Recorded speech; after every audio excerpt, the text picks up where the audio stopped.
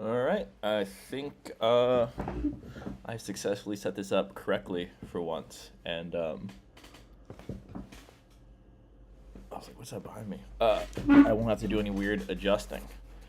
Yeah, basically, I just wanted to get on here and instead of like making another like hard post, hey, this is like where I've been and like what I've been up to. I've been doing way too many of those. I just keep getting sick, and then it's not that I feel guilty. I'm gonna be honest. I don't feel guilty about like missing a couple days of posting. Like I post every single day, so when I miss a day, I'm like, oh, it's not that big of a deal. But I do want to post because like this, like I enjoy doing this. Like I like keeping up with it. Um, I like interacting with people, but I was like, this makes more sense just going live because it's like it's hard to respond to a lot of comments because usually I'm going about my day after the video's posted. But when I'm like live, I can just see what you're saying right now and try to react a little bit better in real time. Dan, for that 14-inch wheelbase fever, yeah, pretty accurate. Um, so basically, this is been what's going on.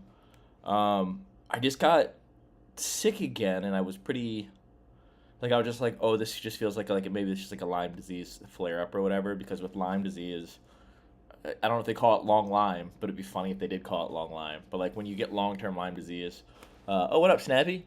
Um, it's like it just hits you randomly and you just get sick. And the first thing I noticed was like I was like getting a fever. Like I'm wearing a jacket. It's not cold. I'm like I'm sweating, but I'm cold. You know what I mean? I'm just like got that uncomfortable body chill. But my temperature went up to like 101, and then yeah, the first 2 days I just kind of stayed in bed, and it bothered me to like look at screens. So I couldn't like edit a video. Like I tried. Trust me, I tried to make a video. I even thought like, oh, I'll just go live and let people know, and I couldn't even do that. I just was super uncomfortable to the point where I couldn't even like gather myself to do simple tasks like that. And then the next day I was so frustrated with it, like with my body, that I was like, I'm just gonna make myself go out and see how that goes. And I actually went out with Pal Peralta. You'll see the video. It was awesome. Like we went to this school that has like all these famous stair sets that I didn't know were all at the exact same spot. Like you could literally throw a rock from one person's ender spot to another person's ender spot, like all in the zone. A lot of Baker has a Death Wish, and Baker 3 was filmed there, as well as the Foundation video and stuff like that. But anyways, it was such a struggle to get it done, and like what's weird about it is like the physical side of things, like when you have a fever or if you feel nauseous, there's like a way to fight through it. But the brain fog that I get with this was so overwhelming. Like I was trying to like film them skate. Some people might love this. I couldn't really talk. Like I couldn't think of anything to say. Like I was so like one track minded. So maybe this video will do really good, and it'll be the future of my channel where I'm literally just POV voyeuristic videos. But yeah, I would just like I couldn't do anything, and even like chatting with the people there, I felt, I just had such a small amount of energy to even talk with people. And even now, like I'm still very very foggy, but I figured, oh, like I've been feeling okay for the past couple hours. I mean, I still am sick, but I'm feeling better. Let me try to do this while I can, because I don't know when, you know. Hey Deville, yeah, Deville was there when we filmed that thing. Um, yeah, hey Deville, what is for dinner? There's a couple people in here. Snappy's in here. I'm getting over a cold right now, so we're kind of basically going through the same thing right now. Yeah, I mean, these symptoms, they don't feel like a cold to me. So after we were skating them, my throat got really gnarly. Like it started like closing up because it was so swollen, not because I was having like a weird allergic reaction. Like it wasn't actually closing up. But like when I looked down my throat, I was like, oh, that's gnarly. Like it had like sores and stuff like coming up. I was like, God, like do I have strep throat? Did I just give the entire Pal Peralta team strep throat because I couldn't stay in bed like an adult? And I went to luckily the urgent care that I go to was like literally next door to the food that we went and got as a team together. Because I don't know if you know this, every time Pal Peralta goes out, we either get breakfast, lunch, or dinner together. Sometimes more than one of them. And so I went there and I got tested for strep throat. Other bonus news, my health insurance got canceled because it was linked to my old card number and I got a new debit card number. And so they were like, "Oh yeah, like it got canceled." And I was like, "No, like because I caught this and we fixed it, like the next day." But the way that health insurance works is it starts on the first of the following month. So I just lost an entire month of insurance and I didn't know that. So I went to urgent care, like the urgent care that is covered by my whatever, and it was like they were like, "Oh yeah, your insurance isn't being picked up." It was like $200 and some to be seen. Um, because I wanted to get tested for strep throat and see if there's, I wanted to get some blood work done or whatever. What was cool though was the person who saw me is someone who I saw before I got diagnosed with Lyme disease. Because I went to an urgent care before I went and saw a specialist and my primary care doctor. And so it was cool to update him like, hey, we figured out what it was, and I was like, it's Lyme disease, and he was like, oh, it makes sense that that's what it is, but it also makes sense that everyone missed it for so long. So yeah, that was cool. He's had some experience with people who had Lyme disease, so we talked about that. But anyways, I got medicine, and dude, like even with insurance, the medicine's pretty expensive, but like it was really really expensive, and they gave me a ton of stuff because they're anyone who has Lyme disease in here is familiar. There's a lot of different paths that they'll try to put you on to like what to take and how to deal with it. But I got these new medicines, and it was like, $100 and some change for like these pills, and yeah, and then I had to cancel my therapist meeting too because that's also covered by the insurance. Or that was actually my psychiatrist that I was meeting with, and I was like, well, I'm not paying that out of pocket. That's like $500. So really bad timing. But I am feeling a little bit better today, so we'll see how this all goes. My sore throat's completely fine. Like, it went completely back to normal. And the brain fog's still there, but not as bad. But honestly, I just missed doing stuff. I missed making videos, so here I am chatting with you. Like, this is just like me trying to do something. Because, I mean, I like lazy days, but I got to get moving, dude. I can't stay still for too long.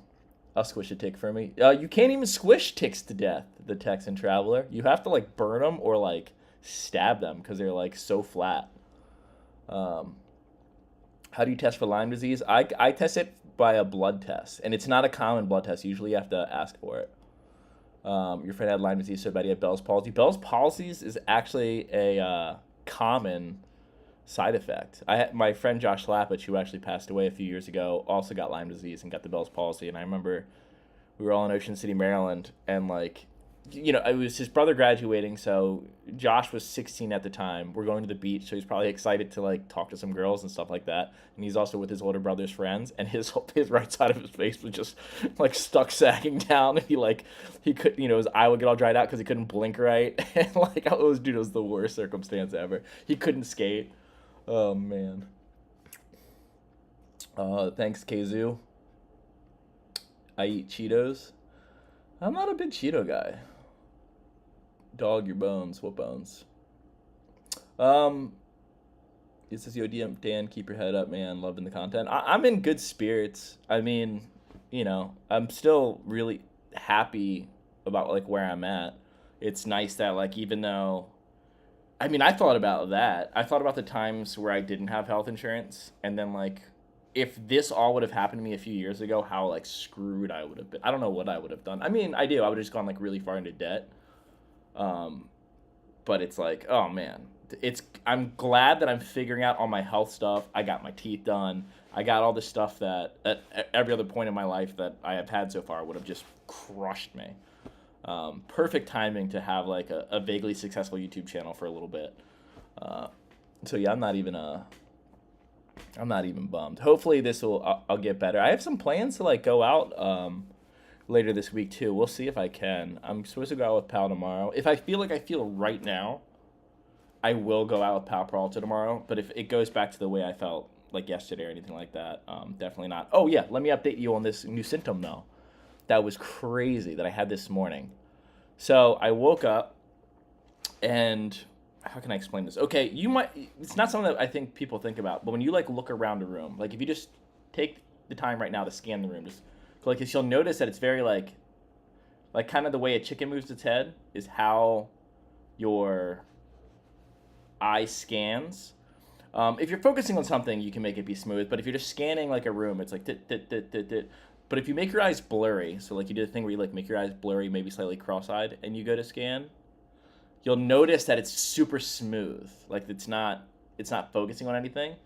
My eyes this morning was doing the smooth thing, but with like clear vision.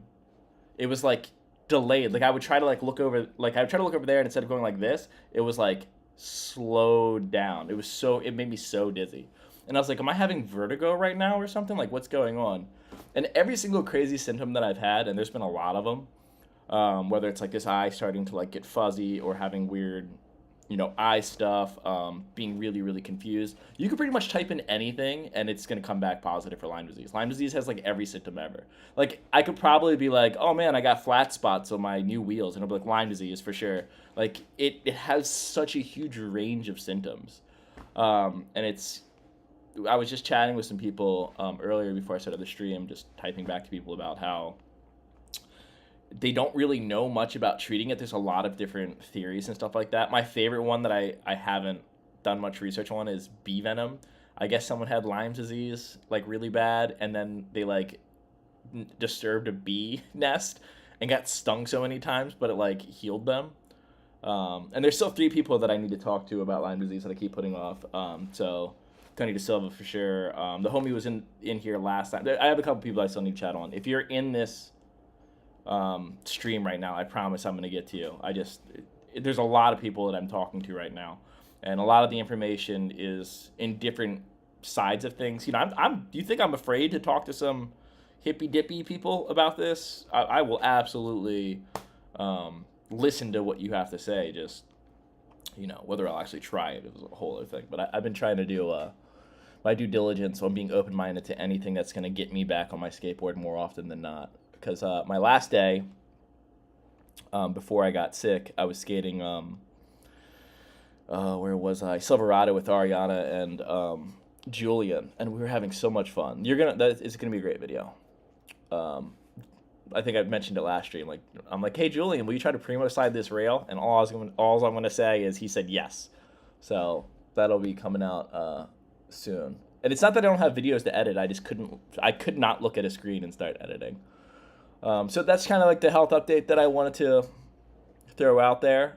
Yeah, hindsight, I remember you from the Zelda streams. You hooked me up a lot with information. You're the good homie. I was thinking like we could just watch some Thrasher stuff. Like I'm just on the Thrasher website. We could just watch some skate videos and talk about it, and I could just chit chat with people. But I just wanted to let people know. I don't know if I'm on the mend or not. I don't know how many. I will be posting tomorrow. Right? What time is it? 6:28? I 100% will be posting tomorrow. For sure. Whether there'll be more scattered days, though, I'm not sure. Because, my health's the most important thing. My mental health is very important. And if I'm struggling too much to do it, and I think it'll push either of those things back, like if it's going to make me sicker or make me more frustrated, which in turn will make you sicker because those things are so goddamn linked up. I will avoid it. I'm really bad at babying myself. I'm really bad at taking the time off that I need. My personal friends know that. I push myself way too much. Not in like I'm going to get it done kind of guy. Like it's not in like a hustle culture kind of way though. I just like really like the stuff that I do, and I just don't want to stop doing it. Like it's like when you're skating and you like your friend's like, hey, you should stop and drink some water. Like, no, I got an extra try, and then like an hour goes by and then you can't land it because you're too dehydrated. Like that metaphor, but like for most things that I do, I'm really bad at slowing down. So I'm trying to get better at that now. So if I'm feeling sick, I gotta take the time off. Let's see. I still play my Thrasher Skate 3 Rock Volume 3 cassette. I wonder what's on that. Yeah, stress is a huge factor. Stress makes you so sick. Much love, Dan. Appreciate taking us along these personal journeys with you. Yeah, I mean, one of the reasons that I want to keep people updated on what's going on with me is so they know what's going on, or what could possibly be going on with my channel. But also, like, I usually do this in subjects that I was very unaware of for a long time. So I'm like, well, if I didn't know, maybe other people don't know, and we can talk about it. So that's why there's a lot about mental health. I feel like mental health is such like a popular topic right now, and it's being, how can I word this in not like a terrible way? It's being weaponized in certain weird ways. Like I think it's being misused. Like I feel like mental health and mental health education is being exploited And so, like, I try to just come on here and talk about stuff that I know about from my own personal experience. I'm not going to come here and tell you what you need. I'm just going to be like, hey, here's my experience, and this is what helped me. And if that helps other people, or they know someone who had a similar situation, they're like, oh, yeah, I know what you're talking about. That's cool. But, you know, I always say you should definitely speak to a doctor instead of some YouTuber that has a following, because Lord knows we don't know what we're talking about. I'm just telling you what I experienced. And 1 times 1 equals 2. So, you know, it's just facts. Jägermeister cures everything. Dude, Jägermeister? I'm so glad that I discovered Jägermeister when I was outside of my partying phase, because I love black licorice. Love it. Now I don't drink at all. I'm completely sober across the board, unless you count Coca-Cola, which I haven't been able to drink any soda because I've been sick, and I'm like, I just got to drink water. I'm such a bitch. The first second that I started feeling like kind of okay, I'm like, you know, I'm not feeling that sick. Like, immediately needed a Coke. But yeah, Jägermeister is pretty tasty. Never been drunk off of it though, but I have tasted it. I'm like, oh man, I'm glad I didn't know about this. Dam's videos are goated for mental health. Just got back on the board. Being a 30+ skater makes me realize we got to keep it going. Yeah, dude, 30+ skaters are like the majority of skaters now. It's sick. I go to dude, there was like a weird time. I don't know what happened. I think, you know, during the pandemic, everyone got back into skating, but like I would go to the skate park and I'd be like 29, 30, and I'm like, man, everyone here is like young teens or like, you know, parents just dropping their kids off like it's a playground. And now I go to the skate park and I'm like the median age here. There's a lot of people in their 40s getting down. It's pretty sick. And that also could probably because most of the time that I go to the skate park now, I'll go in the morning. So it's just like people on, you know, their lunch breaks and stuff like that. But it's a good time. Let's see. The song Alcohol by Gangrene is on volume 3. Gangrene. Why does that sound so familiar? I think I'm thinking of Bloodhound Gang, which is definitely not on the Thrasher edits. Jagger tastes like trees. Or Jake. Is that how you say it? I'm thinking Jagger Eaton. I literally was just watching a clip of Jagger Eaton. That's literally this is what's happening. I just saw a clip of Jagger Eaton on my Instagram come up that someone else reposted. One of his sponsors, I guess. And I was thinking, man, Jagger Eaton is like, you know, he's a pretty, polarizing character. But I don't think he gets the credit that he deserves for how good he is. I understand why he's polarizing. I understand why certain people don't like his skating or his style or whatever. And I understand why some people do like him. You know, he wins. That's what that boy does. But I think he's sort of typecast as this contest skater. But it's like, dude, he does NVDs on like super famous spots. He's kind of secret tech, and he like wins both park contests and street contests. I think he's never brought up when people are discussing like the best skaters in the world. I would argue I think he might be one of them. And I've seen him skate in person, and he does have that same thing that Shane O'Neill has, where they'll skate around and their stance blurs together. Like they'll do a 180 trick, and you can tell that they have enough options when they like are switch that they don't need to get back to regular. They don't need to like get back to fakie, or they don't need to get to anything that's going to be comforting. Like all 4 stances, wherever they are, they just are. So I could definitely see him accidentally falling out of a trick, landing in a different stance, and being like, I'll just do this. Which, to have on the level that some of these skaters have, I think a lot of people commonly think of P-Rod with that, except for you put P-Rod at a transition park. That is not happening. Yeah, Jagger's pretty darn good. What did someone just say?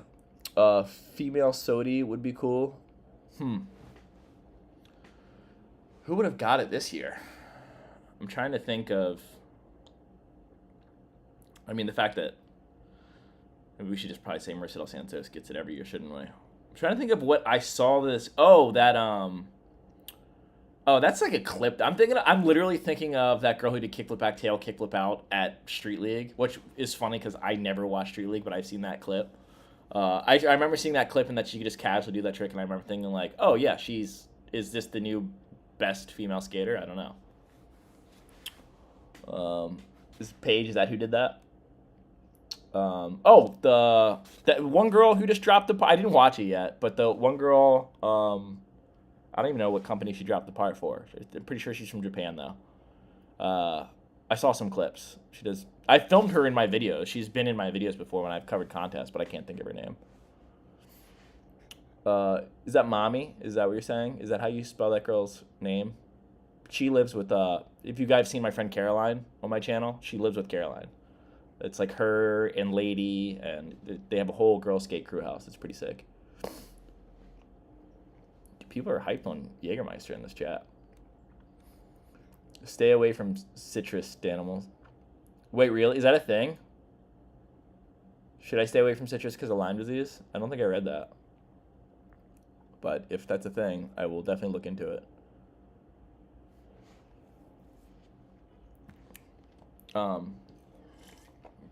I do think it's funny that at that same house there's someone named Mommy and there's someone named Lady. I second the respect for the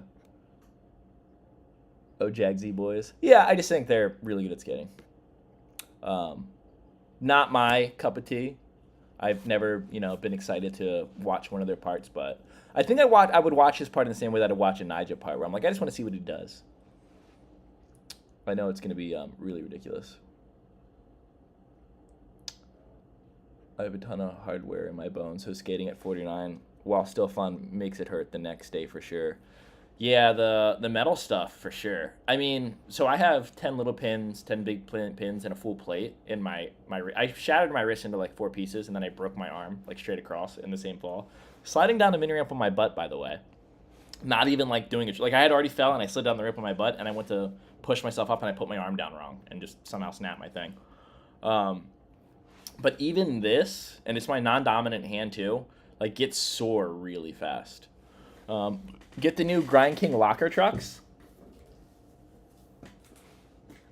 You mean these? Because the second I saw those things, I was like, I don't think that's going to do what you think it's going to do, but I would like to play with it. Should I just open this up right now? Yeah, I'm going to do I don't know if I'm going to do a video about it or not. I imagine I will. But if I do a video, I don't necessarily want it to just be a straight review. Mostly because I'm not going to pull punches. You know what I mean? I'm going to be completely honest about how they are. And I think I'm going to treat it as like a fun thing. Like, so I don't think anyone would argue. I mean, who knows? I'm not saying it's definitely not going to work. I personally don't expect them to be super functional in the way that they think that they're going to be functional. I think if you're talking about a truck that's going to be better for locking in, the best design for that, and this is a truck that I don't skate, and I swear I'm not being biased, but the best design to lock in is actually the mini logo trucks. Because the hanger is bent like this. It's bent like a frowny face. So it pushes you over to your wheel pinch. And since it's angled in towards the wheel, it's a sharper pinch in there, which I think kind of might slow down your grind a little bit because you're pinching harder, so that wheel definitely ain't spinning. But it also like keeps you locked in, so it's not shuffling around. Let's see what they sent me here. Here I'm doing an unboxing on here that I didn't plan. But I mean, can you imagine if like this is it though? Like I just switch it up. I'm like, no, dude, I ride these trucks now because they're so good. I don't know. So I'm gonna explain to you my theory real quick. These might not, depending on where the wheel sits, they might not be as not working as I expected them to be. I don't know. In photos, they look way more exaggerated. So the idea is these grooves are where you get grooves anyways when you do grinds. Can you imagine like a pre-Slappy Crook one where you have that diagonal line that goes down right here? I love getting that cut. Because once you get it deep enough, you get into a crooker grind, you're so much better at crooker grinds than you actually are because it just holds you there. I think that this taper up, how it angles up towards it, is going to want to push you out of the lock and make the groove start further in. So my theory is if you have 7.75 trucks, they're going to lock in like 7.5 trucks. Or if you have 8.5 trucks, they're going to lock in like 8.25 trucks. I think it's going to push you further in, so you're not going to have that lean against the wheel. I could be completely wrong, though. I have no idea. I know that there's been videos made on these already. Maybe I'll do this Thursday. But that clearance, like, I don't care how far you dip that Smith grind. Bob Burnquist could 1-foot it back Smith these things all day and never touch that hanger.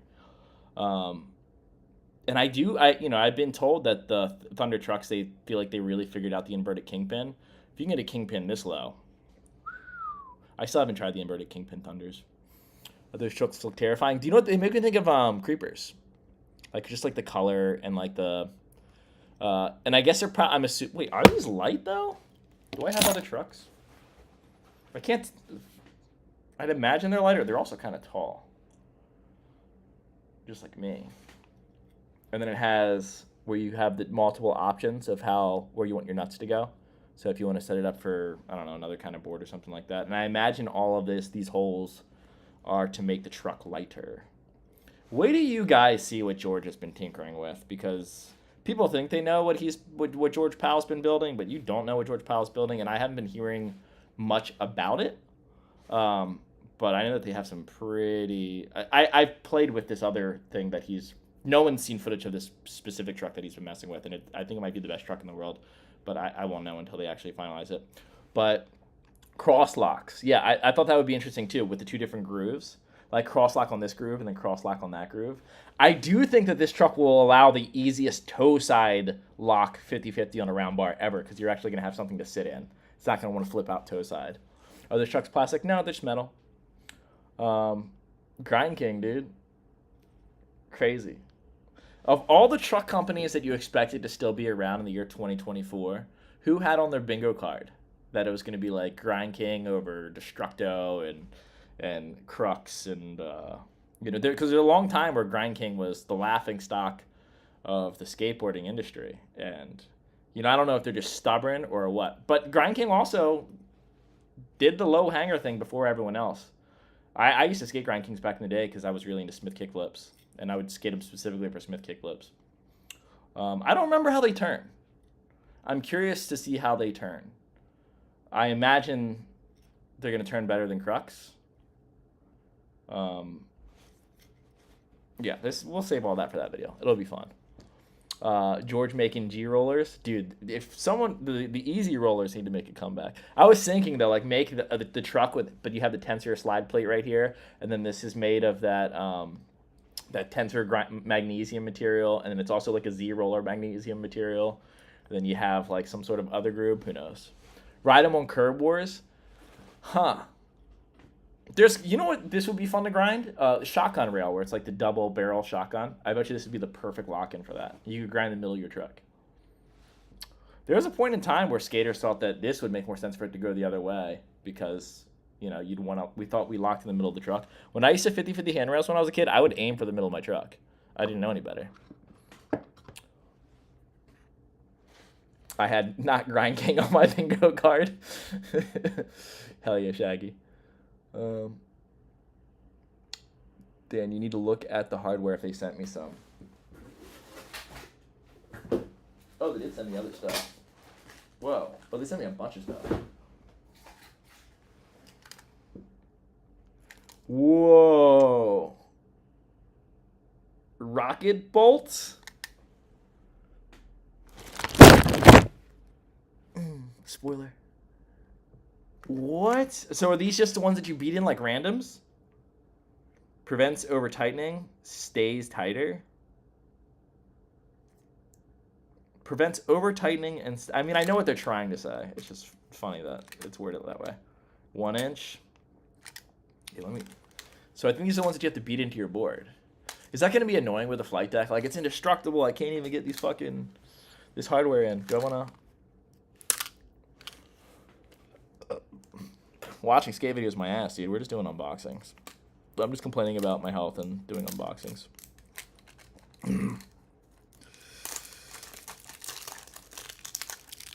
Let's see. It's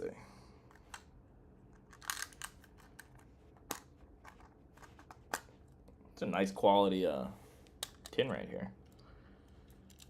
So here's the hardware.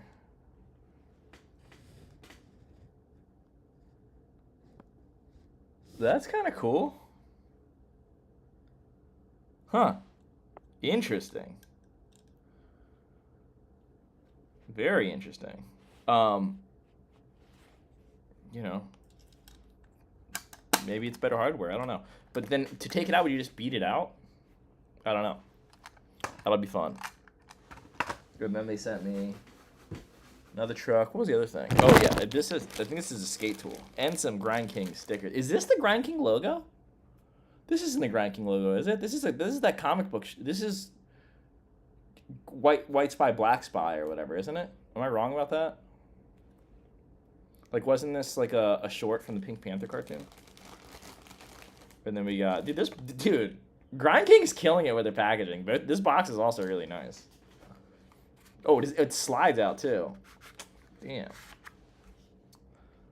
Let's see how this tool is. This thing's solid. Look, it has even like a little cutout like it's an iPhone. Oh. I'm so confused. Hold up. So the skate tool is... Okay, check out the skate tool. Let me break the skate tool down for you as I figure it out. So here's the skate tool. This is a bearing press. Does it spin? Why is it got that shape on it? I don't know why it looks like it would spin, but it does not spin. And then you have 2 Allen key sizes, which... Oh, this one's for the truck. This one's for the dummy. And maybe this is also for beating your hardware in. I don't think there's anything for the other stuff, though. I think this is just for those things. Or maybe this is only for those things. Maybe this isn't a bearing press. Maybe this is for beating your hardware thing in. And this is a tool that you get specifically with those trucks. I'm guessing with that, because I don't see anywhere where I can tighten. Like, it's not a normal skate tool. I mean, it does have this on the bottom. But it doesn't have the other ones. Yeah. That's the same tool that they had in 2002, 2003. Who does Grind King have as a team? Who rides for him? I don't know. I have no idea. I don't know if they have a team. Thoughts on Jamie Foy for 2024 SOTY? Damn right he is. I would have accepted Tiago, but I preferred Foy. What is the benefits of beating hardware? I guess because your hardware gets loose, it'll slowly unscrew if it's vibrating. I guess the idea is if you beat it into the wood, wood's sort of, not corky, but it has give to it, so it'll stay more firm, I guess. I don't know. When I tighten my hardware down, I actually tighten my nuts ever so slightly into the board anyway, so I don't really have that problem, but... if we're going to watch skate videos, I'm going to make coffee instead of go to sleep. Yeah, we're going to watch skate videos. We're going to start watching skate videos right now. What was Dale's conspiracy theory didn't pay off? No, it didn't, dude. He looks like a fool right now.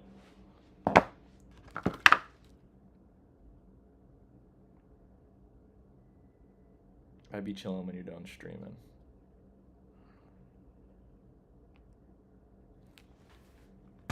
Independent, please bring back the...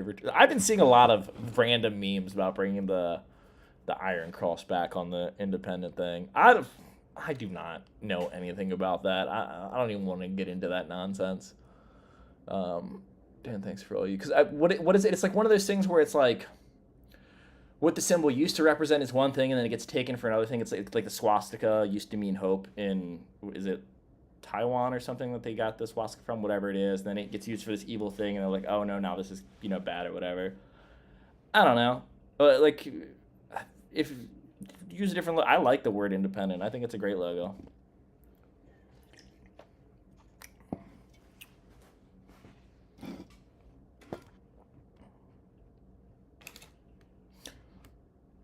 One, let's talk about cancel culture real quick on here. One thing that I did find interesting, I don't know how true it is, but with the changing of the Redskins, like the the football team, the Redskins, Washington Redskins, I should know that because I'm from there.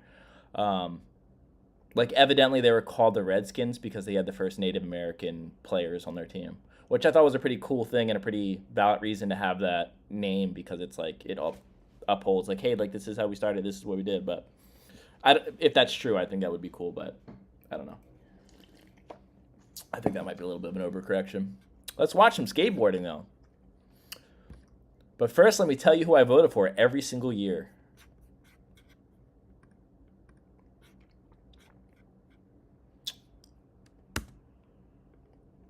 Oh, we love Patrick. Hey, so you see this guy right here?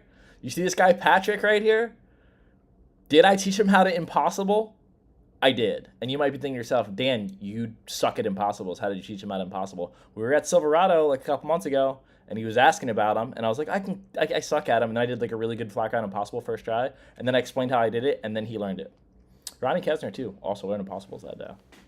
So if he has any impossibles in his future video parts, I should get a cut of that. What are we watching right now? Whatever this video is what we're watching. I forget what it is. It is... How do I scroll over? The GX1000. That... Yabi? I don't know how to say it. Hell, fucking terrifying. Gave me ollied up that curb really aggressively. That dude skated across. Whoa, whoa, whoa, whoa, whoa, whoa, whoa. Was that real? Did he try that one-footed back tail, or was that just like a bail? Okay, it was just a bail. Damn.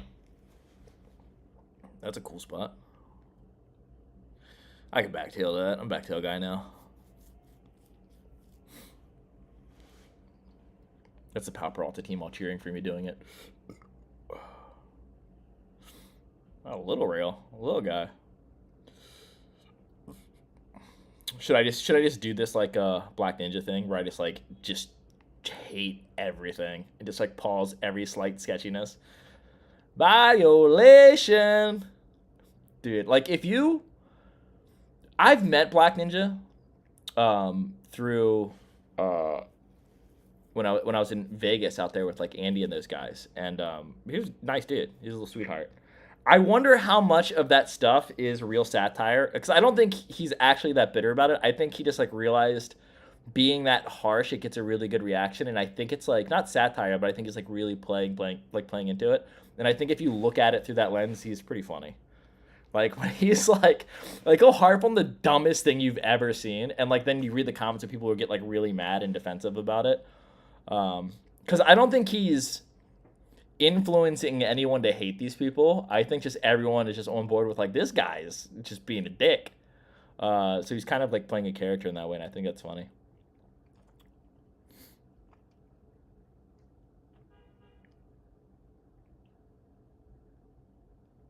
A fake heel, such a good trick into a bank.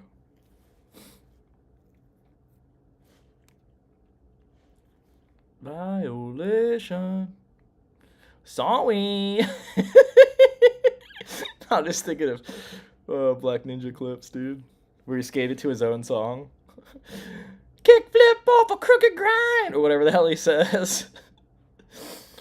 That looks fun. I like that he also kind of rode down the other side too. Yeah, that looked really fun. What a cool spot. I like that skateboarding's at a point now where they can put in stuff that's like looks fun.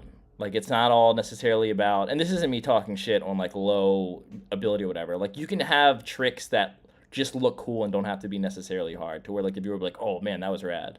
Like I would love to go try that. Like for example, this 15-foot ollie over something that I could never ollie over. That looks like it'd be really fun for me to try. Violation.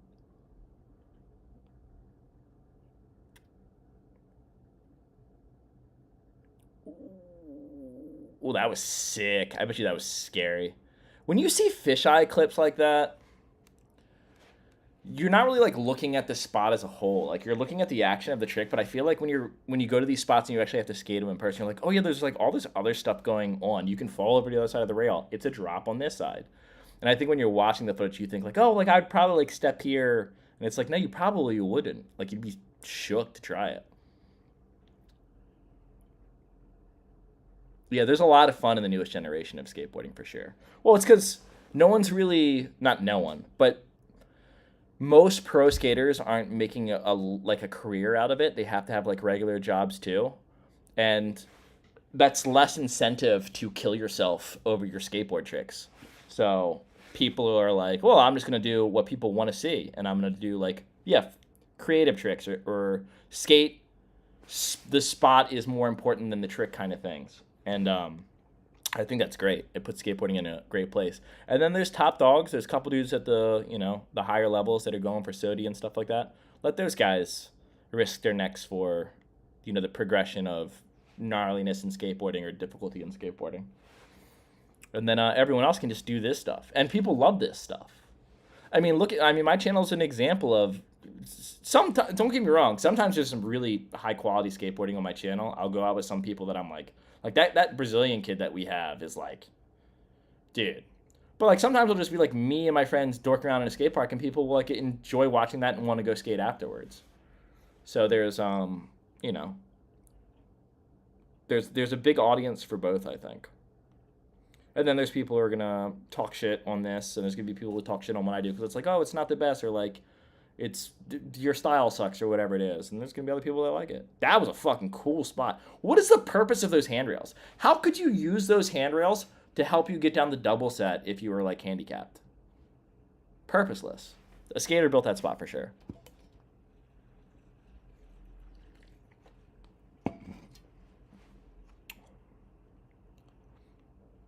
Dude, these other countries got some sick spots. Bridget's doing a really good job motivating me to get my passport so I can start traveling. This is the year, dude. We're traveling. We're going to Barcelona. Barcelona, Germany, Japan. That's what I want. When's Curb Wars? I will do Curb Wars the second that Christopher Hyatt locks in and picks a day. Because every single time that we try to do Curb Wars, because I'm supposed to go against Christopher Hyatt, he has something else come up or he's not feeling it or whatever it is. So I think he's secretly training. I think he has a indoor curb training facility, and he's stocking up on curb tricks. But the second he's ready, I'm ready. That looked fucking terrifying. That bank is the exact length that if you like toe dragged and like came to a stop, you would fall flat and be super bummed. I'd rather see Dan Slappy Crook than some crazy heel flip lip slide. Ooh, I'm a big fan of heel flip lip slides. I think of Chad Barty. He did that rail in where is that? I keep wanting to say Chicago, but I know it's not Chicago. But he heel flip front lipped this handrail like a long time ago. I remember being like, what an awkward trick to do. I definitely rather do a Slappy Crook than try a heel flip lip slide. Have I ever done a heel flip lip slide? I don't think I have. I'll have to do that one of these days. Is that Matt Militano? Or Tomasello? Whichever one. I get it mixed up all the time. I used to skate with that guy back in the day.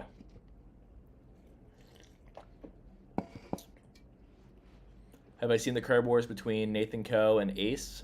I haven't watched it, but I saw how many views it has, so I know it's a banger. And I mean, yeah, I skate with those guys. I was skating with those guys a good bit. It's been a minute since I got out with them. But those are the two best curb skaters in the world. So I bet you that game was awesome. I think that would be a fun game. Like, I'd like to play against someone like that I like know that I can't beat him because it's just gonna make me try other stuff. Oh. That did not look like it felt good. You versus me versus Andy Anderson? Huh. I'd be down for that. I'm trying to think of how I think the game would go. I think I got Andy on curbs. I don't know. I don't know if I've ever... I mean, I played Andy Anderson in a flat ground game of skate. We didn't film it or anything. But aside from that, I don't think we've ever really played skate. Obviously, your boy took the big W. I smoked that helmet-wearing nerd. I'm just kidding. I mean, I'm not, but... He's not a helmet-wearing nerd. He's a sweetheart. Cares about his noggin. I wonder if Andy's ever vicariously saved someone's life because they're like, oh, Andy Anderson's my favorite skater. I'm going to wear a helmet. And then they fell and they hit their head and it would have killed them.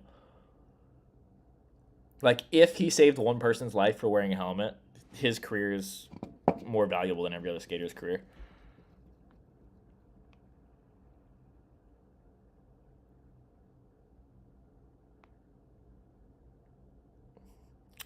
Hi, Bridget.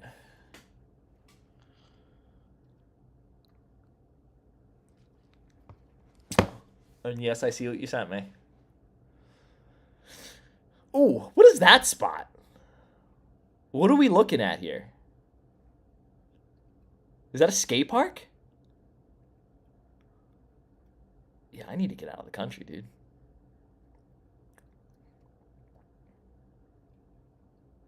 Call me Ellen DeGeneres. I'm out of here.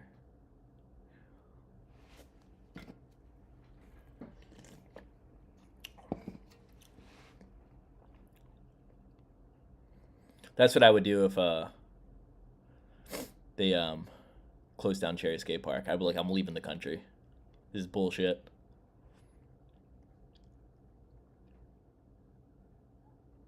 Andy saved your life by the design of the heron. Which one do you like? The heron, the first one? Or the football one? I like the football one a lot. What a spot that is. That ground looked rough to be skating without a shirt. Chill.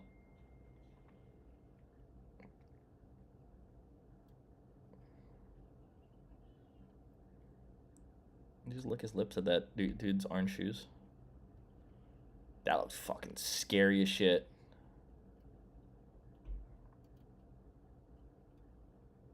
Yikes. He started off like against his truck and then it shuffled over too. I bet he was panicking the second he got into that board side. I bet his heart is beating so fast right there.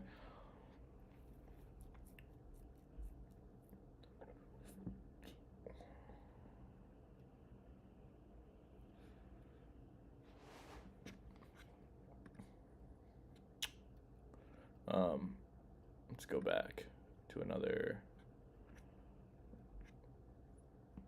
What is this bloke stuff? Do we want to watch blokes? I wanted to just watch another skateboarding thing. Primitive. Primitive just dropped a video? Do we want to watch this? I'll watch Primitive. Let's go over here and make this a little bit. That'll work. Oh, this kid. Is this the kid who was at Tampa, who I made the video about style about? God damn. Wait, what's all this about RIP to your dad? What am I missing? Hold on. I gotta catch up with chat. What's chat saying?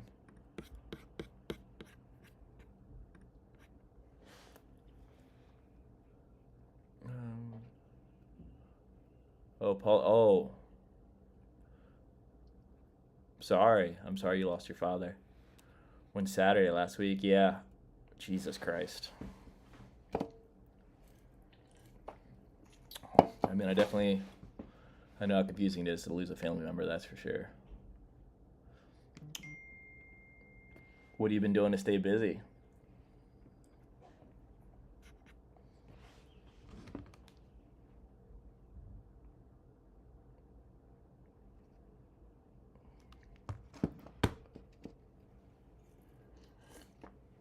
Have I thought about my graphic? I have an idea of what I want it to be. I don't know if they're going to let me.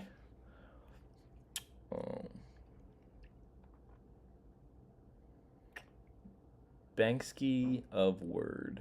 Jesus Christ is Lord. Hope someone clips that.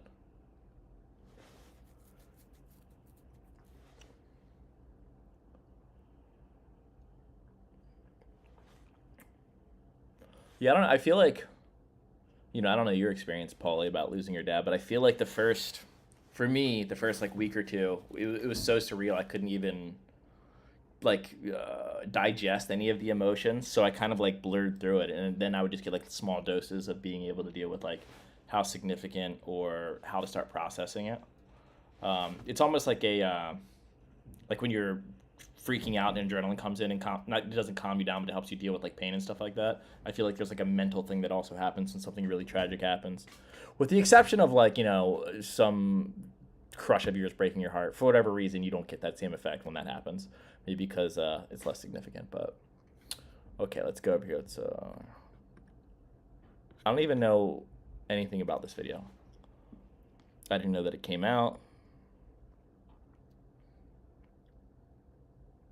I really like the way that front big spin looked. Oh, hey, I like that trick. Okay, we're going to count all the tricks in this video that I think I can do. But you have to remove speed, style, and cleanness out of it. It's just whether I could do it or not. That's it. Just if I could do it. So far, I think I could have done that bend and grind 180 out, and I think I could have done that fakie tail slide, fakie front heel out. I've done both of those tricks.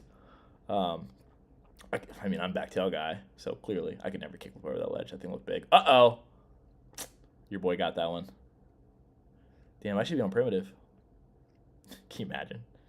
Did you know that I used to be primitive flow before I rode for Pal Peralta? How funny is that? Never in a billion years could I kickflip crook that. God, that looked... He didn't even fucking move when he got into the curve grind. Never in a billion years could I switch back heel over that. Was that flip or heel? What a cool spot. Oh, it's heel. Damn. It's like the Baldy Banks in Philly, but cooler. I bet you when they go to that spot, they don't get stuck there all day like you do at the Baldy Banks. Back three. That was a cool double set. Ooh. He's so, like, with his skating. He's, like, springy. Oh, the hot spot. I was surprised that they saved that. That's a good one. I mean, I guess I'm not surprised that they saved it now that I think about it. And let me. He didn't pivot this 270 out at all, did he? Yeah.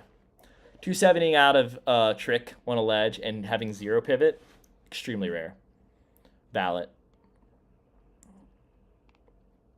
I like that skateboarding's in a place where we need to take more account on how they did it than just what they did. That, like, kind of fucking shifty flip it. Flip it. Varial heel back nose grind 180 out. Never in a billion years.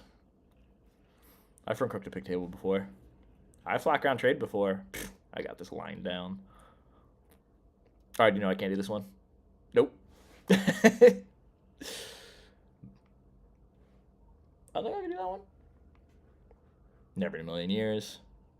I was just trying to relearn that trick the other day. Trick sucks. Dude, his varial heel flips are so good. He catches them on the way up.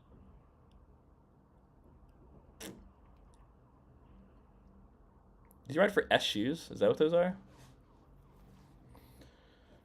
It seems like America and Etnies are starting to, like, they're not falling off, but it seems like they're making a lot of cuts and team changes and stuff like that. And I feel like, how funny would it be if it went back to the way it was before, where S was on top and the other two are sort of in the background?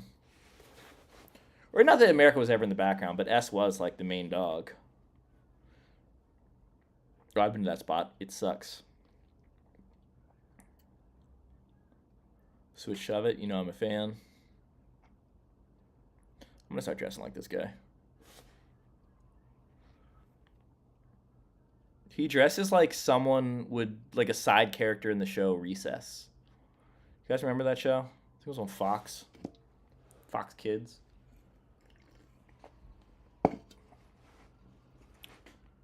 Dude, that whip on that full cab. When people do full cabs in the same way that people do back threes, where it's not like a half cab revert, oh my god, so sick. That's one of my favorite things that Chris Chan does, is he learned how to do full cabs without pivoting, and I thought that was really cool. What, is that the, oh, this is a full video? I think what I'm going to do is, in between parts, I'm going to come check in on chat. Puffy shoes help with heel flips for some people. Is that true? Why don't I have a ceiling? I have a ceiling. It's wood with probably fake color finishing on it. I love my roof here. Or my ceiling. Yeah, it's a primitive vid. His kickflip flat during the credits, so I'm looking forward to the credits. I'm a daily watcher of yours, helps clear my mind right now. So I just gonna listen to you talk about skateboarding. Hell yeah, Paulie. I know, yeah.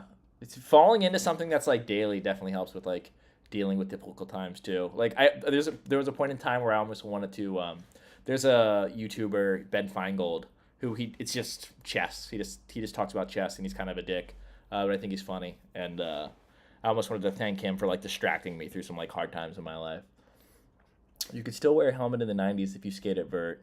You got clowned on if you wore it when skating street. Yeah, for sure. Now it's like it's a bit more accepted. I feel like people see it now, and I'm not gonna say they don't bat an eye, but they're not gonna be like, you know, kook. Dan, what's the dumbest name for a skateboard company? For a long time, I hated the name Slave.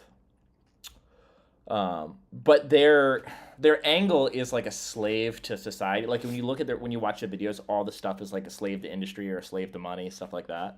So, I mean, if their video was if the company was called Slavery, that'd be way worse. So Slave's actually not as bad as a name as I thought. A dumb name for a company.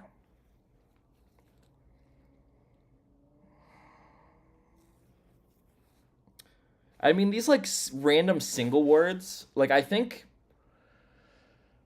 when hockey came out, it made other companies think of things like, oh, I could call, and I don't know if this is the order of things, but when I think of hockey, it's the first company that came out with like a random word that was so that way. So then you get like mother skateboards and then like jacuzzi or limousine or these kind of like random, not really trying to tie it back to anything. It's like, then I don't know if they're silly, but they feel very, I don't know, low effort. I think it's like, they're like, oh, this sounds cool, which is actually the origin of Toy Machine, because Toy Machine was either going to be called Toy Skateboards or Machine Skateboards, and I forget who Ed asked. I think it might have been Jeff Rowley, but he was like, just call it Toy Machine, and that's what they went for. Or like I don't know. I like hearing the origin of company names, so maybe they did have a cool reason that they're called what they're called, but I don't know it. The reason that Blind's called Blind is because it's the opposite of Vision skateboards, which I think is really cool. Has anyone ever tried a jacuzzi deck? Yeah, I imagine they're fine. I'm sure it's just like a normal deck. Etnies are still a part of my skate gear. Me too. I love Etnies. I think they make good shoes. Remember when skaters couldn't wear white shoes? I don't know if I was I don't think I ever got the memo that we weren't supposed to wear white shoes, but I definitely remember seeing white shoes in a video for the first time and be like, whoa, that dude is wearing white shoes. That looks kind of sick. Veriflex is a pretty dumb name. Valley Skateboards. I can't say that's a dumb name because he now rides for Val Peralta. It's a dumb name. I don't know, naming a board company after yourself is kind of crazy. Like, at least Tony Hawk, went for a pun on his name, you know what I mean?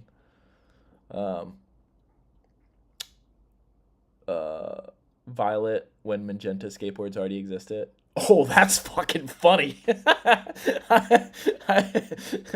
think about that, that's really funny. I'm stealing that. Yeah, Violet, when Magenta Skateboards already exist, is pretty funny. Elephant Brand Skateboards. Yeah, that's a pretty dumb one. I'm trying to think, what's a dumb name for a company? I think World Industries is great.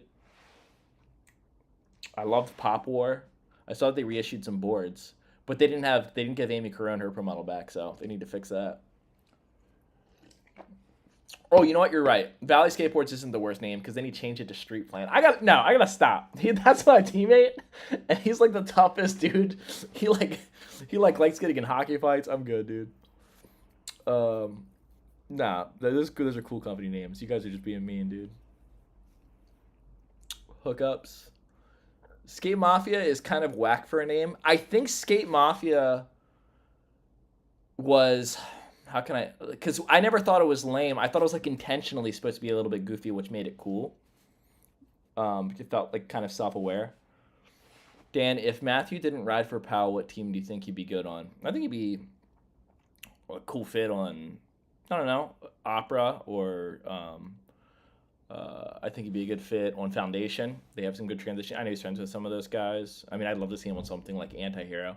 I'd love to see how his skateboarding would change. He's skating backyard pools lately a lot. He hasn't been coming out with us as often. He's been skating backyard pools with other groups of people. And he's been skating pools with, the dudes, the pool skaters. So I'm excited to see how that influences him. In-house Zoomy brand names are lame. What are the in-house Zoomy brand names? Santa Cruz? Dude, Girl Skateboards is a good company name. I disagree. I think Girl's a good one. Hardee's is kind of mid. I can see that. Imagine Dan going pro for Braille now. Now. After they're done. Hey, I see your numbers are struggling. Let me get in. Oh man, that would actually be funny. It would get a lot of views if someone did something that crazy. Or someone was just like, fuck it, dude. I'm just sending it. Heroin skateboards. I didn't like heroin skateboards until I found out that their motto is fuck drugs, let's skate. And the idea is that heroin is skateboarding to them. Alien Workshop. I kind of like Alien Workshop as a name too. I don't know. I'm trying to think. I got to get back on my own. I'm just reading all your guys' stuff and reacting to it. What is a company name that I don't like? Well, I kind of get a little explanation of just the, this random words. What's a company name that I don't like?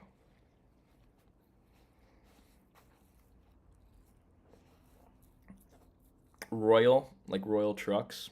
Not a huge fan of that one. Oh, Fucking Awesome. I don't like Fucking Awesome. And I think Fucking Awesome was also trying to be this, like, it's so silly and self-aware. But, I don't, and this is just biased. It was almost so pretentious in that direction that it was, like, meta. And I was like, ugh. So I've never been a fan of FA. But that's, yeah, I don't like FA. All right, let's see what else is going on with this video. Let's watch a little bit more of this primitive video, then we'll get back to your guys' questions and things. This guy about to fight some people?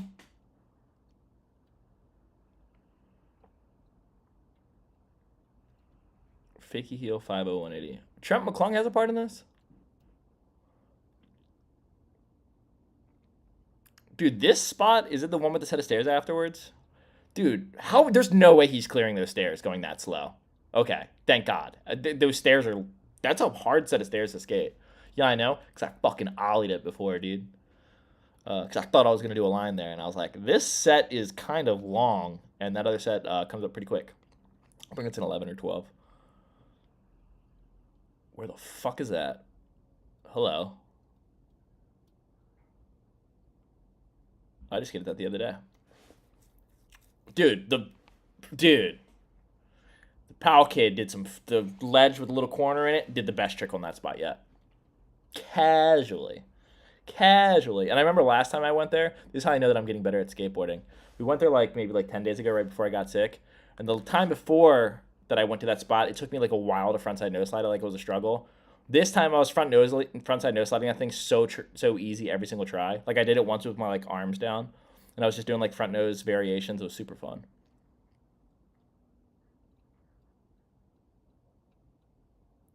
Is that fakey or nollie? Looks fakey. That's a cool trick. Ooh, it was nollie. Huh. Cool trick nollie too. I actually have a trick I think I could do on that hand row. I've board slid it before. No big deal. Quick flex. Paul Rodriguez just nollie heel to fucking like what 12 stair when he's like 40. I think he's 39.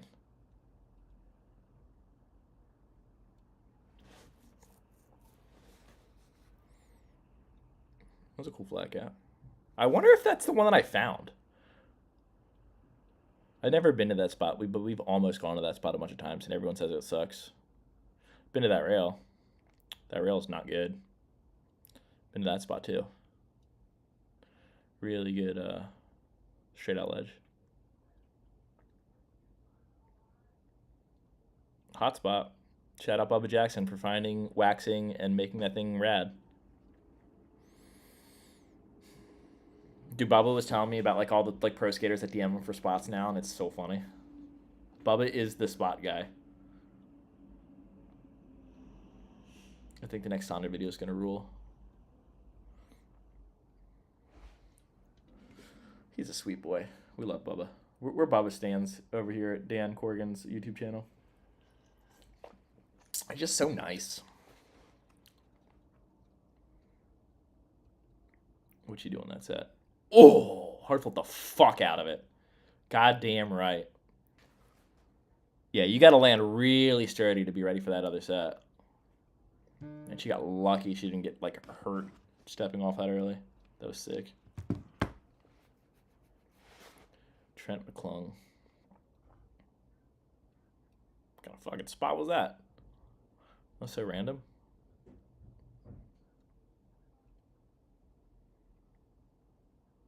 I know what kind of spot that is. That's a me spot. I want to skate the spot. Where is this? Everyone's skating this right now. If you are watching this and you have a pin to the spot, can you DM me on Instagram? I mean, I'm sure I know someone who has it. Actually, I know that Bubba has it. But I want to go skate that thing as soon as I'm not sick. It looks really fun. That was a cool manual pad.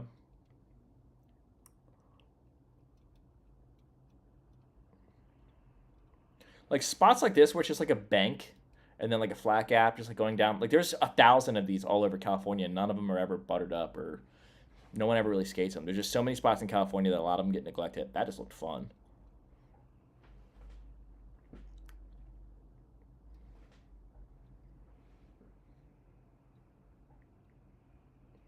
That also looked fun. What a cool spot. Oh, I thought he was about to slide the fucking wood. I got stoked for a second. Look at that ride on grind. Dude, you missed a spot. Ride on grind. Just riding on the grinds. Dude, I want to drop a part so Ninja can fucking review it.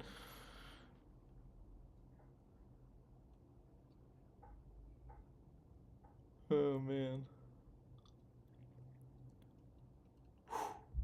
Damn. All right. How are we only halfway through? Is there like a ton more footage in this? My friend Derek really wanted to skate that spot. I forget. I think he wants to do tray flip nose grind on it. That was a really cool spot. What the fuck is that?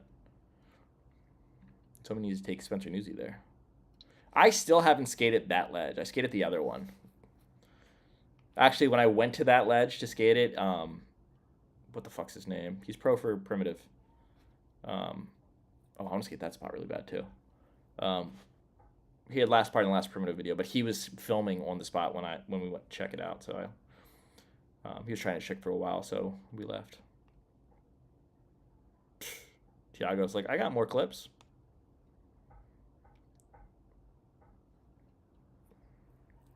One time I was at the stage with Tiago, and he was there with some other dude from Brazil, and they were playing. It wasn't necessarily that they were playing skate, but they were playing Hey, do this trick up the stage, and they both fakie flipped up it and switch flipped up it and backside flipped up it, just like goofing around all first try. It was insane. And if you've been there, you know how ridiculous it is even to kickflip up it.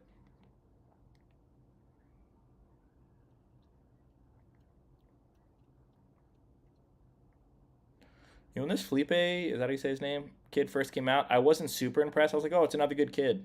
It's pretty cool that he really ended up having like a significant career. I wonder if he was trying kickflip Susky. I bet he was trying kickflip back tail and accidentally landed that. That's literally the trick that I did on that ledge. But okay, no, let me take that back. Let me tell you, I did that same trick on that ledge, but I went back to regular and I only grinded the last like 2 feet of it. For YouTube. But it is funny that we both did the same trick. I mean, that's a perfect example. He does the trick really cool and grinds really far. And I just, did a dork round version for YouTube. He switched right at the corner, right? I will say this. Someone did say, hey, if you switch, this is just my own standard. Someone did say, hey, if you switch the grind at the corner, it's probably savable. And I said, no, it's not. But now I look at the way that he held it. Maybe it was savable. I mean, this kid's only, 10, 15 times better than I am at skating? Minimum. That hub that he just front blunted, I was there when Lucas tray flip 50-50'd it so easily. I do have a front nose trick that I do want to do on that thing, though. A little front nosy combo. That involves switching at the kink, too, but it wouldn't be to a 5-0. I want to skate that spot, too.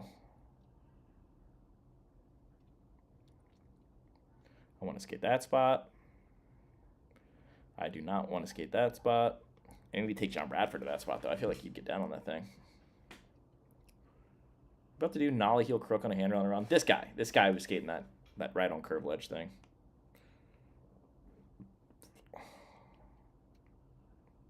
Where the fuck is that?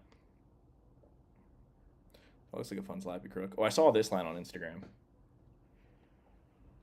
Isn't it like a switchback tail variation or something? Wait, was that Switch or was the first one Switch? Either way that line was. Yeah, the first one was Switch. That was sick. That was not the kind of line I would expect him to have in his part. Oh, yeah, no slide round bar? Goddamn right.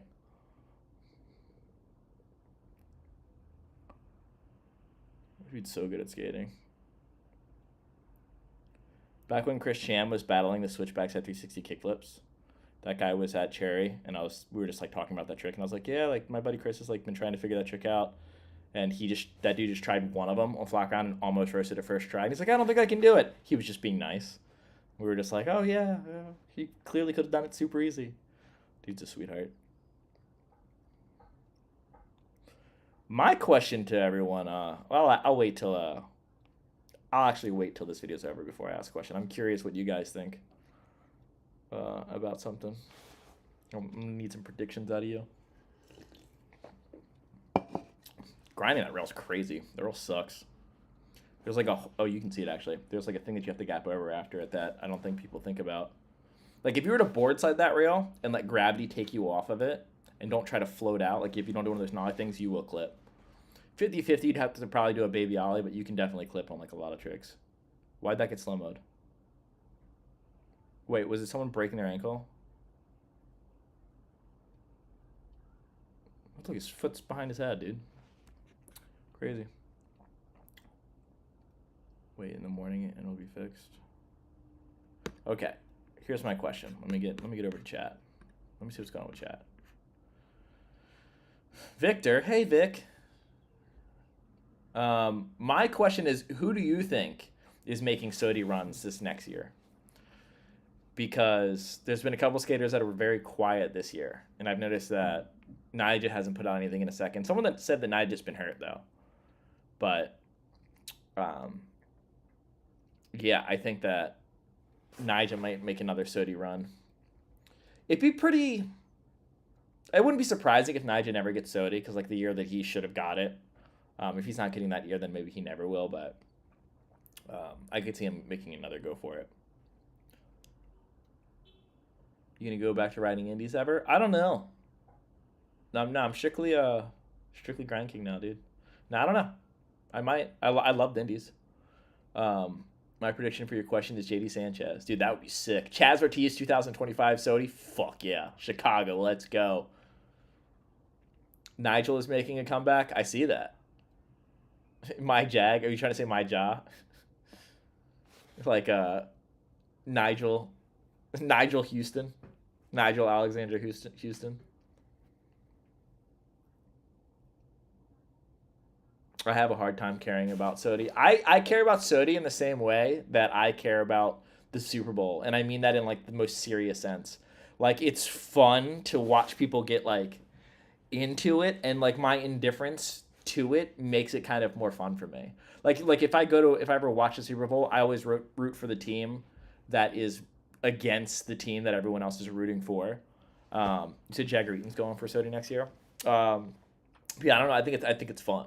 I think it's a fun, silly thing, because also we all know that it's going to be who Thrasher wants. You know, they're very open about like it's who we want to be skater of the year.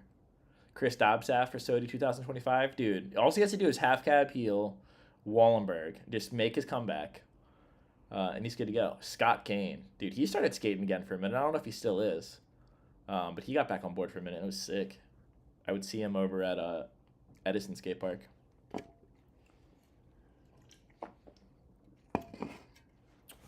That's fair. I don't care about sports either, but I wish Philly well. I like that. Yeah, I don't really watch any sports. Cordano would be a sick person to go for SOTY. Whether he gets it or not, I'd like to see what that guy can put together. Oh yeah, Yuto. Yuto hasn't put out anything in a second.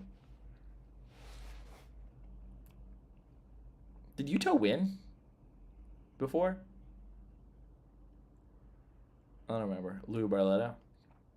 Andy Anderson for SOTY. Dude, if Andy Anderson even gets nominated for SOTY, I'll fucking do something crazy.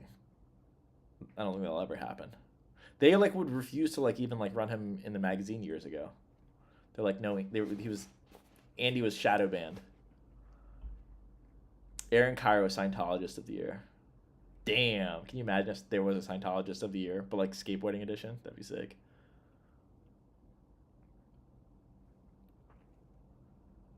He won Trick of the Year? Who won Trick of the Year? Andy did? I want Deeds to get it next year. I don't know. I feel like Deeds might have blown his load at the very end of this year. So he'd have to start filming right now for like a whole new thing. Mason Silva was a cool win. I agree. All the people who are in it this year, I can't imagine having a shot at getting it next year. They got to stock up on footage for a couple years to make a SOTY run, I think. Is Andy a Scientologist? No. No, definitely not. Transworld Mag was a better mag than Thrasher. I used to like Transworld more because it was thicker. I mean, at this one particular time. And Thrasher seemed to lean a little bit more towards transition back then, and I didn't care for transition back then. But I don't know. Schrock versus Cairo versus Barrow, though. Well, Schrock's not a Scientologist. I think Andy Schrock, I don't know if he has a religion, but if he does, I imagine it's Christianity. But I don't think he's religious. Darren Harper for SOTY, that would be sick. And then like for the SOTY party, like where they go to another part of the world, he just have everyone go to Freedom Plaza and they just like have a cookout. It'd be sick. Dan, do you hate dark slides? I don't hate them. I don't love them. I think when dark slides, you know, when I used to see dark slides around, we were like, oh, that's like a bit much, and we didn't like it. And then it had this like resurgence of like, oh, it's like so, like it was almost like the movie The Room. Like it was like so bad it was cool. They're hard to do, but I think they're just sort of a little flashy. Dark slides on rails, I think, are pretty cool though. I don't know. I thought Andy's dark slide around the zigzag thing was insane. That one kid who dark slid around the that curb rail, I thought that was cool. Tony Alva, SOTY 2025. The Gons should get it out of respect for being robbed back in the day. If anyone's getting it for being robbed, it's Dennis Boozman's. When's the PAL video going to drop? I thought you guys said December. No, it got pushed back because they wanted it to be something different now. We were going to do like a mini thing. Not a mini thing. We were going to like see what we had and then made a video out of it, but now they're like, no, we want it to be this real serious full length. So it looks like there's going to be like full parts from everyone. What is an actual good skate shoe that doesn't fall apart in 3 weeks? I mean, I'd say the Jocelyn's Etnies shoe, and that's all I skate. There was a bunch of whatchamacallit, Adidas shoes that I like too, but I don't remember any of the names. Dan secretly wishes he invented Heelys. Damn right I do. Dude, I'd be rich. Dan, have you seen the new Zero video yet? Yeah, I saw it. I think I might have watched it on stream. It was fun. It was interesting to watch Zero sort of convert a little bit to where skateboarding is at right now. To where like only 2 video parts and that entire video felt like 0 video parts. It was cool. Have I decided who I'm going against on Curb Wars? Yeah, it's going to be, I think it's going to be Christopher Hyatt. I would love to do Bev Up, though. I'm super down for Bev Up. The Tiago 808 shoe is bulletproof. I've heard really good things about the Tiago 808, and I have put it on my feet because Spencer is the same size as me, and they are super comfortable. Osiris D3. Have I ever skated DC shoes? I used to ride for DC shoes, actually, when Jeff Pang was the team manager. Yeah. Also, Mikey Taylor, you know, Mr. Moneybags himself, the Mikey 2s was an incredible skate shoe. And most of the people who were riding for DC shoes was like rocking that. It was just a solid fucking shoe. Yodan, I hope you're doing well, man. I'm trying. I'm still sick. But we're pushing through it. You know, maybe a couple more days off the board, we'll see. I like how Zero had a part from the filmer and the TM. Really? I didn't even know that was part of it.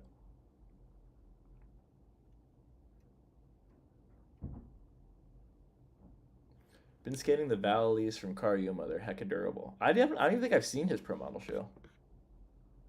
Do you have a how to slappy video? Yeah, I believe I do. I have a specific one for slappy crooks. I think if you just type in how to slappy Dan Corrigan, something should come up. It might not be on my channel, but it will probably come up. Because I filmed the slappy thing with Dale before. I filmed one for Keen Ramps before. Yeah. Chris is coloring his hair right now? Probably. Yeah, I'm stoked to do a curb wars. Tom Green for SOTY. Freddie got nominated.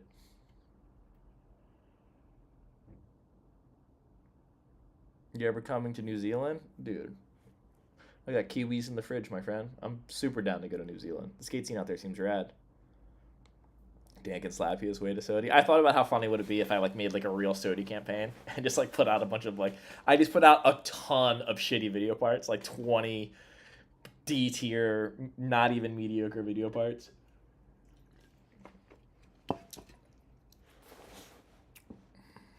How did you grow up? How's your family? That's a lot. That's too much information to put on here. Yeah, that's a lot. That's a lot to unpack. I'd say no matter what has happened in my life, one of the coolest flexes I have though, like no matter how hard things have gotten or whatever, I've never had a doubt for a millisecond that my parents love me. I have very caring parents. So that alone. Darby Allin for SOTY because Dan doesn't know the most famous skateboarder pro wrestler. I know about Darby, dude. I think I don't know about. I grew up. I mean, I'm an attitude era guy, so you know, I cared about like Road Dogg Jesse James, and you know, Stone Cold was my boy, and like kind of like I like the arc when it was like Big Boss Man versus Stone Cold, kind of before it went a little too crazy.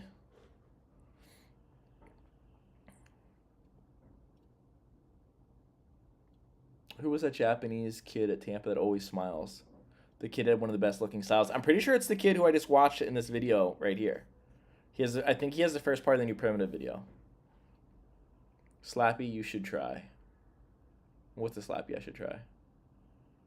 Kiwi Flex. You should make a video part. I'm working on a video part.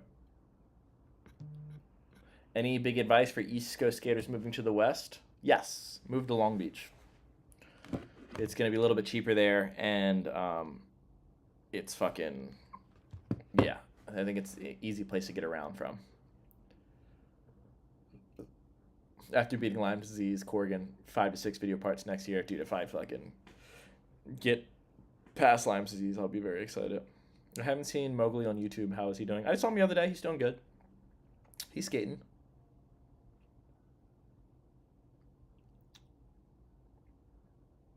Yeah, shout out supportive parents. Absolutely. They're rad people. You ever skate Santa Cruz, Dan? I have.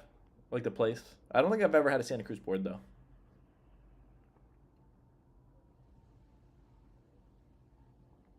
I thought you didn't know who he was because you made fun of. Oh no, I knew who he was trying to be. There's a lot of clips that I did not put in that video from that banter, because who was I standing with? It was me, Corey Keene.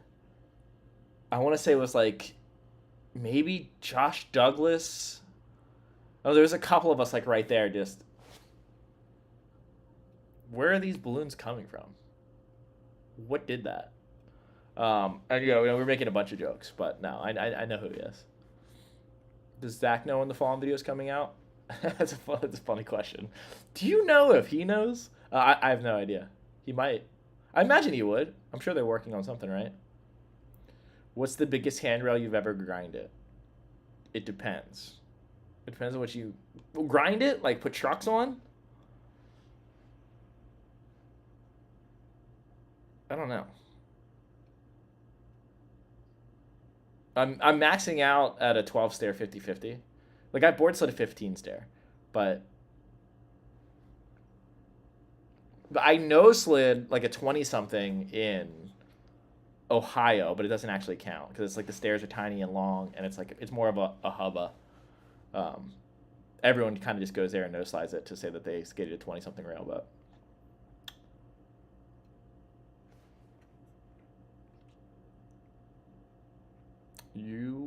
You the best, Dan. Been following for years. Hey, thanks. Chim chimney, chim chiroo. Is Zach going pro yet? Yeah, Zach will be going pro for sure. Oh, you left the slappy I should try? Well, say it again because I didn't see it. What's the slappy I should try? I learned board size today? Hell yeah. Oh, such a gateway trick. I feel like when I learned board size, I board slid like everything within like a 10-mile radius of my house, which back then was like 0 spots, but I'd board side tap the end of every bench I could get my hands on. When am I battling on curb wars? A lot of curb board questions out here. I need to get, dude, Christopher Hyatt, get on it. Hopefully soon. We're just kind of waiting on Chris to have a date. But I'm more than willing to go against anyone that Willie puts me against. I think it'd be fun.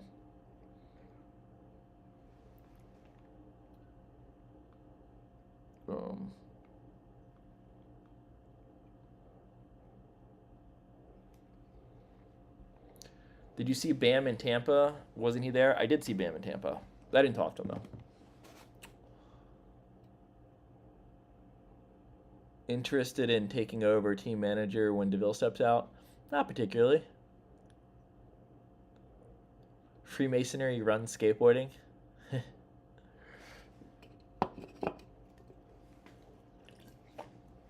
That'd be actually funny. When you finally rise enough ranks in Freemasonry, you find out that the grand architect is Jake Phelps. I really like the graphics on April boards. I can't even picture an April graphic minus the word April. I'm so out of touch with like looking at board graphics. I need to get my hands on the CCS magazine.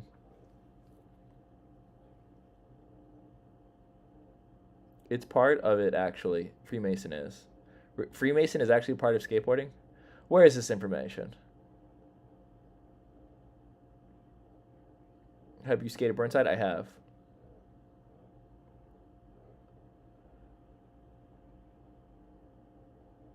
Was up, Fresh Prince USA?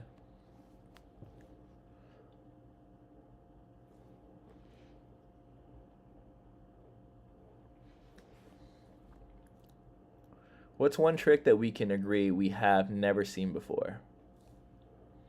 I've never seen a flip into a nose Casper, like a true anti-Casper. I've seen the backside 180 version of it, but I've never seen just a straight up nose Casper. Has anyone seen that? Or a Casper or a Primo 5.0? I've never seen like a manual Primo. Let's see what's going on in this video. Let's get back to it. Who we got? I want to skate that spot.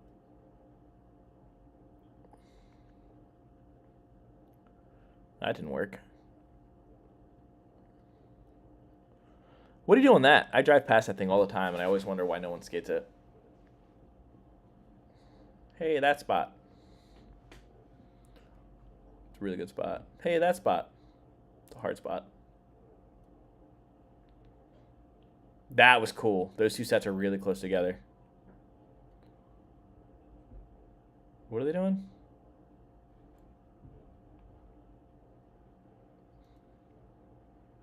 Okay. A little bit of a spastic push in there, but... Dude, what's up with all these hand things? Ooh, yeah. What are you doing this thing? I'm just going to say I'm 95% sure that Christopher Hyatt did that warming up when we were there.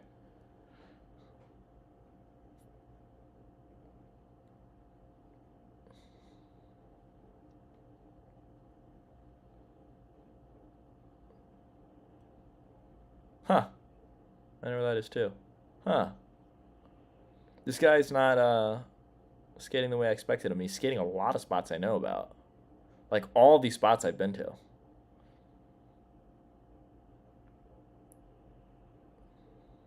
I mean, this is going to be the last part of the video, right?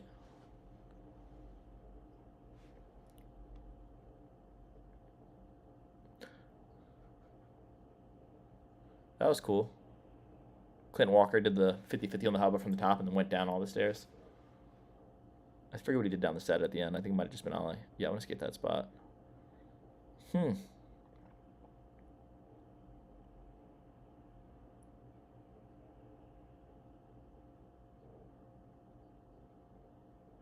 I'm not saying that this kid's not good at skating. I just was expecting, like, I don't know. I felt like if this is going to be last part, I was definitely expecting it to be gnarlier. Like, compared to especially the other skating that has already been in the video. And then the trick that he did on that thing was, like, not what I would have expected. Like, don't get me wrong, this dude's super good. Dude's really good skater. But I don't think it's a solid juxtapose to the rest of the skaters. Switch quick on that rail. Dude, that rail sucks. Spencer took me to that rail. It is not very good.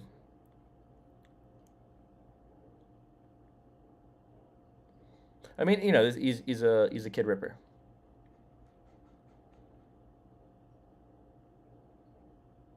Is Dylan pro? And is he riding the Frankie Villani football shape? Did Frankie Villani not have a trick in this?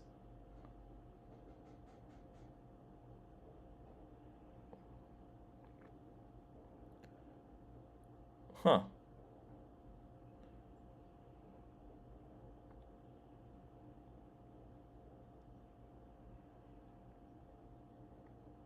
Like fucking one of my switch flips.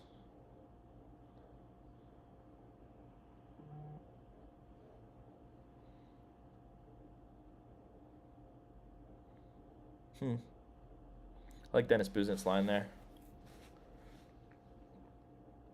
There goes the lens.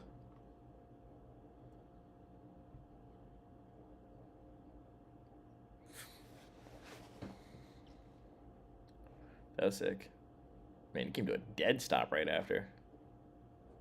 Scary. All right, that was sick. I like that. That was tasteful.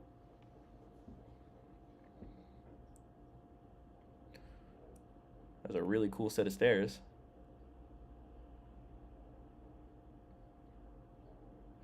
Yeah, this part is just not really kind of up to par with what I would have expected in a primitive video.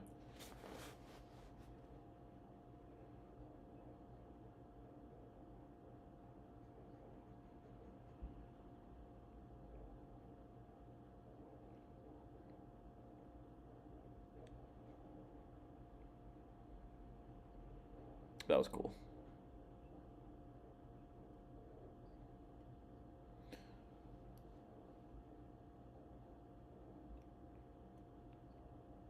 That spot looks fucking awful. It looks super not fun to skate. I bet it's harder to skate in person than it looks on film. I didn't like anything about that clip.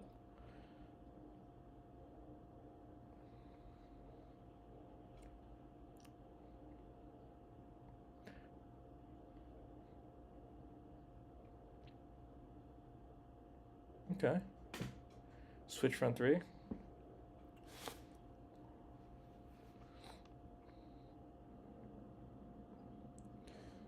I have no idea what this kid's ender could be.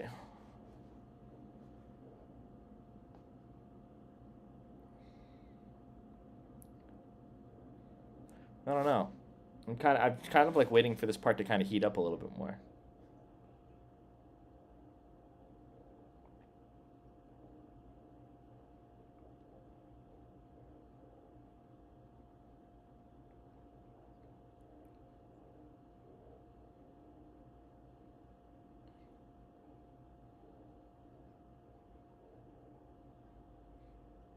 That's cool. Oh, this thing's fucking awful. What do you do? Oh, he's the kid who kickflipped into it. Okay. That's actually really fucking gnarly.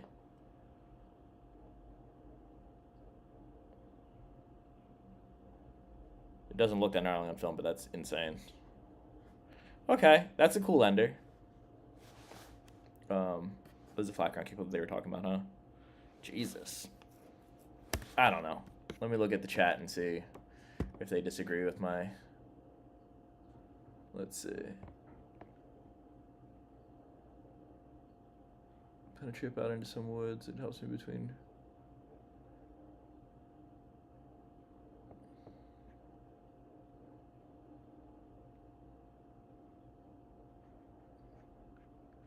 His board control is gnarly though. Yeah, he definitely has like good board control.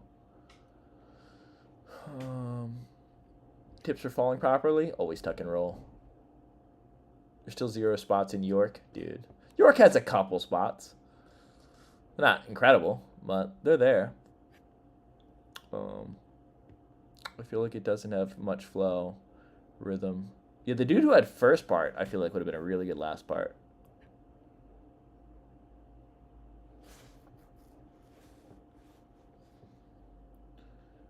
Let's see. This video seems to be more about showcasing new team members. Yeah, that makes sense. Jesus in the chat? Who's Jesus?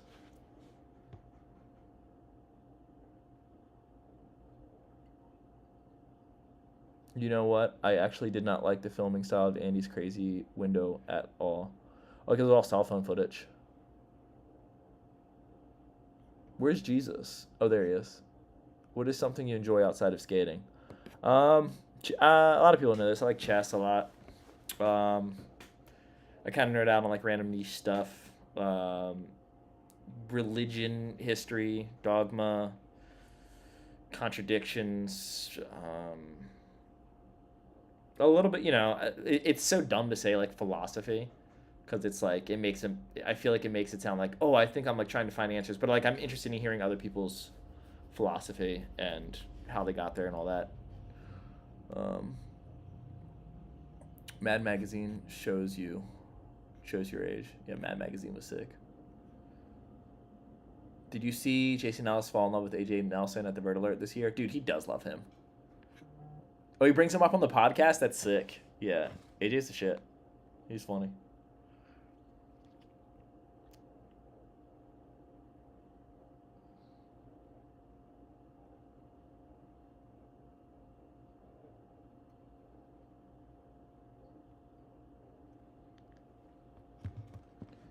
Ever seen the movie Dogma?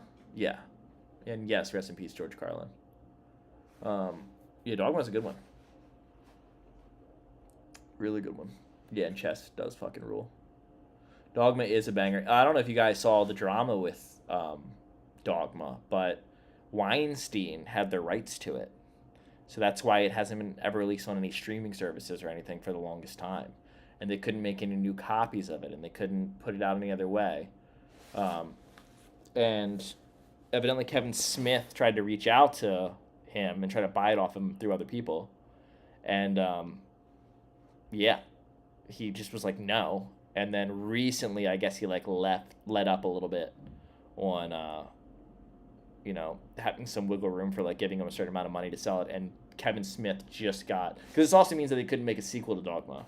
Now Kevin Smith has the rights back. I understand. At least that's what I think the last thing that I heard about it is. So how cool would it be if we got a Dogma sequel? Because it's such a fun topic to mess around with. I also like the fact that during the premiere, there's a lot of boycotting and picketing out front of the Dogma movie, like the movie theaters that were playing Dogma, because like they're like, this is anti-religious, which when you see the movie, you realize it's kind of not. It's definitely no more anti-religious than any Christian movie that has ever been made. It's taking the characters and you know, moving them around a little bit to create tropes. But Kevin Smith was like one of the picketers at his own movie and was like, yeah, this is bad, blah, blah, blah. It was pretty funny. And they interviewed him on the news, too. Kevin Smith was interviewed on the news as someone who was picketing his own movie, but the newscasters had no idea. The ollie is the most important trick in the history of skateboarding. Thank you for your time. Goodbye. Ollie in the chat is the most important skateboard trick of all time. Yeah, I can agree with that. Right after frontside 5-0 tail smack.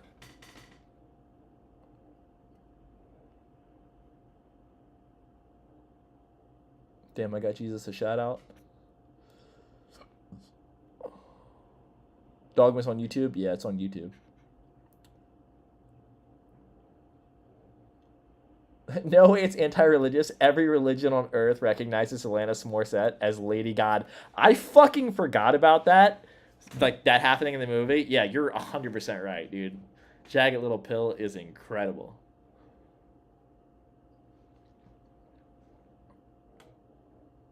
Kevin Smith in the movie was like Lance Mountain, the Lord of Dogtowns. Grind. Shout out from Sagner Skate Spot. Hell yeah, dude. Sagner? Sagner's a banger. Nothing is more important than Slappy Crooks in this chat. Yeah, I agree, Jordan. Random comment, Peter Hewitt, who loves the arms over the head. When I think of arms over the head, I think of Ethan Fowler tray flipping that double set in Art Bar Subtitles and Seagulls, and when he's riding away, he goes. Love that clip. I wasn't raised religious, thank God. That's a great sentence.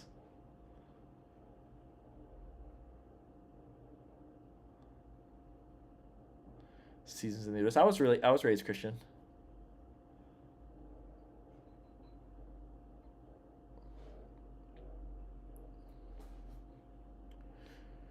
What's the best trick to get into crooks? I'll tell you what I heard that helped me a lot. It's okay to drag your heel. Just let your heel drag a little bit if you need to. Use that heel side pinch. Pinch the wheel that's under your heel against your board. And don't be afraid to lean hard into the ledge. Will you end up getting back to 100%, Dan? I mean, I think that the level of my skateboarding can, but my health won't. I think I can strategically skate a certain way to hopefully get back to where I was. That could be wrong. That's just me being very hopeful, but it doesn't seem like my health ever will.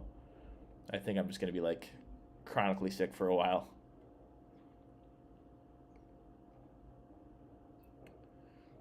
Seasons in the Abyss is beyond solid. I always like Show No Mercy.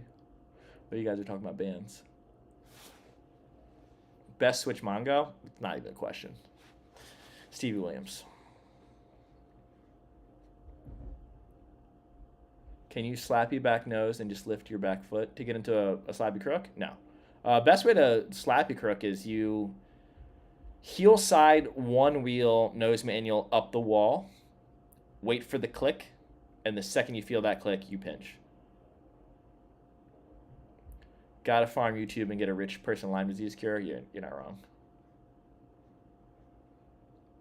John Hill got his last pro board. He's a good rider, though. Would he retire, or what? Did Revive end or something? Did he go to a different company? Or is he done skating? Because I know that he seemed to have wanted to be done skating for a while now. Is there a treatment or therapy that can help you? Yeah, so with Lyme disease, there's a lot of different things that people have tried, and it just seems to really vary on whether it's going to work for that individual or not. Yeah. So what I've tried so far is seemed to help some of the symptoms, but it also just comes back randomly. Table tennis is the best sport. One of my favorite ones to play.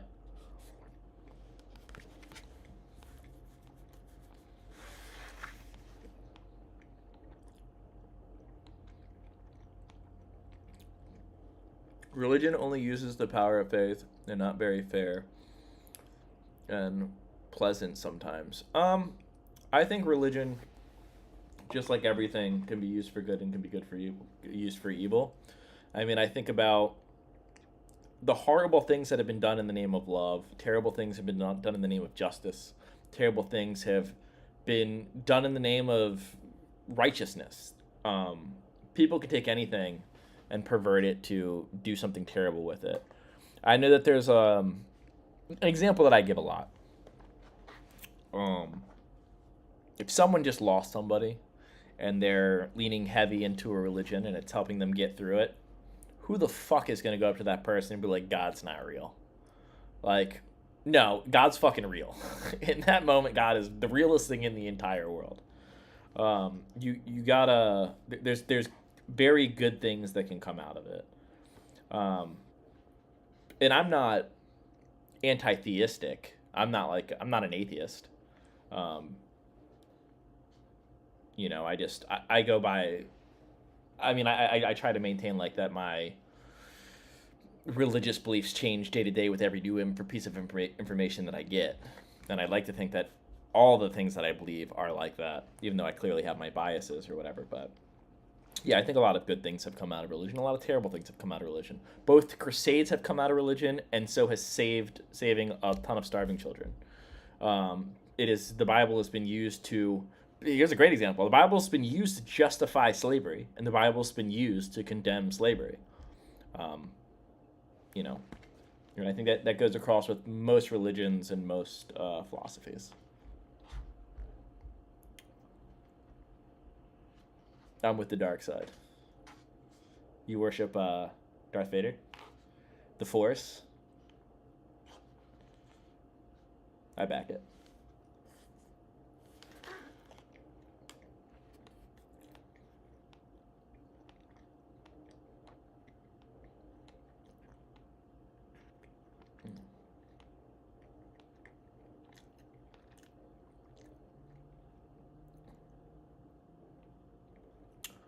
Getting a lot of Hail Satan comments too. Worst slam skating? My worst slam skating? Sacking my board so hard that it split from my butthole to my ball sack. Destroyed me.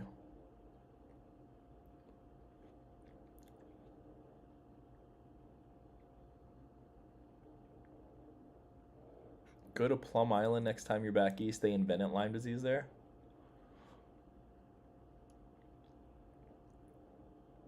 We got a dark slide. I've only done one dark slide, and it was down a skate park, Hubba.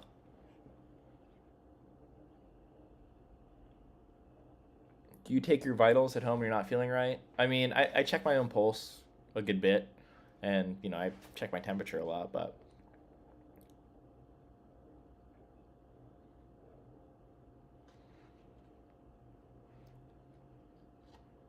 Rebel here. Is people arguing in here? I'm trying to see if these two people are arguing. Tainted Love? Yeah, that shit sucked. Literally had a vagina for a second.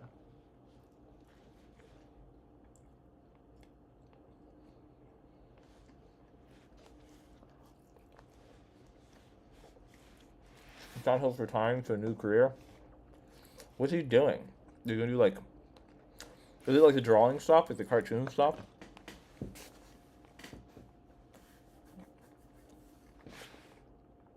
You ever watched the OG New Deal video? The only one I've seen is 7 Year Glitch.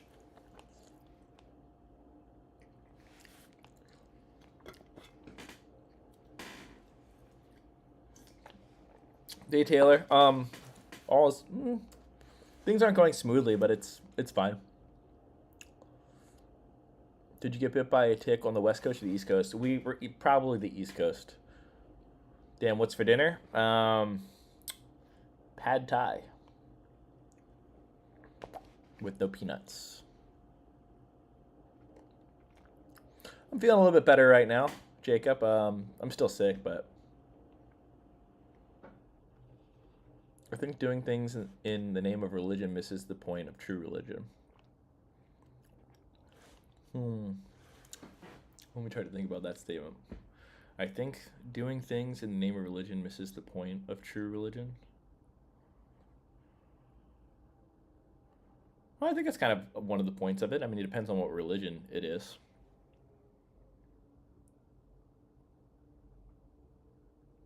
Using God as your excuse.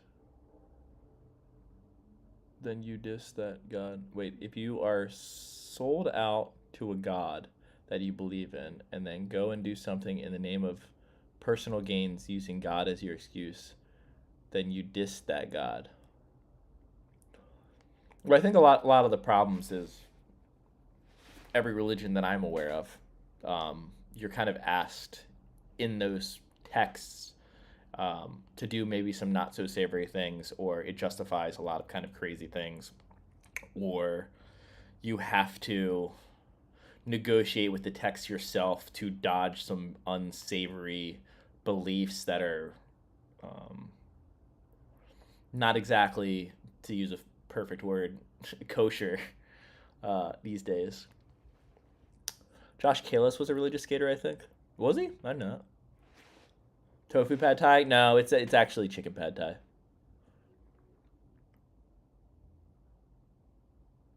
I did actually just get reached out to by that Megamind company that does those.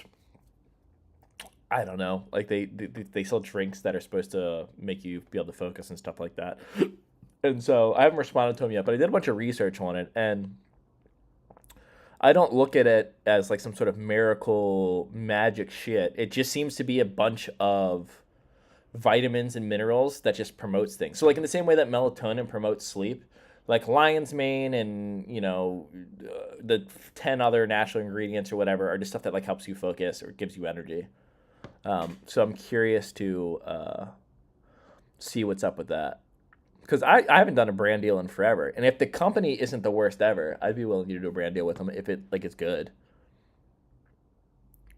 Most of my conversations with atheists devolves into their ignorance, astrology, certainty, and their inexorable willingness to research these ideals themselves, as you know. I mean, I find people who are religiously atheist, to be that certain of nothing, to be just about as hard to argue with as someone who is that certain of a particular God. We're all going to have our biases and try to,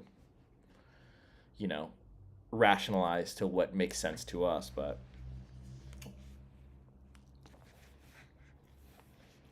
I think Alex O'Connor does a really good job the way that he interacts with religious people, and him personally being, I think he does call himself an atheist, but like not a hard atheist, like he's on the agnostic side of atheism. I'm grabbing a squirt.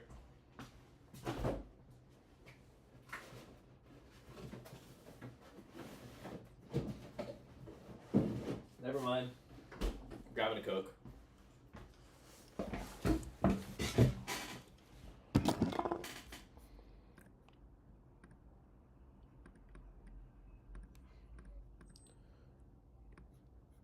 Make me fucking big. Hell yeah, brother.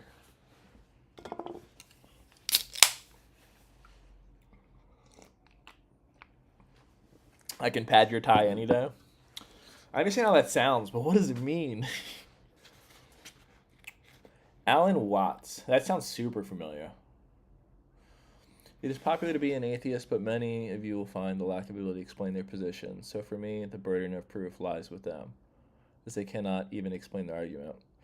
Well, the burden of proof lies with any person who's making a statement of what is.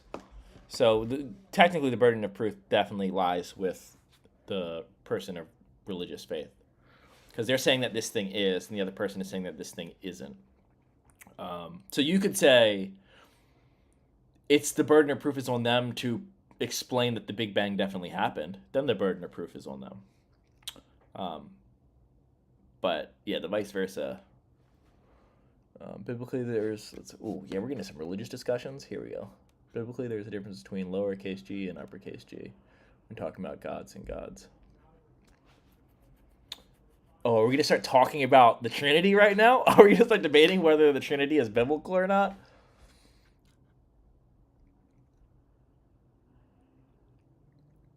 Oh my god, this is great. How does personal testimony? Dude, this guy's name is Trinity Treflips. Dude, hell yes. This guy's saying Adam equals Adam, which is funny because neither of those words are related to each other at all in the original Greek translation or Hebrew translation. Oh, there's going to be some funny arguments in here.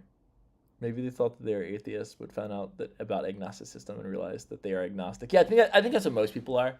I think most people end up being agnostic, right?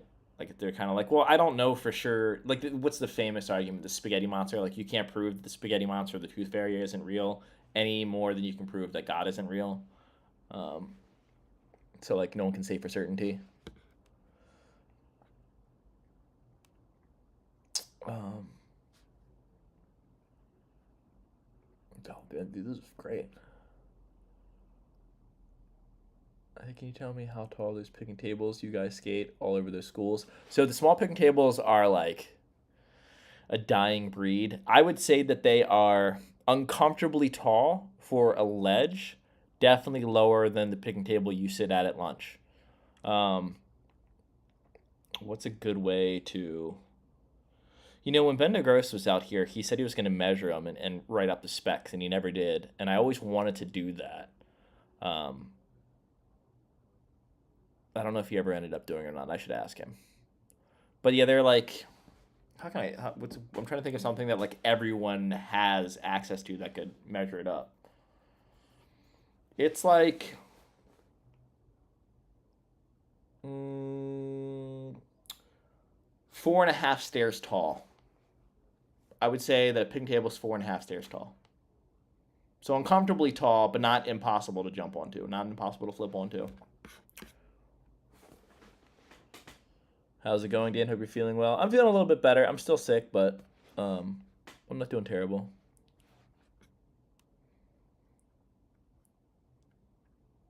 Ever thinking of going to a country like Germany for medical assistance? Actually, there's some Lyme disease treatments that are not FDA approved, so we don't have them in America that I've been learning about. Yeah, the smaller picnic tables are elementary school lunch tables. That's true.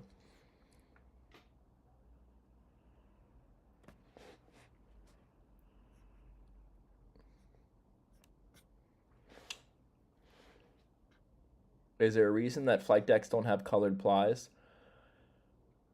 Well, the top layer has to be the layer that it is, but I don't know the reasoning for it. The table's from a company which sells skate stoppers. Is that true? I didn't know that. That's really funny.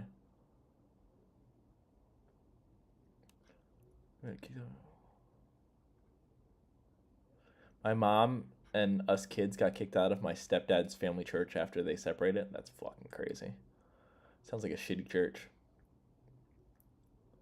Dan, have you ever tried nollie into hurricane? I've done nollie front hurricanes on bump to rails, but I've never done it on a flat bar, and I've never done it down anything. Half the size of an East Coast picnic table. I would say it's like 2/3 of the size of an East Coast picnic table, maybe slightly less. It's a smidge higher than halfway.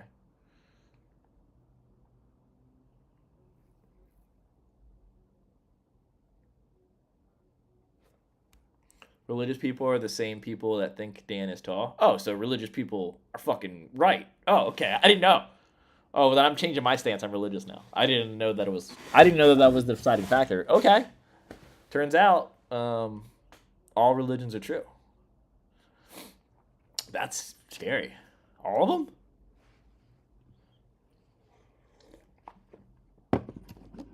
What are they doing in other countries for Lyme? There's a specific treatment that we just don't have here that I was learning about via Google and stuff like that. Nollie front side hurricane. Yep, I've done nollie front. You just over rotate a nollie front blunt or a nollie front board and then just lock it. I've done a nollie front blunt before too on the flat bar cherry. That one I have done. Fakie and nollie on a flat bar. I just got some indie mids and absolutely love them. Yeah, the Mindies are great sized. Stem cell therapy. I don't think stem cell would help Lyme. What I miss with your health, buddy? Basically, just a bunch of new random symptoms. I got sick. I had a fever for the last few days. I couldn't look at screens. It just seemed like a big down swoop. I went to a doctor. They couldn't give me any new information. I got a bunch of new medicine. My health insurance got canceled, so I had to pay out of pocket. I don't know. It like switched over cards and they fucked up or something like that. But my insurance starts back up at the beginning of next month, so that's cool. Crook nollie tray. Have I done crook nollie? I've done crook nollie barrel and I've done crook nollie half cab flip. I've never done a crook nollie flip on a ledge. I don't think I've done crook nollie tray. You in or out on ketchup? I love ketchup.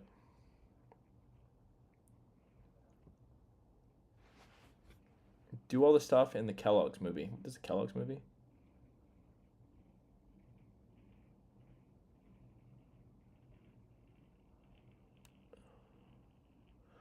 You are multi-religious, Dan. Dan, stand next to Brianna King. What, that little thing? That short girl? Um, have you ever done a 5-0? Hell yeah, that's all I do. I thought you could just rip up the medical bills and forget about it. You know what? You can. It is an option. And then they'll eventually sell the debt that you owe to them to a debt purchaser. I don't know what they're called. Debt collector, maybe? I don't know. Someone else will buy the debt, and then they'll try to get the money from you, and it'll be less, and then it'll be less, and then less, and less, and less, and they'll keep selling it till eventually they'll ask you for much less money than you originally owed. But then your credit will be screwed, and it will negatively affect you for a while. Did DeVille ever try to get JD Sanchez on Powell? Um, I don't know if DeVille did. Individual team riders asked JD if he was interested, and JD wanted to ride for a smaller company, quote unquote. Lay's ketchup chips? Okay, that sounds gross.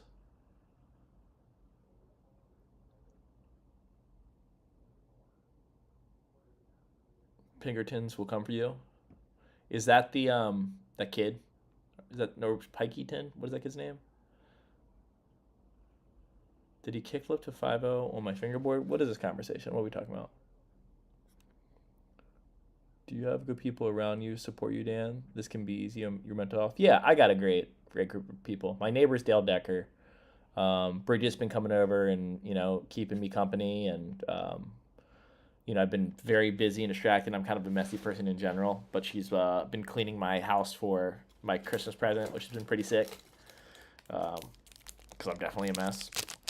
Yeah, I got a good group of people, and the online community too. I mean, people in this chat. It's surprising on how fast you can connect with someone when they just know a little bit about your background. Yeah, I've met some people just via my YouTube channel that have been a great help, especially with Lyme disease. Killing Lyme disease is not expensive. I mean, if you catch it early and it's not, in your brain and in your major organs, then you can just take antibiotics. Does Dale talk to you through the wall like the dude in Office Space? When you said, does he talk to you through the wall, it made me think of that Mitch Hedberg joke where he's like, I'm really loud all the time, and my neighbor was banging on the wall one time, telling me to be quiet. And I said, hey, I don't know what's on your side of the wall, but there's no doorknob over here. You have to go around. No, Dale he'll just call me. And then we'll stand out on the porch and talk. Ever drop a Nolly Losi or a salad Susky into a crook?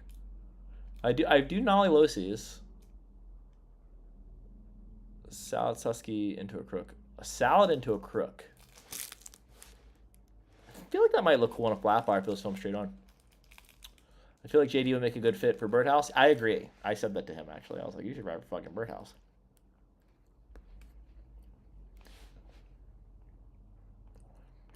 Bridget, if you're watching, it's caramel. Dark chocolate caramel. Not sea salt. I would have saved it for you. No, I wouldn't have.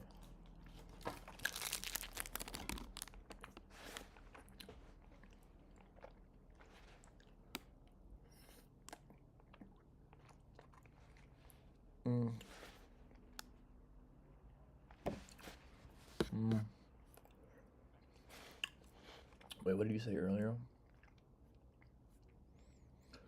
Bro, it's your personality. You make this shit fun. I think being smacked with video parts all day, every day is nice to see. But it's nice to see people just rip and laugh each day. Yeah, I think that's one of the cool things about having like YouTube out there is like you can just see people having regular casual sessions, because sometimes you don't need to see like when I see video parts, it makes me want to go film a video part. It makes me want to go try hard. It makes me want to go like step it up. When I watch the credits of a skate video, though, it makes me want to go goof around with my friends, and that's sort of the blueprint to my videos. As I think of PG Lad's Wonderful Horrible Life credits and how there's some skating in it that's decent, maybe even a trick here and there that was almost savable for a part or debatably savable for a part, and then some goof around stuff and some warm ups and stuff like that. You're a vegetarian. I'm just asking, what are your iron levels? No, I'm not a vegetarian. Normal iron levels. All my tests came back good, with the exception of the one that said I have Lyme disease. Praying you beat the Lyme disease. Yeah, dude, I hope I can get to the other side of this too. There's definitely hope that I'll get past it after a while. It just doesn't seem like to be anytime soon. Have you ever met John Lucero? I have. It's my favorite story to tell. And he also, I did a review on Black Label Skateboards on a live stream once, and he actually DM'd me and was like, "Oh, thanks for the kind words or whatever." But I was at that long downhill curb spot that I kick front boarded. That was a hot spot for a second. That's I think it's in Huntington. When we get there, and as we're walking up, Jason Adams is sliding down the curb. Now, I've met Jason Adams before because we both rode for 1031. So I spent time with Jason. I've talked about Jason Adams' family with Jason Adams before. Yeah, my iron was good. I have good iron. But as I'm walking up, I see John Lucero. I'm a huge John Lucero fan. Like, huge. Like, he had my favorite part in Label Kills. Just that little bit at the credits where he skates to dun, dun, dun, dun, dun, dun, dun. Yeah, I love that. And as I'm walking up the hill, I make eye contact with him. I'm like, holy shit, that's John Lucero. And he goes, "Oh, hey, Dan." Like, he knew my name. That was one of the few times, maybe the only time, that I was like having a little bit of presence in the skateboarding world felt cool because John Lucero knew my name. Like, that was like that moment for me. Jason Adams rules too. Yeah, Jason Adams is top 5 favorite skater. Do I know how or when I got it? Yeah, I know that I got it from a tick bite for sure. We just don't know when. Yeah, John Lucero still the slappy. John Lucero had a slappy in the new Black Label video. Happy holidays.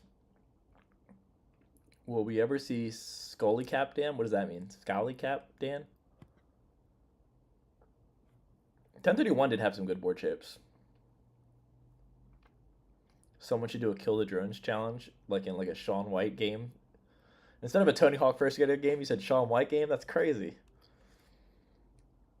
What happened to Ludacrooks, aka Chet Childress? Well, if you follow him on Instagram like I do, he just had some sort of accident. I forget what it was. He got sick or something. He lives probably in Seattle. I don't think he's really skating anymore. But he seems to be doing well. Loved Nigel's NYC vlogish vids a few years back because it felt like we were there hanging out with you guys. Yeah, those were fun. I would love to do another skate trip again like that soon. Jason Adams had a part in that Santa Cruz video? I didn't know that.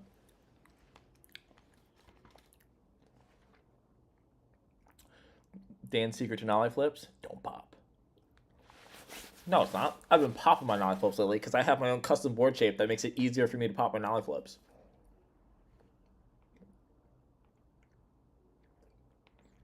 You're from Cleveland. You got to meet a lot of the 1031 guys growing up. Yeah, we did a demo in Cleveland when I rode for him.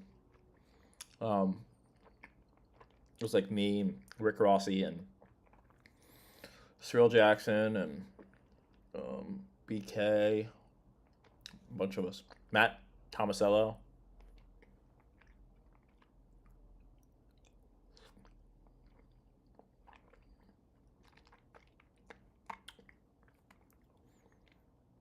I grew up around Tom Penny.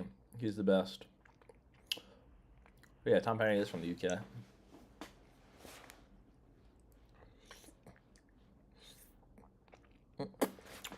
I love these teeth. I do.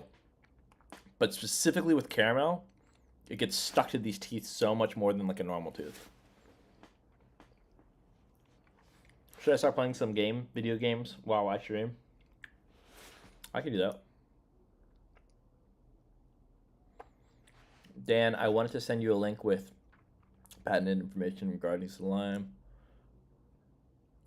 Pertinent? Is that what that word is? I can't read. Everyone knows I dropped out. You can send it to me on Instagram. DM me on Instagram.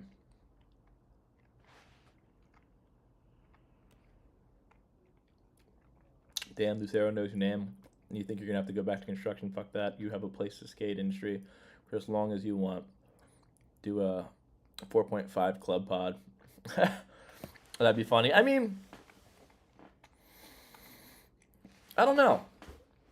I feel like the skateboarding industry is shrinking so much right now. I think it'd be a hard thing to have a career in outside of what I already do. Um, Frontside slappies are always like doing a power slide into them. I agree. Frontside power slide or lifting your toe side wheels up is a huge hack to it.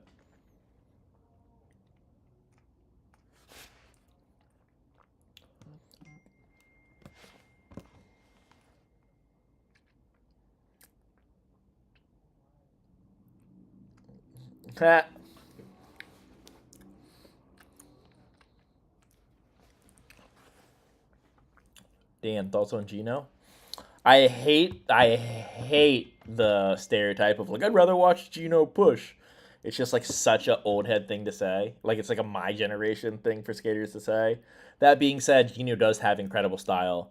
Gino is super sick. He has probably my favorite backside 360, my favorite back 180. I like his backside flips. I think he's super rad. Does he have the best style in skateboarding though? He's not to me. I do think he's incredible. I think he's top 5 for sure. But I would never say that he's overrated. But I do think I just hate that idea of like I'd rather watch Gino push. Like yeah, dude, he's sick. But I don't know. Like I'm not gonna say that he doesn't deserve a lot of the hype that he gets. I'm just saying like I'm just so sick of him getting brought up like that. He's sick though. Did I mention he's sick?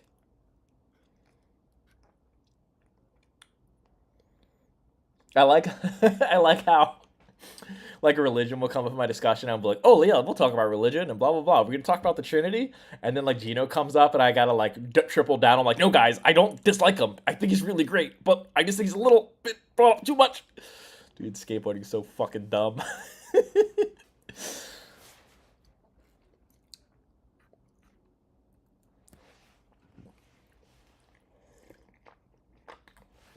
Like I think the best style in skateboarding is Dennis Busenitz.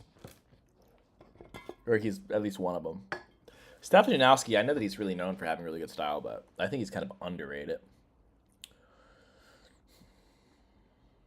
If someone just pushes, it's Tom Green. Yeah, I'd rather watch Tom Green push too.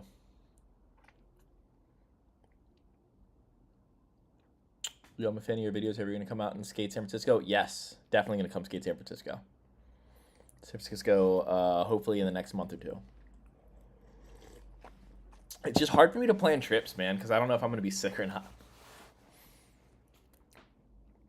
Did you watch the World Chess Champion? No, I saw who the new winner is, that guy from India, but no, I've mostly just seen like clips of other people's coverage of it.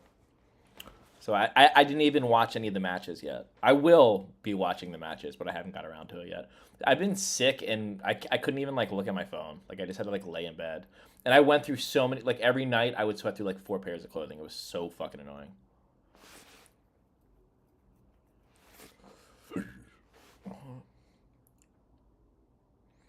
I'll be traveling home from Baltimore for Christmas next week. I'll be thinking of you when I visit Charm City Skate. Much love.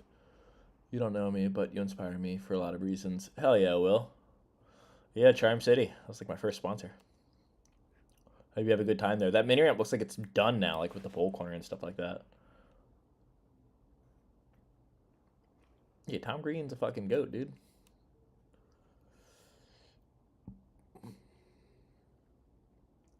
Greg Lutzka style? You like Greg Lutzka style? I feel like Greg Lutzka has that. It's not stiff. I would say it's robotic to me. It's a bit robotic.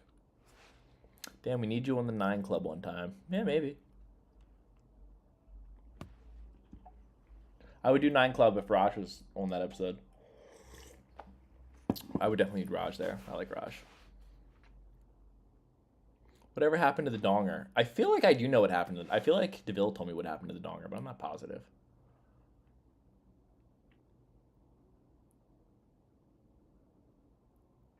My dad used to hate Tom Green for the daddy, would you like some sausage fit? Yes, my dad my father could not stand Tom Green. I think my dad didn't like Tom Green because he was affiliated with MTV though, and I was like not allowed to watch MTV. My dad was convinced that MTV was like the devil. Probably wasn't wrong.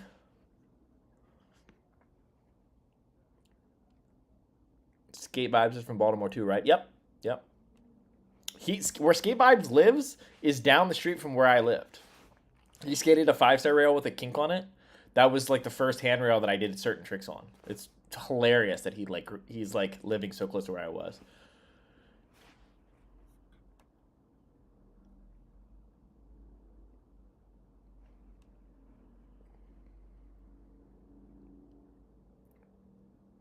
Yeah, Freddie got fingered. Fanny the Mule rules. Steve-O is a bore now. I don't even know what Steve-O's been doing. Do you know why Rodney Mullen wasn't in Tony Hawk's #1? I'm attempting to help you. Do I know why Rodney Mullen wasn't in Tony Hawk #1? Was he not in Tony Hawk 1?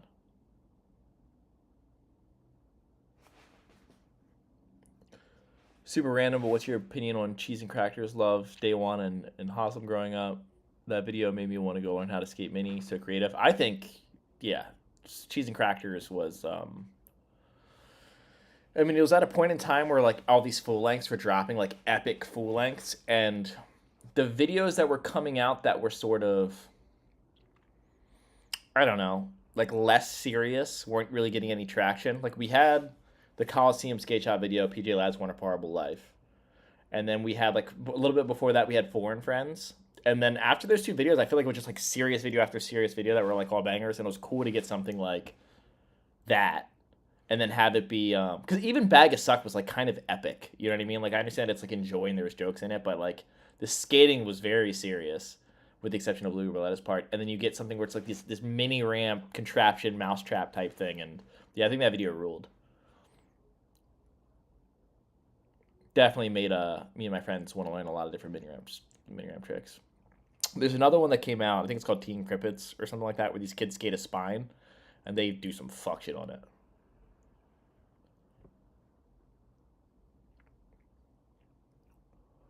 Which is the situation with? Is Craig Edwards coming to skate with the team anytime soon? I don't know. It'd be nice if he did.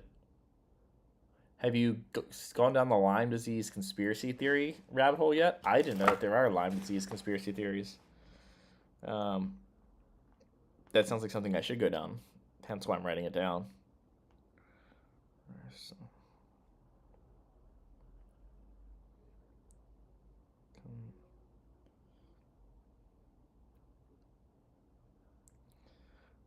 Has Lyme disease is a bioweapon is one of the conspiracy theories. That's fun.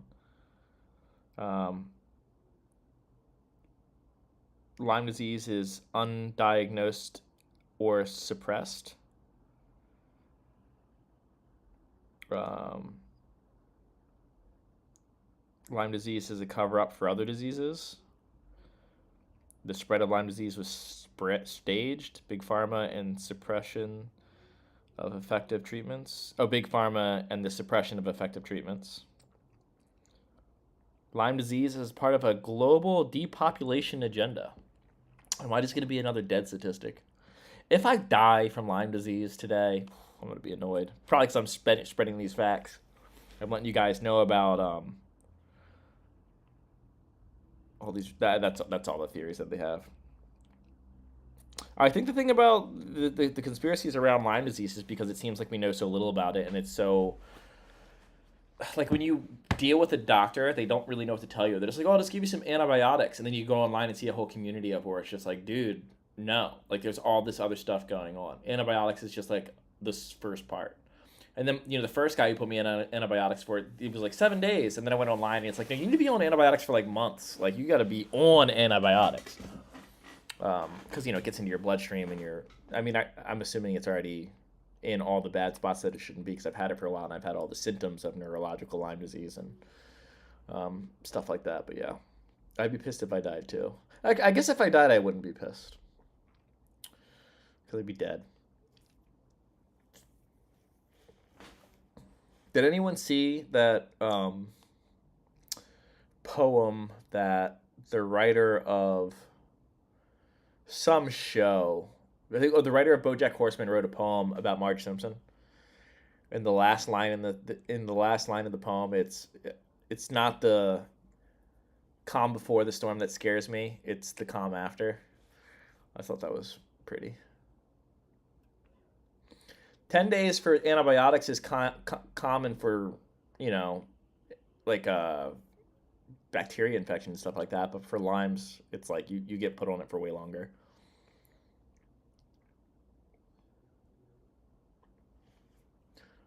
Okay, I'll go down the Lyme disease rabbit hole for sure.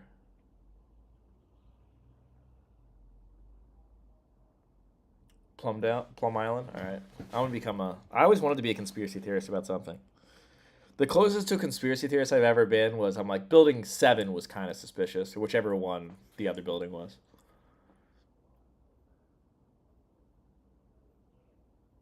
I'm probably sick from these drones now that I think about it. You should never have to be on anything for that long. You would think. You would think. But what Lyme disease does, I'm not qualified to explain this. Google what Lyme disease does and why you need to be, why so many people on antibiotics for a long time, and it'll make sense. Because it's not like, I think people have like an idea of what a disease is and how it interacts and reacts. And I think people are confused when I tell people like, oh yeah, we didn't catch it like early. So like the doctors are telling me that I'm probably gonna have Lyme disease like forever, or at least a very long time. They're like, well, that's not how, and I'm like, well, you got to do a little bit of research. It's a very frustrating thing to have, but you kind of get stuck with it. And there's definitely cases. A lot of people have been sending me like, oh, like this guy beat Lyme disease in a couple years, or like this person was diagnosed with long Lyme disease, and you know this and this worked out for him. But then there's also like 1,000 other cases for every one of those where it doesn't, and they're trying some of the same stuff. But sick care, not health care. Yeah, I agree. Healthcare system is pretty.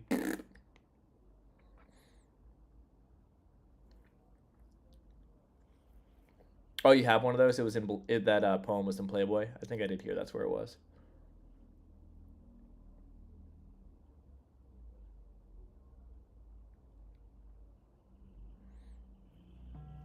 You might have it forever, but it's not going to be giving you the most insane brain inflammation the whole time. Correct.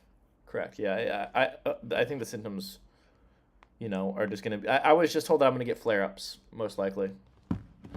Sometimes it's just gonna get hard, and sometimes I'll feel pretty fine. Since I've gotten it though, I have yet to have like a normal day. I've yet to feel fine in the past however many months. Like to feel 100% or at least close to 100%. I haven't been there yet. I've been able to do normal stuff and move my body around, but it's always felt harder. Orbs are just plasma. Not these orbs, dude. These are alien orbs.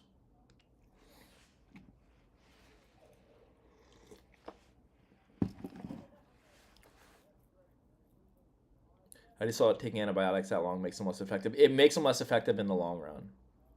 So the antibiotics that I'm on, I probably will ask for a different antibiotic. Let's say if I get strep throat or if I get a UTI or something like that, I'd probably ask for a different antibiotic because yeah, your body gets used to it. I think it's Mitch Hedberg that says addiction is a disease, but it's a disease that you can get yelled at for having. No one is yelling at you for having Lyme's, so maybe that's a positive. Anytime someone quotes Mitch Hedberg, I'm into it. Audi Spotlight, keep up the good content and health. Your videos make me stoked to skate again. Hell yeah, dude. That's what I'm out here trying to do.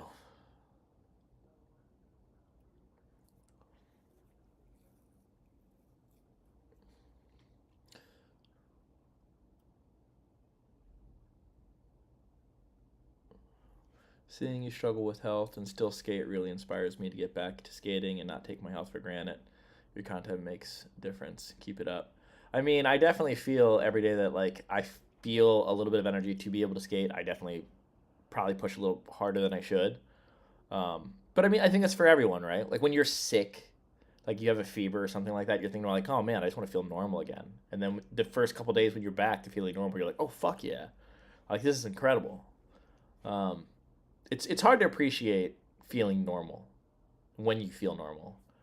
You only really appreciate like a normal day when you have a bunch of back-to-back not great days. Well, not that I'm having terrible days in general, just my health has been terrible for all these days. It's cool that it's like getting people hyped to be like, oh yeah, like my body works right now, so let me go do it. Who is it that I think it might have been Jake Phelps who was like, you got to go skate for the motherfuckers who can't. Um,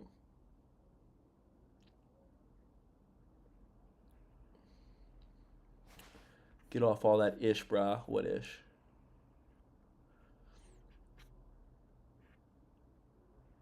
Is Slappy back in nose bump possible? Yeah, for sure. Someone's done it.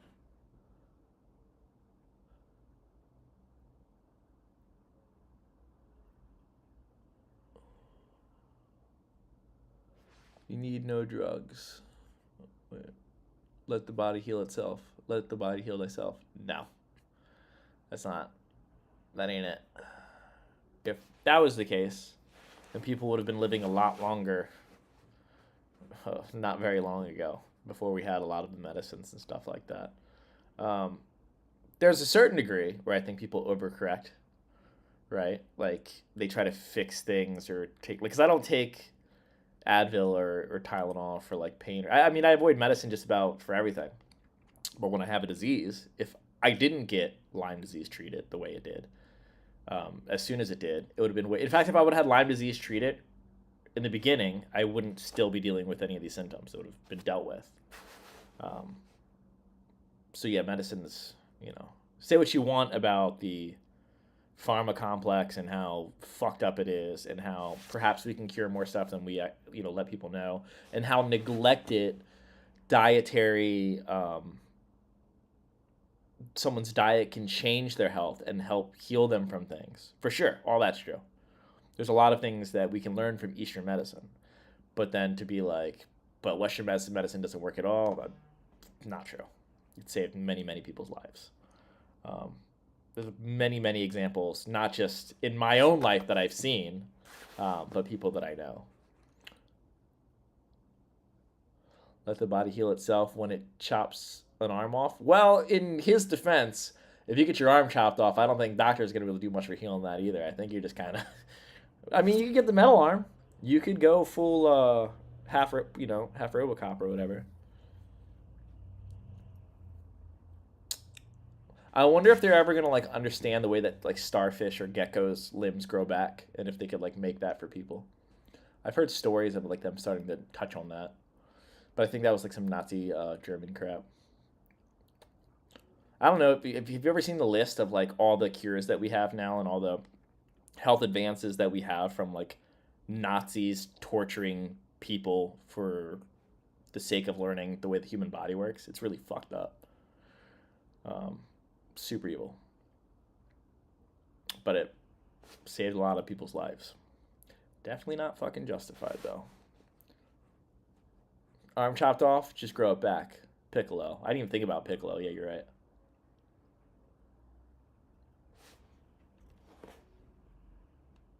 Coca-Cola and caramels. Yeah, you already know. I'm on my health shit, dude. Pad Thai, Coca-Cola and caramels is what I had today. So it's been a very unhealthy night.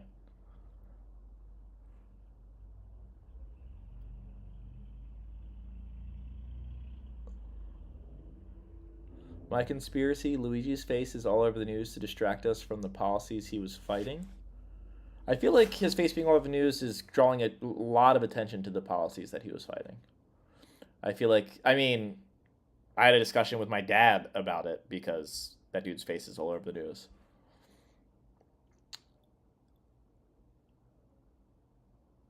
Did you catch that when y'all went up to that skate camp place? I don't think so. It'd be interesting if that's when I caught it, but I don't think so. I think I caught it after that, hopefully, in Maryland in July. Ever seen the movie The Hands with Michael Caine? I don't think I have. How close should your rails be from the backboard to the front board? You mean like from the edges? I mean, I chop my deck rails to be a little bit shorter so they don't go below my wheels, so I don't get wheel bite on them. And it's as simple as this: the closer to the edge that they are, the more sturdy your slide's going to be, and the easier it is to hold it. Then you can bring it in, and then the more in you bring it, the easier it's going to be to teeter into hurricanes and stuff like that. My deck rails are usually about that far in. Maybe like an inch and a half or something like that. But I just eyeball it. I don't know actually how long it is. The spiral bacteria from Lyme's blocks vitamin D, so you have to supplement D in higher doses with magnesium and K. Is it magnesium? That's the one that... So what's annoying... Let me look at my medicines.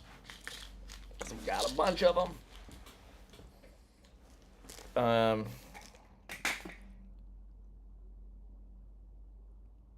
So yeah, this medicine that I'm on, I do know that. I have to avoid magnesium with it. And then I also, I mean, as you guys know, so the medicine that they have to put me on is probably different than a lot of medicines that other people get put on for Lyme disease too, because they have to balance around my other shit, because I have a heart condition and then I have chronic panic disorder. So a lot of these medicines can't overlap, so I end up getting kind of this, like this where is it? They gave me something for anti-nausea. And then when the nurse was like reading it to me, I was like, "Oh, what's that?" And she was like, "Oh, it's like it was for something completely different." I forget what she said. I was like, "Oh, I'm supposed to get something for nausea." And she was like, "Oh, I guess you could use this to treat nausea, but that's not what it's for." And it's because they have to dodge the other shit that, like, my heart condition, Wolff Parkinson's White, can react to a lot of different medicines too. So it's like, it's fucking not great. Fishermen here, ticks keep getting worse and worse. I've had them on me mowing grass. Also in the winter, they will still be on branches and bushes. They live year round. Yeah, ticks have been crazy. Have you heard of the Beamer technology? Could help you. One of the Rockstar Athletes Lounge in Portland. I'll write it down. But yeah, magnesium and vitamin D for sure.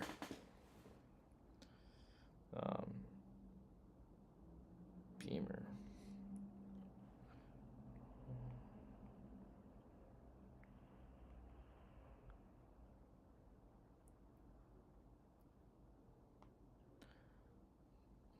Let's see. It's a bioelectric magnetic energy regulation.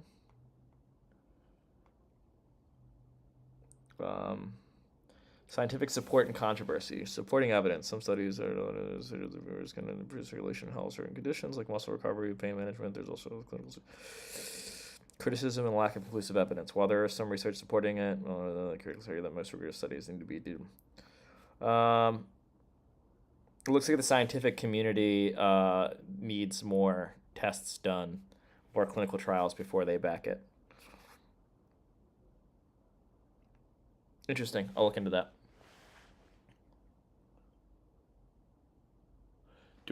Do I think without the panic? I think if I didn't have the panic disorder, I would have absolutely caught it way sooner, because I was having a lot of problems with like getting very sick and feeling weak and super fatigue, which are actually also possible symptoms of my panic disorder, that I would have gone to the hospital being like, "Hey, what is this?" And they probably would have tested me for stuff, not just being like, "Oh, you already have this and this heart condition." Those two things get caught in a circle like a cat chasing a dog, vice versa. So I think if I didn't have my panic disorder or my heart condition, we would have found it sooner.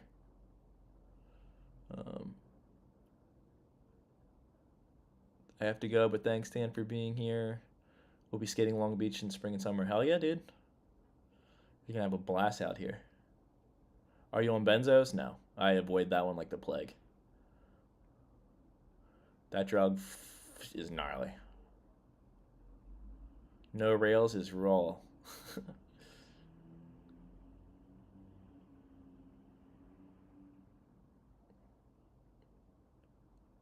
You've skated on both. What's gnarlier, Burnside or FDR? I mean, it's everything's as gnarly as you skate it. I would say I'd rather slam at Burnside because the concrete's smoother. But it's not saying that the concrete's smooth there, but it's smoother than FDR. I think FDR's gnarlier. I'd say FDR is gnarlier. But it's pretty close. They're both pretty fucking gnarly.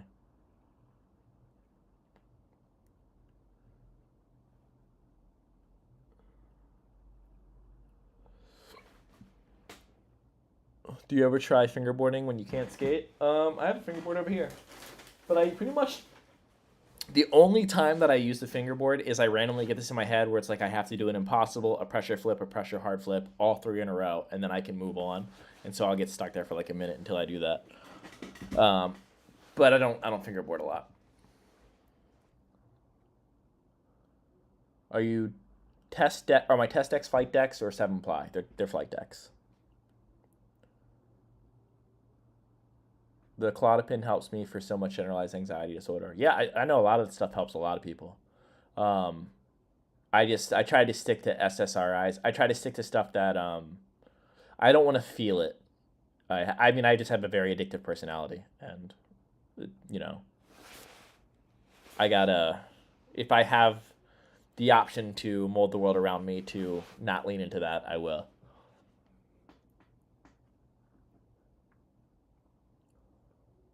Like I have so much Xanax that I've never taken. Like the doctors have, every time they're like, "Oh, here's another thing." I'm like, I have yet to take one of the Xanax. What is the biggest thing you've ever seen in the bag? Man, popover? I don't understand it. What's the biggest thing you've ever seen in the bag, man, popover? Yeah, I have fingerboard OCD. Absolutely, it's 100% it. I'm like not even joking. Like I cannot stop until I do these 3 in a row. The biggest thing you've ever seen in bag, man, popover. Or am I reading? It should be, what's the biggest thing you've ever seen in the bag, man, popover. You need my mailing address? No, I'm not sending nobody drugs. I'll just drink alcohol if I don't take benzos. I have no problem with people using benzos or Xanax or anything. I have no problem with someone using alcohol. I have no problem with someone using anything, long as they're using it responsibly. It's not negatively affecting the people around them and themselves. Just hard to do. When was the last time you had a laxative? I've had panic disorder over 5 years now, and I have problems when constipation on my medication. I know once get cleared out of the field. I don't think I've ever had a laxative in my entire life, to be honest.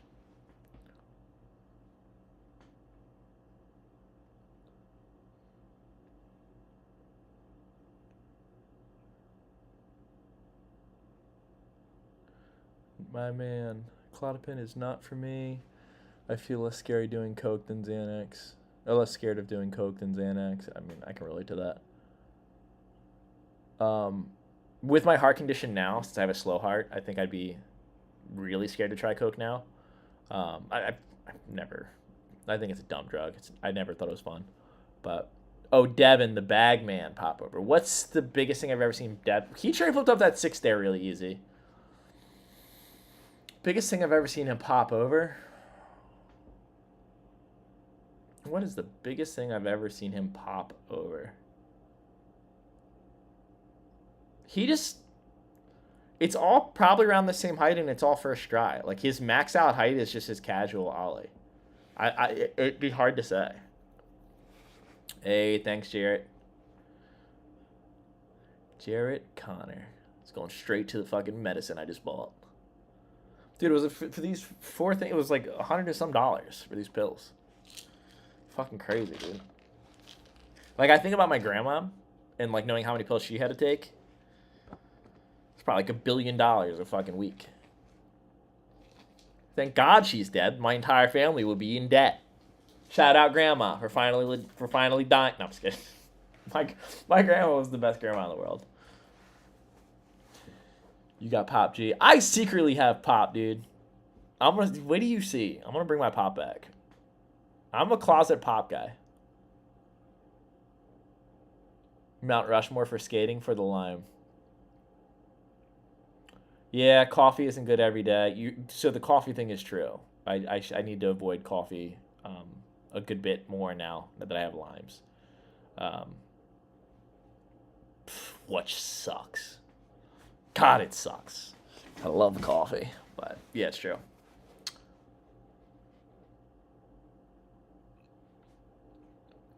Um, Mount Rushmore of skateboarding is Tony Alva, Tony Hawk, Mark Gonzalez, and Rodney Mullen.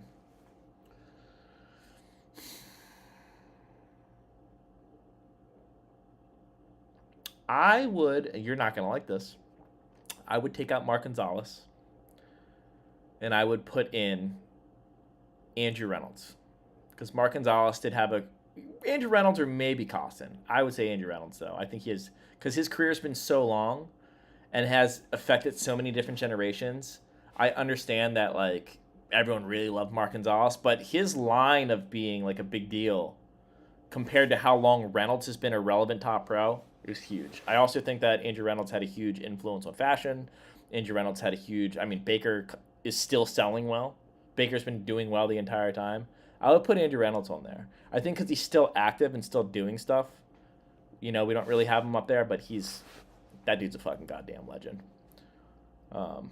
Now, if you're Gen X, you have to say Mark Gonzalez, or if you're an older millennial. But yeah, I mean, I love Mark Gonzalez, but the skating that he did. Yeah, take out Mark for the boss for sure. Here, let me hear the argument for why you think Mark Gonzalez deserves to be on there more than someone who started his own company that was very successful, that is still successful. Changed a bit of the fashion of skateboard. I mean, like the piss trunks and all that stuff, and the leather jackets and the tight pants. Like, he's kind of at the forefront of all that. Incredible style. More video parts than Mark Gonzalez tenfold. Last video part in almost every video that he's ever had a part in. Or non-stop legendary tricks. When you think of Mark Gonzalez, I think of a couple tricks. I think of the kink rail that he board slid. I think of the Gons Gap. There's some lines that he did in video days, like the pyramid bench and stuff like that. There's maybe like if I really think, I'd probably think of 6 or 7. Like epic Mark Gonzalez tricks. Ask me the same question about Andrew Reynolds. It's like 50 of them. There's like 50 tricks that he did. Do I follow the Gons on YouTube in 2024? I haven't been keeping up, but I know that he has one. I've seen a couple clips of it. Why not Jamie Thomas? I don't think Jamie Thomas has done as much as Reynolds, but I don't think he's super far off. I think Jamie Thomas has probably done as much as Jeff Rowley. Like, I think those two dudes are in the same, thing. I love Arto. Sorry, Arto rules.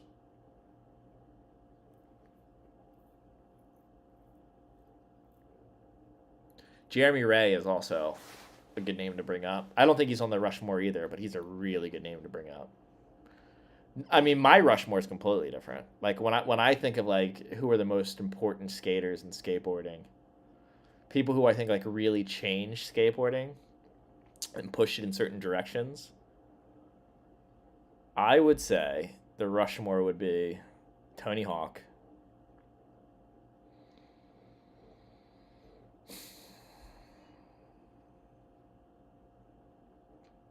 you kind of have to have Rodney Mullen on there.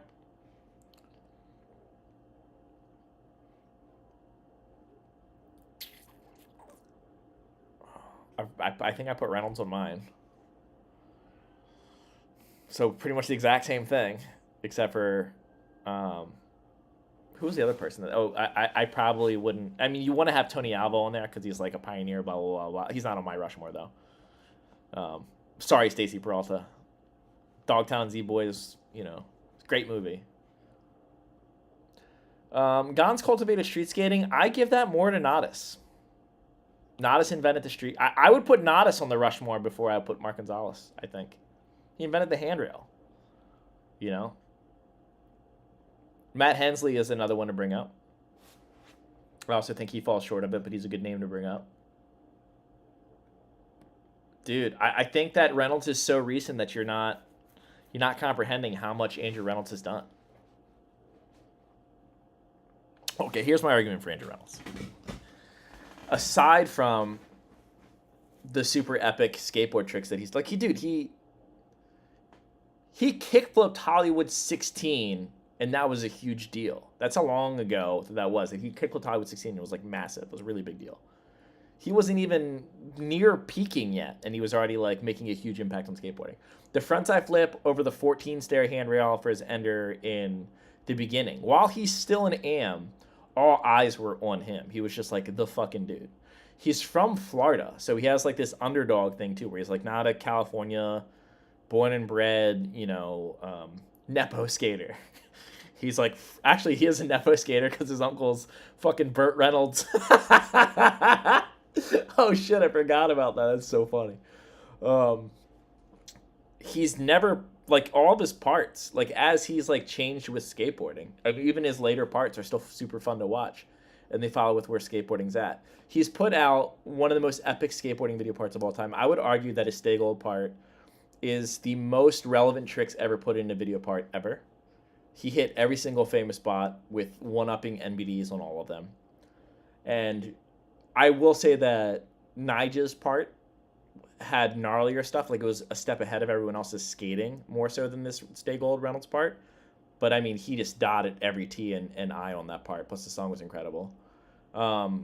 Fashion icon. Like, there's a early 2000s. Thank you, Andrew Reynolds.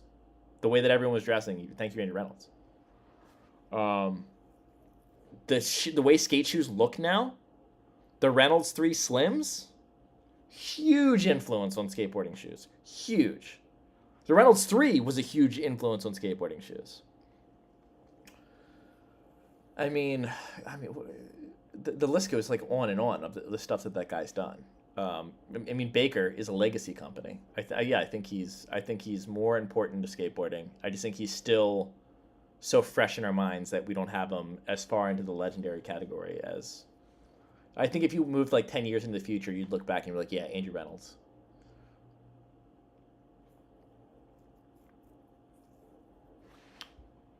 Now, I will acknowledge that Tony Alva should be on my Rushmore. He's just not. I almost don't want to put Mullen on there, but I know he has to be on there.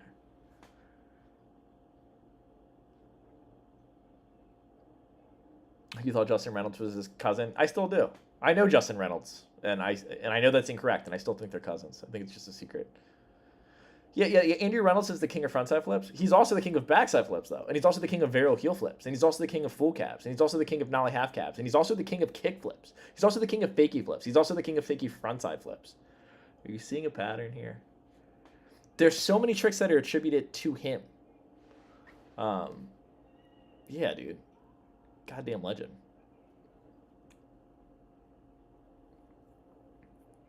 Pat Duffy. Yeah, Pat Duffy's who mainstreamed going like big handrails. Dude, it's Alva, Hawk, Gons, and Mullen. Straight up. Nope. Definitely not Gons. Get Gons the fuck out of here. Spending $500 on a goddamn stamp. Get the fuck out of here.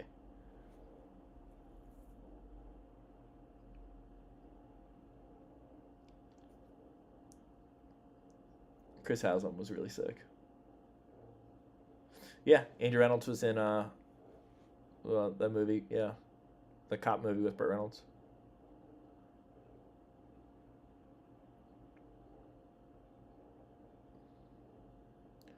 Not a server Gons. Goddamn right, Jarrett.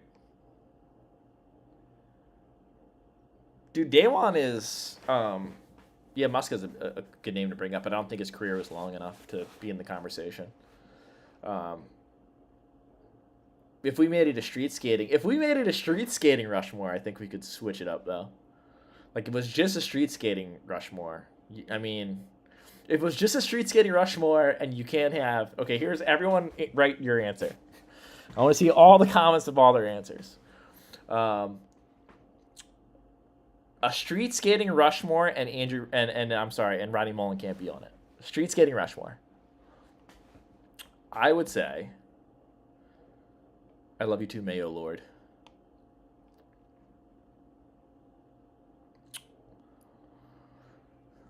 I mean, Reynolds.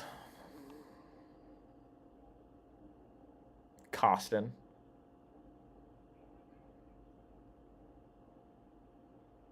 Oh, God. I don't want to put him on there. I do not want to put him on there. But I know he's not done. And he is like kind of like a big thing and a weird part of skateboarding, but I think you got to put Nigel in there.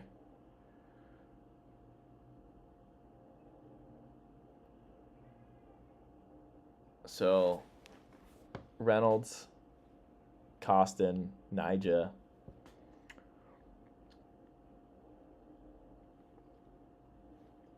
I mean, there's a name. Oh, PJ is a good one to throw in there. But once again, PJ Ladd had he had one very important part, one pretty important part, and then a couple parts that were good. But Reynolds is not fucking. I mean, not Reynolds. I think PJ Ladd's like legendary, but I don't think he put in enough to be on the Rushmore.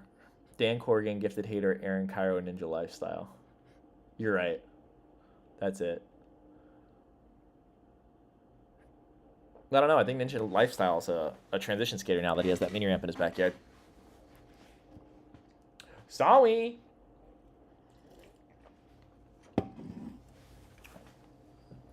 Bam for the win. Oh, Bam's crazy. Lance Mountain's transition. Well, he's a mix. I got to think of who the last person on my list would be. Jamie Thomas does come to mind. He does. He definitely does. I'm just trying to think of people who like had a career for a while that made like a big impact. Like, who are these guys? Like, I mean, I want to say a controversial name right now. Oh, there's a name that I want to say, but I'm not going to say it until things get sorted out by the courts.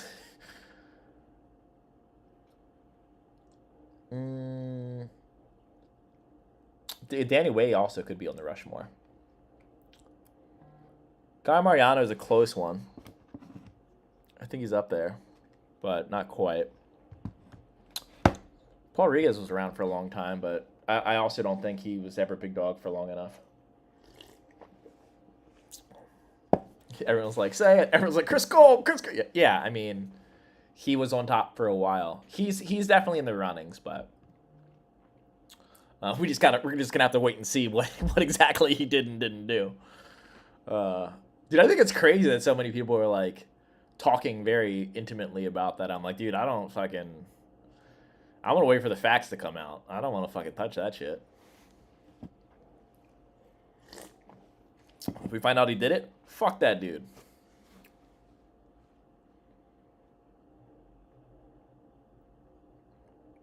I've always been the kind of person who when a gnarly situation like that's going on, I'm like, yes, I empathize with the person who is possibly the victim, and I give them all the attention and empathy.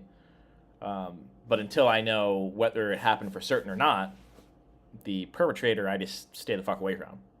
Like the accused, I'm just like, I just will avoid that person, and then I'll find out what they did.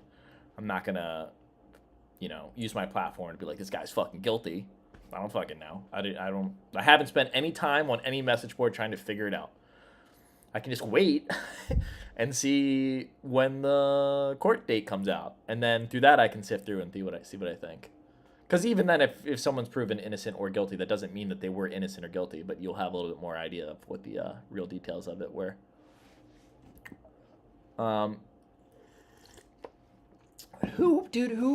Who's had another really long career? Jamie Thomas is like one worth saying. I would almost say Jamie Thomas over Chris Cole the more I think about it.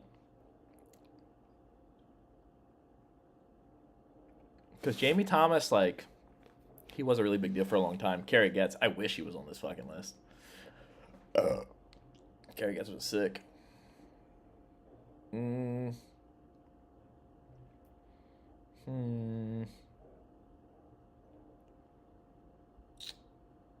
This is tough. I mean, I'm obviously being biased because of my generation of skating. Sheckler that backs up Flip Del Toro.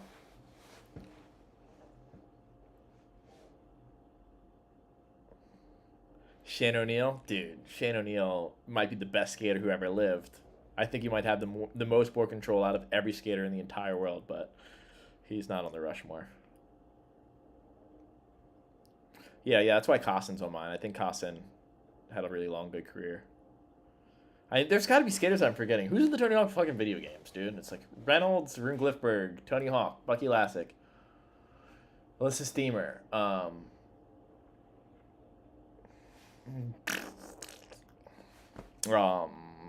Gleebity Gloobid Glue. Clyde Singleton is still ripping. Yeah, Shannon Neal is scary good. For you, it's Jocelyn. Dude, Jocelyn fucking rules. What girl skater do you think made the biggest impact on skateboarding? Alyssa Steamer is probably the right answer. I think I agree with that. Have you hung out with Boy, and what did you think about him getting SOTY? He really deserved it. Yeah, I think he totally deserved it. I think he pushed skating more than anyone else, and I have hung out with Boy a couple times, and he's a nice kid. I actually met Foy. I'll say this. Should I say that? I don't want people to take that wrong way. Like, I don't want people to hold it against him or something like that. I met Foy a very long time ago in Florida. And he was just... I mean, you're big fish, little pond. He was just like a ripper back then, and he had a little bit of a toot on him. And then I met him again at a premiere. I didn't meet him. Like, we were just like around some of the same people at a video premiere out here, some Transworld video. And he said something that was kind of crazy. He said something I was just like, why would you ever say that? But he was like a kid. He was like 16 or something like that. And then I saw him shortly after that, and he was just the sweetest, warmest, I think he kind of came out to California, was no longer a big fish in a little pond. He was like, oh, yeah, I'm just like another good skater. And then he just was like, oh, yeah, actually, I'm the best skater in the world, and just became better than everyone else. But, yeah, he's a nice guy.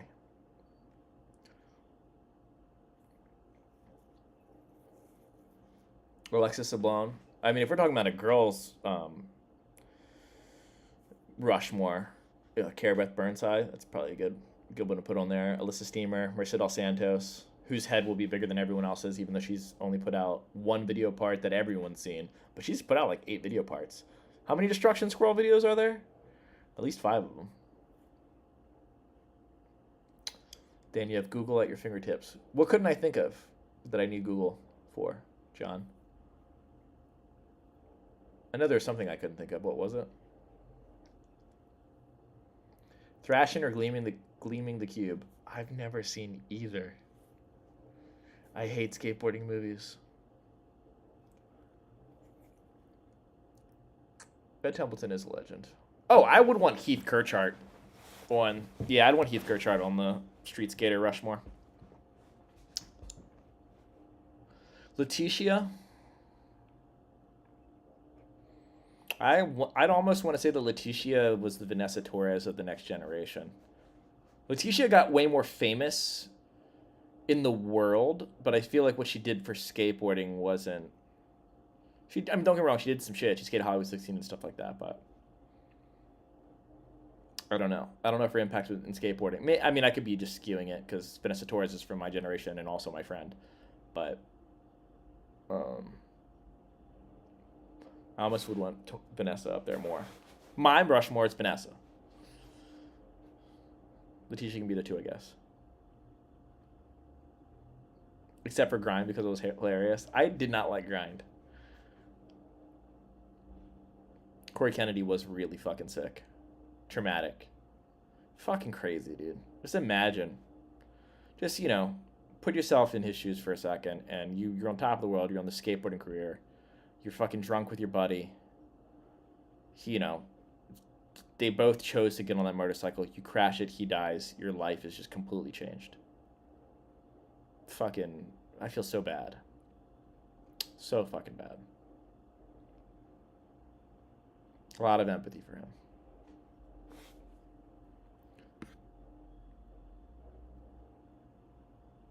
My Rushmore of underrated skaters? Dude. My Rushmore of underrated skaters is like 1,000,000 miles long.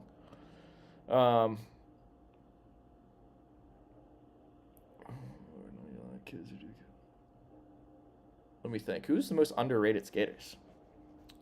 Well, see, my underrated skaters are just like my favorite skaters. So I'm trying to think who's like really, really, really good at skating that doesn't get a lot of... Because, like, I'll think of skaters, like, that are really good at skating that didn't go anywhere in their career because they weren't marketable. Like, there's dudes like Mike Pewar, who... You ever seen that fucking dude skate in person?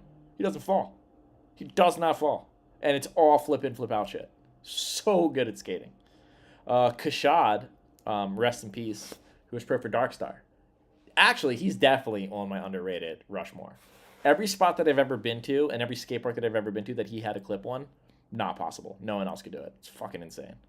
Like, the stuff that he's grinded that's tall and going up, you'd think, well, maybe Tiago could do it. Tiago couldn't skate fast enough to jump on the thing that he goes up. It's pretty fucking crazy. Kashab was different. He was both powerful and good ollie high. It made no sense. Cody Davis. I haven't heard that name in years. Clive Dixon's pretty fucking gnarly. Brent Ashe. Yeah, he was sick. Really good style. Burnside. I'm just realizing how late it is and how... I'll still be able to edit a video tonight. I'll be fine.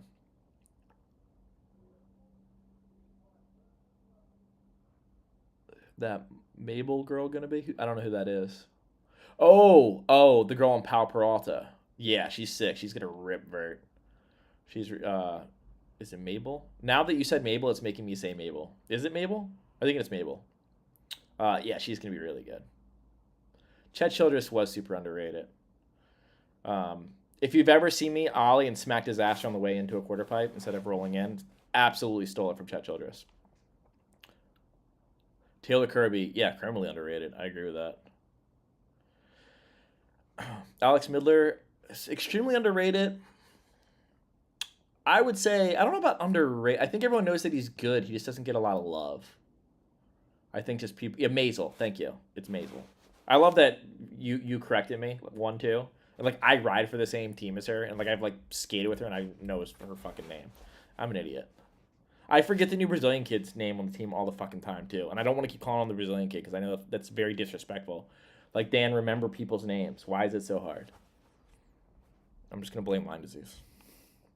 And my brain damage that I had when I was a child. Leo Romero. I don't know if Leo Romero is underrated. Doesn't everyone know that he's the fucking best? I feel like everyone knows that he's just the best. Leo Romero. Top 5 skaters for sure. Yeah, Ludacrooks is... I love how much Chet Childress love is going on in here, dude. Chet Childress does rule. Hercules is really sick. Dude, Daniel Henney. He'd wear that fucking hat, dude. Let's get this big ass rails. Ryan Gallant, super sick. Did you see that kickflip front crook he just did? Dan Corrigan is number 1 underrated. I think from the general public, like people who don't like watch my videos and their assumptions about me, I think I'm either pretty underrated or pretty overrated.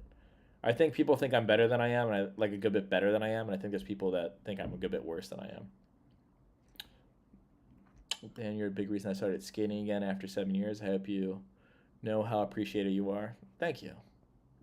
You know what? I feel like I do know how appreciated I am. I get a lot of very positive messages, quite a bit, and it's pretty sick. Dander Hobel's one of my all-time favorites. That's a good choice. Dander Hobel. What tricks have I stolen from Dander Hobel? The 5-0 fake fakie. I stole that from Dander Hobel. Tail block. He was the first one I saw do a tail block. Jason Park. Talking about the most underrated skaters, Josh Hawkins is an awesome answer. The fact that he nollie flipped D7 alone, and he's the one who straight flipped that fucking 15 in Arizona, right? Last patch, not trying to ruin the vibe, just wanted to say thanks for all the vids. I appreciate you. I appreciate you, last patch. It's been my pleasure to make them, and I don't mean that in like I really do just like making YouTube videos.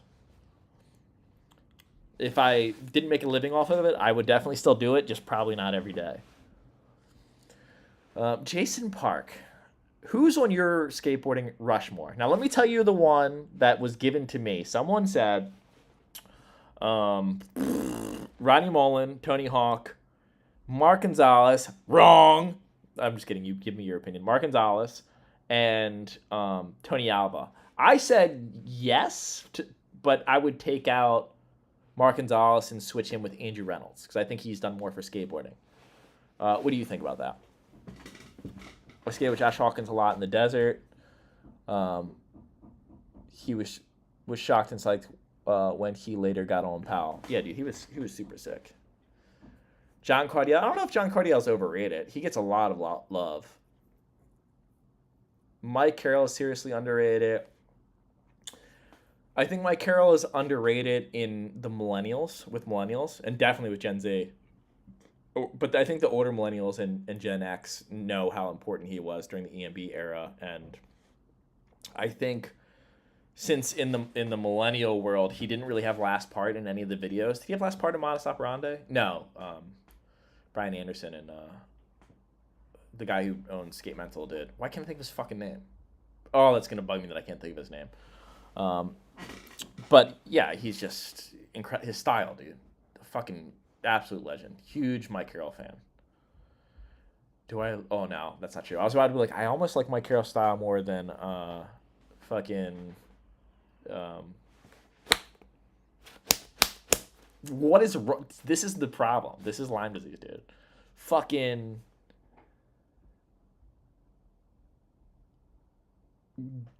Oh my god, dude. Dude. I'd rather watch Who Push. I keep saying the word Gons. I'd rather watch Who Push than that Gino. Jesus Christ. Swear to God. Like that happens to me all the time now. Oh my god, it's the word. Brad Staba, thank you. Dan Pagu. Oh man, LibTech dude, switch from board. El Toro. Fuck out of here. Yeah, thank you, Jason. Gino, everyone's chiming in with Gino. Okay, let me go back up to look at Jason Parks. My Rushmore is probably Daewon San, Ronnie Mullen, PJ Ladd, Guimagi. Is that the walk on the rail 50-50 guy? That guy's sick. He's an interesting one to put up there. I understand why he's on yours for sure. Your Rushmore is 100% correct for you. Absolutely. Daewon's a great ad. PJ Ladd too. See, I was trying to make my Rushmore more like almost diplomatic and like look at the stats. Like who had the longest career? Who had the biggest impact? Yeah, Stab is sick. You ain't got Lyme, you just old. Goddamn right, dude. 37. When will my board come out? Hopefully early this coming year. Ed Templeton over Reynolds? No. Reynolds' career was longer. I think Baker, and at this point in time, I think Baker and Toy Machine have had a similar impact on skateboarding. And I think Reynolds has just done more. As far as like relevant tricks, okay. And Templeton might have been the first person to 50-50 a handrail. We can't confirm nor deny that, but it's suspected. Impossibles for sure. Made them more street. Nose blunts. Some early ledge tech tricks for sure. He's done some stuff. But like every Andrew Reynolds part for the past few years have just been like, oh. Fuck the stats. This ain't football. It's great that everyone has their own Mount Rushmore. Speak to all the talents. No, there's only one Rushmore, and it's fucking mine, dude. No, of course. Absolutely. That's why I'm asking for everyone's Rushmore. I'm saying I base mine off the stats. Like, that's how I try to think of it. Or like when someone asks me who the best skater in the world is, the way I rationalize it is I think, hypothetically, if you gave every skater infinite energy, and right now you laid out every skateboarding trick in the world, all of them, every possible, which skater would be able to do the most of them in one go if they had infinite energy? That's how I think of who the best skater in the world is. And I think the answer is Shane O'Neill.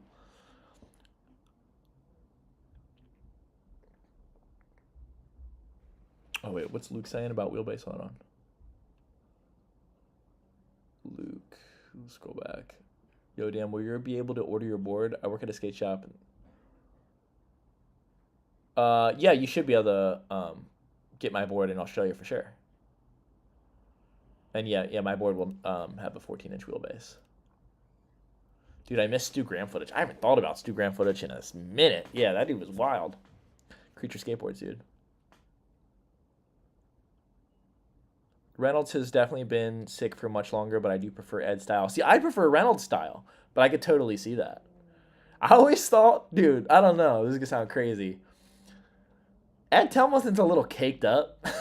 So sometimes when I see Ed Templeton clips, especially like when he was older, his ass would distract me. Like him and Derek Costin, they got a little jiggle to their skates sometimes. That's why I like Andrew Reynolds, dude. He's fucking flat.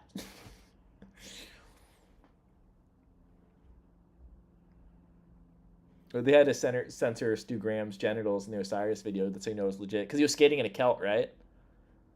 Is that what they call it? Kilt? Something like that? I would start a skateboarding fantasy league. Dude, I have a skateboarding fantasy league. What do you mean? Like, who would be on my team, dude?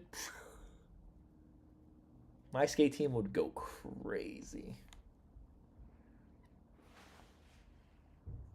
Hawk, Penny, Reynolds, Mullen, Cardiel. Dude, you got a lot of heads. Yeah, Penny's a name that I expected more people to bring up. That's me. What's you, Mr. Deadeyes?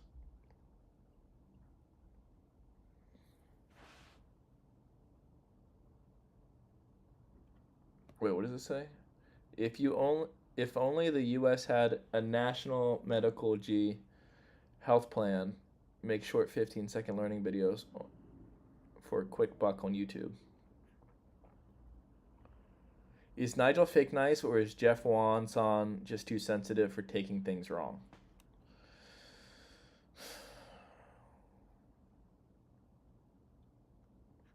I'm gonna try to answer that honestly. Is Nigel fake nice, or is, well, I would say that Nigel, when he interacts with people, it's similar to when anyone else interacts with people. You don't want to rub them the wrong way or whatever. So I think everyone has a bit of sugarcoating. I do know that I think that Nigel would rather not stir the pot than to, like, unless it's something that he's really passionate about. But if it's something like trivial, like skateboarding drama, he'd rather just not say anything. He's that kind of person. I don't think that's fake nice. I think he's just like, this isn't deep enough for me to get really into. I think he is a genuinely nice person. Nigel can be a bit sensitive too, though, as every single person who's spent any time in the YouTubing world and dealing with like a lot of, whatever shit that comes with it. And then if you look at someone like Jeff, who's been attacked most of his life, I would imagine he can be pretty, I don't even know if sensitive is the right word, but like, on his toes when someone says something negative to him because he's been hearing it his entire life. So yeah, I think both of them are slightly true. So yeah. But I don't think either of those people have either of those traits to a fault, if that makes sense. Milton Martinez is an incredible skater. Dan, I like your live event covers videos the past few months. How many miles do you travel this past year? I'm not sure. A lot. Definitely a good bit. Jeff is an example of hurt people. I think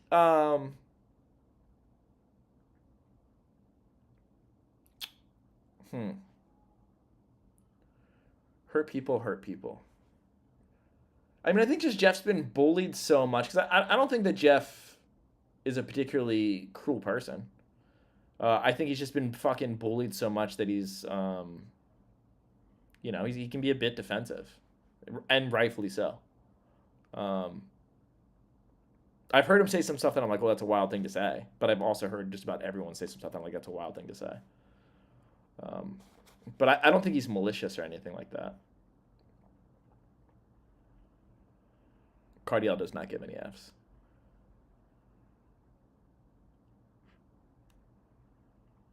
Bev Up is an insane improvement skater and so natural. Yeah, Bev Up does learn way too fucking fast. It's like gross on how fast he learns tricks.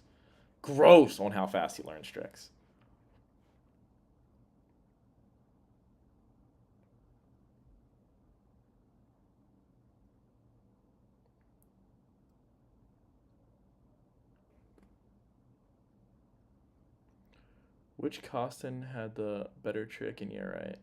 Buzz cut or long hair Costin? Ooh, that's a tough question. Because the buzz cut stuff's like Manika, Manic Matty runoff footage. And I didn't like the way he dressed too much with the long hair, as dumb as that is. Like, I'm not a fashion guy or whatever, but for whatever reason, I like the way his pants like looked in the video. Probably long hair Costin though. He did some fuck shit in the long hair. But I mean, everyone knows who had the real best part in that video. I don't give a shit what anyone says. So Circumcrank. Me chicken bong.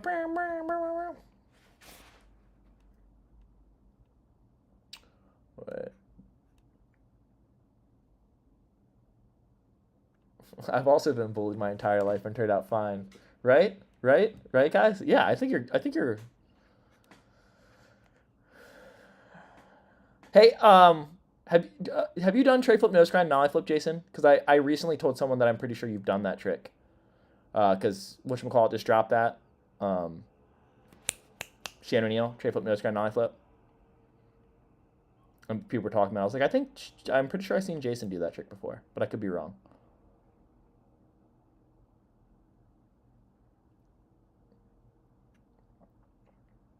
But if you haven't done it before, actually, if you have or haven't done it before, it doesn't matter. You should do a video filming a trick of Shane O'Neill from his part and like going and doing that trick because that'd be pretty sick. I haven't, but I think I could. Maybe not pop out like Shane, but I could do it. No pop out. Yeah, I think you definitely could. I think you should do that.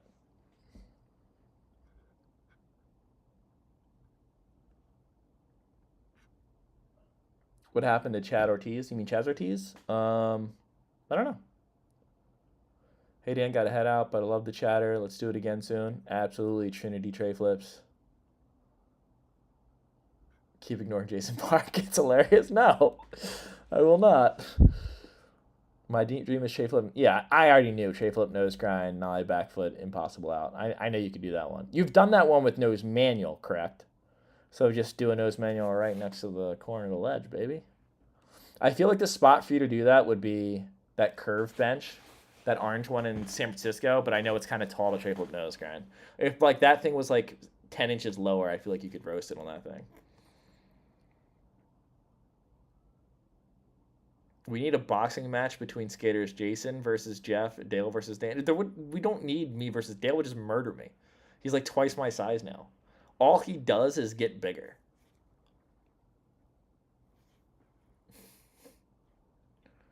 What do you mean I'm not? Why do you call me daddy? Do I like Dale Decker's boofy pants? I don't know what boofy pants means, but I think Dale Decker's pants are fine.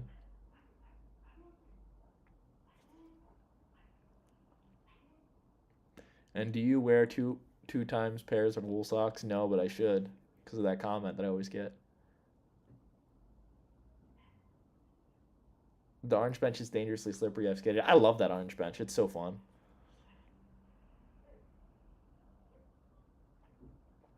You also got bigger just somewhere else. Yeah, you're right. You're right.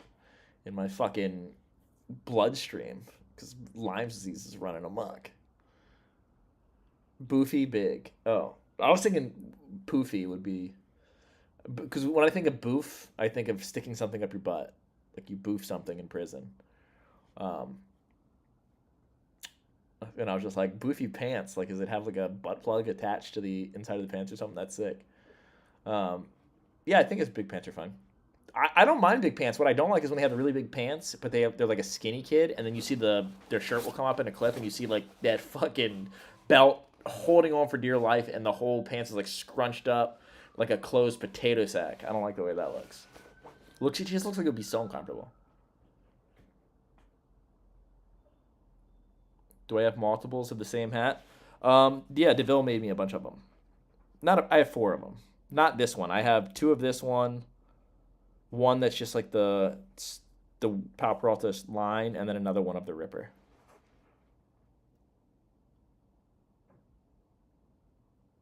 Butt Plug Skateboards is my new company. How do you know? How did you know? Your slogan could be sacking never felt so good.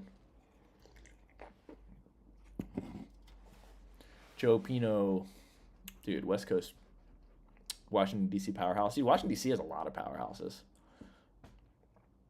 Good skaters come out of there.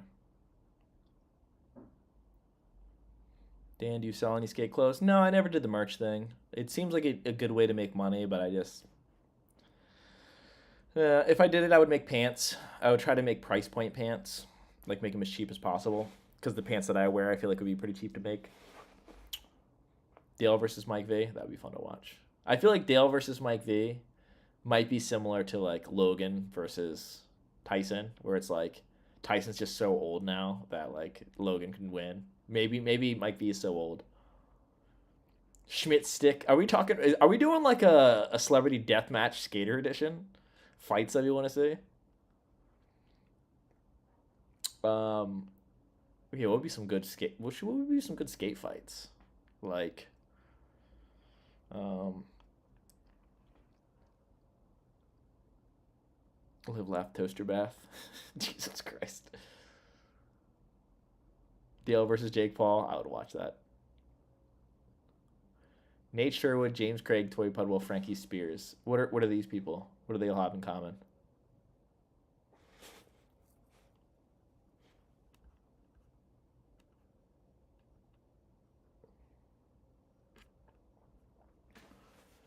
After Reservoir Dogs, we went to skating in short sleeves. What time is it in Hawaii, Jason? And I will be making... Okay, well, yes, I should guess what those 4 things have in common. Okay, Nate Sherwood, James Craig, Tori Pudwell, Frankie Spears. It's not pressure flips. Is it a... Dude, they couldn't be any more different skaters. Do they all ride for... Have they all ridden for Grizzly Grip at one point in time? No, James Craig's... not Grizzly. Frankie Spears, I don't think is Grizzly either. Frankie's from New York. Tori Pudwell's from the Valley. Nate Sherwood's insane. I don't know. I don't know what they have in common.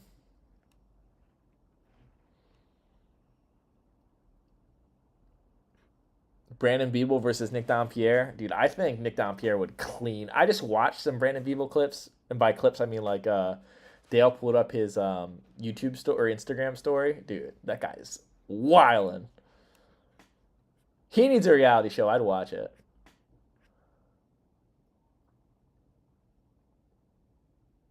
It's just people hate their styles.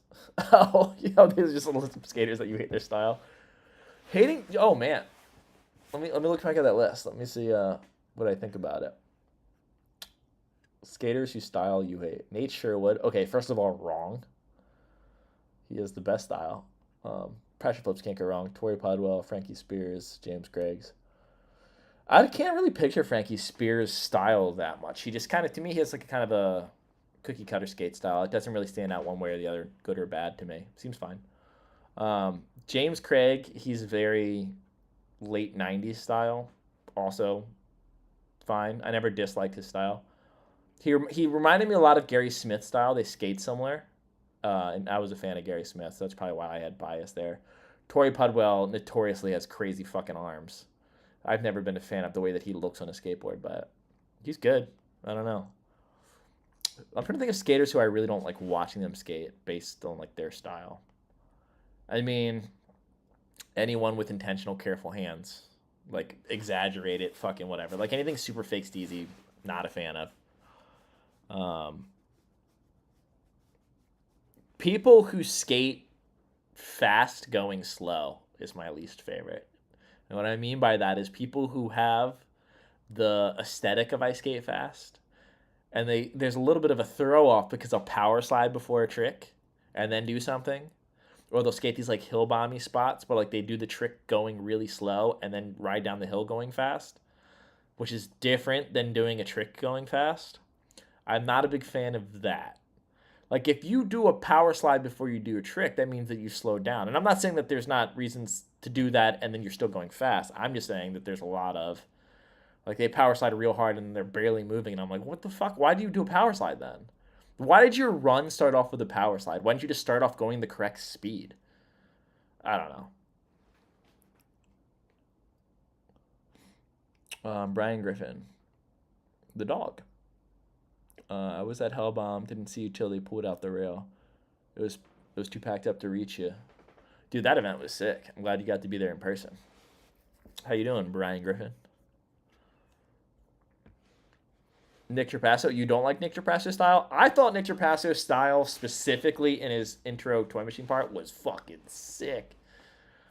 All the Supreme skaters, their style, I don't say I hate it. They did kind of start a movement. Not a fan of the high Penkel ant and short Van slip-on-ish shoe like Elijah Burrell style. Kind of bugs me. That kind of like greaser look. Like if we're talking about like fashion style, I think Elijah looks pretty good on a skateboard.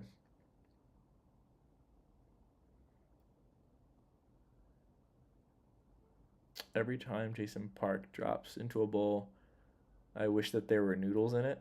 I don't get it, but that's funny.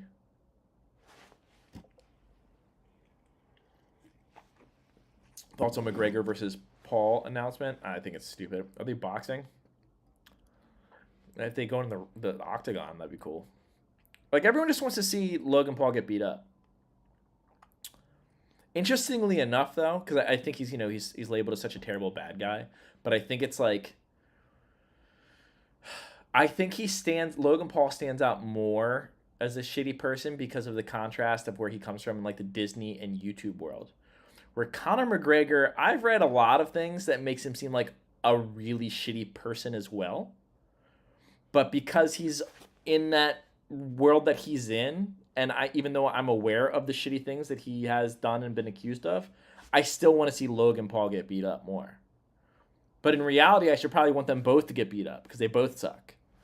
But even after saying that, I want to see Logan Paul get beat up by Conor McGregor.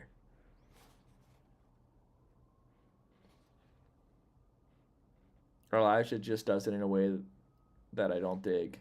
Jason Dill pulls it off in the Transworld Cinematographer project for Alien Workshop. That cinematography project edit for Alien Workshop is my favorite edit of all time.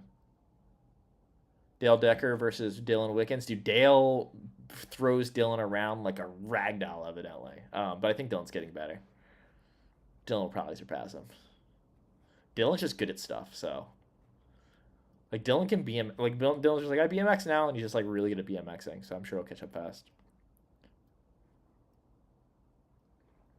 Connor skates, venture, joke Paul.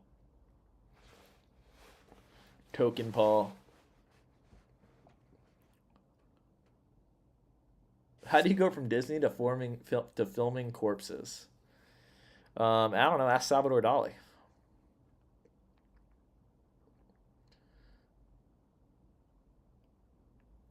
If I watch any videos to get hyped these days, that Transworld video is the one. Transworld made some good fucking videos. What's up from sunny Spain? Dude, I'm trying to come out to sunny Spain, my friend. Dale Decker versus Chris Russell in an arm wrestling match. I think Chris has him.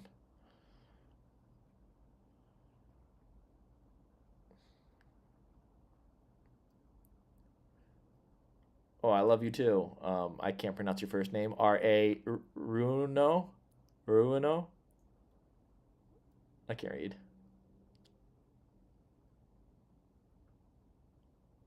Would you consider padding up, learning a vert lip trick, and making a few clips on YouTube?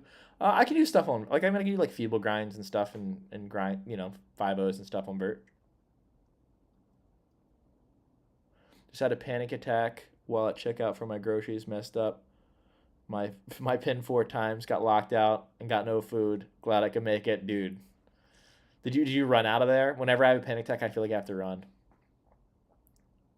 I mean, Miley Cyrus went from Disney to smoking salvia. I don't think going from Disney to drugs is weird. I think a lot of people who work at Disney do drugs. That's where they come up with that stuff. Also, maybe this is controversial. I don't think Miley Cyrus is that crazy. I think she's kind of chill.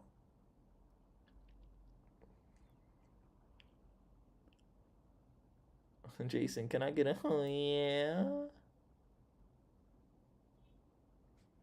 Jeff Rowley arm wrestled Jason Ellis, which was hilarious. Jason Ellis probably crushed him. I was so embarrassed and it was my clerk. That sucks. Yeah, dude, fuck panic attacks. I told Wes Kramer about the edit you made about him not too long ago. He was stoked to hear about it. Dude, that's fucking awesome. Because I love Wes Kramer. If I ever meet Wes Kramer, well, I've met him in the past. Like, I mean, we've just been around the same people. I would definitely not bring up the fact that I made, like, basically a fan edit of him. But, yeah, dude, that dude fucking rules. Hi, Dan, your inspiration. Thank you. I appreciate it. Not Crush, surprisingly. Okay, I can see Jeff Raleigh being kind of strong. Miley is hella chill. Yeah, I think Miley's pretty chill. Doo-doo drugs, Stan Corkin. True, I did say that.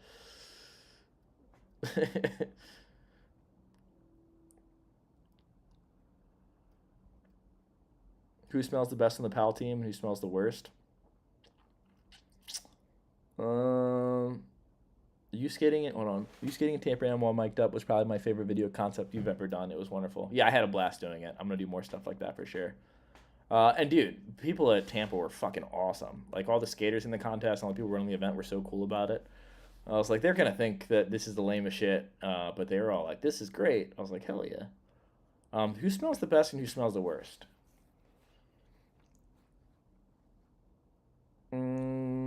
Smells the worst? Probably me or Matthew. Because I think we sweat the most. I'm thinking, there's no one on the team who's particularly stinky. Everyone's pretty clean. But I think me and Matthew get the dirtiest. I think I got Matthew beat, though. Because I think Matthew wears deodorant and I don't. I haven't worn deodorant in years. Probably. That's not to, like, be a flex. Like, I don't wear it. I would love to do that Kazo contest. Best smelling?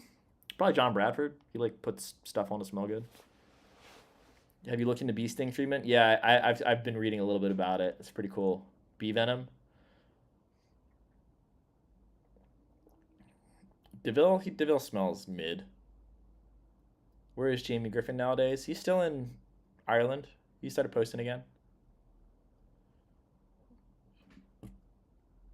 The caffeine in, the chocolate, and the cola got bro zooted. Dude, I'm kind of zooting right now.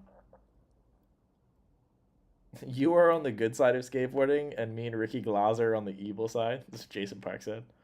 What's the evil side? Streaming?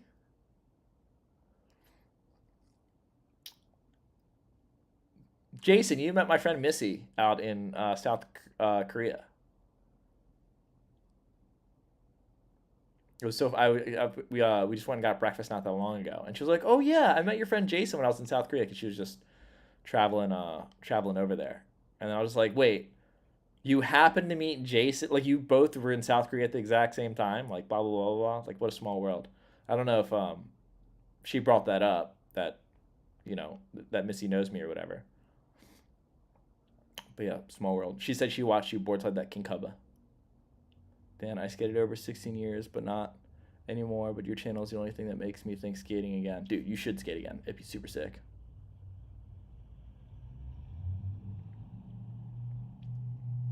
I'm just joking. Nothing I say means anything. And yes, I met her. No, you're not joking, dude. You are on the evil side of YouTube. You and fucking Ricky Glazer. Fucking Australian cuck. And Hawaiian bitch.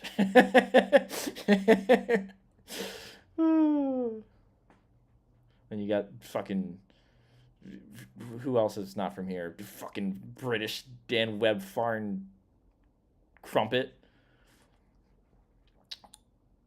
Are there other people? Who else is? I mean, I know that you're American, Jason. I know that Hawaii is a part of America, but who else is not from here that's doing YouTube? I can't really think of anything. Skate Nomad's from... No, he's from Canada. That doesn't count. That's America.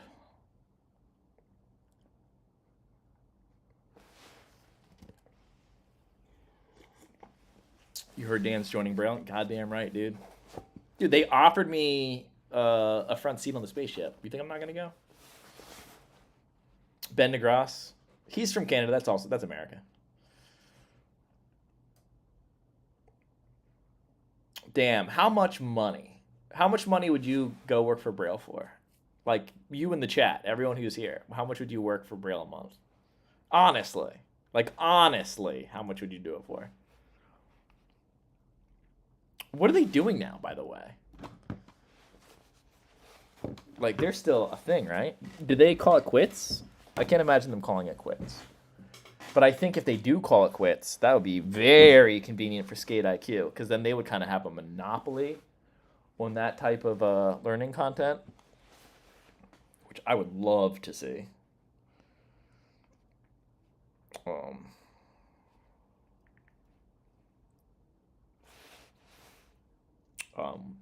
What am I looking for? Oh, yeah. How crazy is it that when you type in the word Braille, like, it has nothing to do with blind people, just Braille skateboarding comes up. Did these skateboard trucks change the game? They made another video about suspension trucks. That's crazy. 2.4 thousand views in 11 hours. Dude, 2.7 thousand views in a day. 4.8. Dude, these views are freaking crazy. 2K, 2K, 2K. Damn. What are the boys, right? Are they're still doing stuff, right? Behind the Music with Braille. Where are they now, Braille? I love the 90s, Braille. It's the boys skate. Oh, the boys just posted something 2 days ago. Let's see what they've been up to. Oh, they have a couple videos out. Okay. 32,000 views, 26, 15, 15, 21, 20. Looks like they're posting roughly once a week, 3 to 4 times a month. The average views probably about 22,000 views. I mean 22. Yeah, 22,000 views. Not bad. Hidden underground skate park. What is that? That's where they get you. See how that thumbnail almost sucked me in? You see that? I just said, what is that? That was the purpose of that thumbnail. Evidently, that's a good fucking thumbnail and title. I'm gonna steal it. The boys seek enlightenment, and then the thumbnail is like a girl holding a crystal ball. What the fuck? These thumbnails are insane. JD's first street mission. Under the bridge meetup. Extremely flammable skateboard. See, if extremely flammable skateboard experiment 10 years ago would have been an easy 100K views. Now it's 15K views maxed out. That no one cares about that kind of stuff anymore, because you no longer have people that don't skateboard giving a shit about skateboarding. It's not cool anymore to the outside. Is JD like a top tier vert skater as of recent? If he's not, he's about to be, or he's getting there. JD's fucking good. JD he's really good. Dan just turned New York out of nowhere. I'm talking here. What you mean? I started like this. I kept like fucking dice that I'm jerking off, whichever that was supposed to be. Just throwing dice on the corner.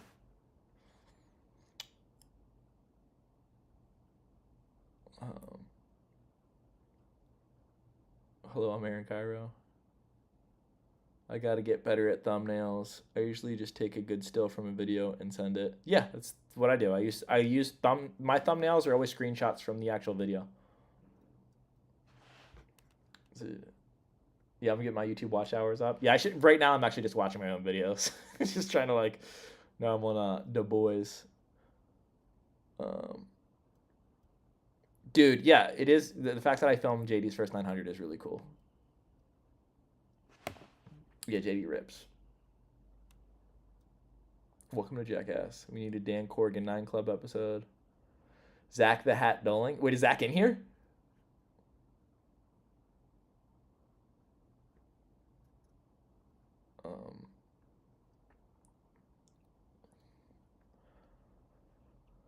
Yeah, if you put a lot of effort into thumbnails and titles, it'll absolutely make all the difference in the world. I just don't.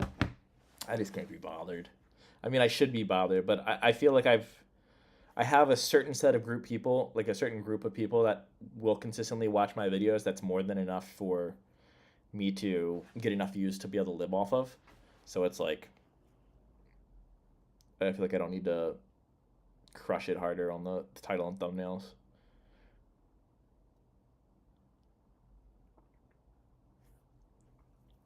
DeVille seems to hint in his 9 Club that Dan would be interested be interesting to bring in. Yeah, Andy was trying to get me to. Andy kept telling them that I should do it too, and people always send me like clips of me getting brought up on the 9 Club. Clyde Singleton sent me a clip of him bringing me up on the 9 Club last time he was on there too.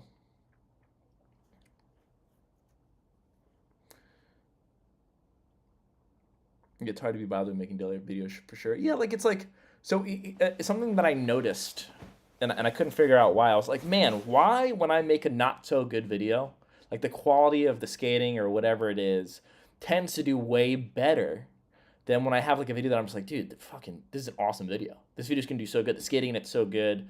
The banter in it's really good. Everything's like funny, blah blah blah. And I'm like stoked on the video, and then that does bad. I found out like after I like kind of like meditated on it a little bit. When my video is lackluster, I try to make up for it, and I put a lot of effort into the title and thumbnail. Like, well, the video's not that good. How can I make up for it? Well, let me really work on the thumbnail, and it's a huge difference. And if you're working, with my videos, since it's just day-to-day skating, you don't have the flashiest titles to go with, right? Like if it's like I'm skating with Matthew and we go to a skate park and he does like a big air, I'm gonna be like, and at one point in time, he's like, oh, this is the highest I've ever gone. I can call the video like skater goes higher than he's ever gone. Okay, that's kind of an exciting title. But then the thumbnail is just gonna be him doing an air. Whereas like if you're doing like talking videos, you can kind of you can go anywhere. If I was just talking about skateboarding, my thumbnails would be so fucking good. Because then you can just make it whatever you want to talk about. So when I'm confined to what just happens in the video, it's like it's much harder to create a creative title and thumbnail. So I'll try harder whereas like if it's a good video, I'm like, oh, fucking, this guy just killed it, so I'm just gonna call the video, this guy killed it. And then it doesn't do as good. I'm like, why didn't it do so good? And then the viewer retention will be like a super high percentage. Like most people watch most of the video, which is rare for any YouTube video. And then the other video will have a low percentage but get way more views. Love you, Dan, from New Zealand. Dude, I got a lot of Kiwis out there that watch this. I need to get out there. I remember the first time seeing you on Dale's channel and then fell off for a few years, and then now seeing you with your own channel. That's your own channel is huge and crazy. Just rewatched DeVille's episode and they talk about you. Yeah, good old DeVille, dude. I appreciate you not using super clickbaity stuff. So I've been definitely accused of using clickbait.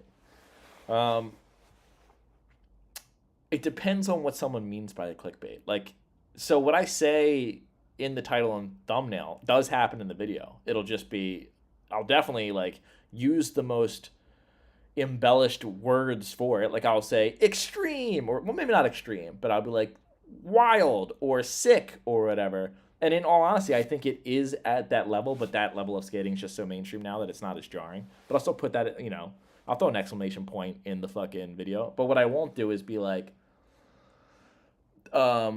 Zach Dolan Casper slides a flat bar and then he doesn't. You know what I mean? Or like I won't be like, I would call that video Skater tries to Casper slide a flat bar.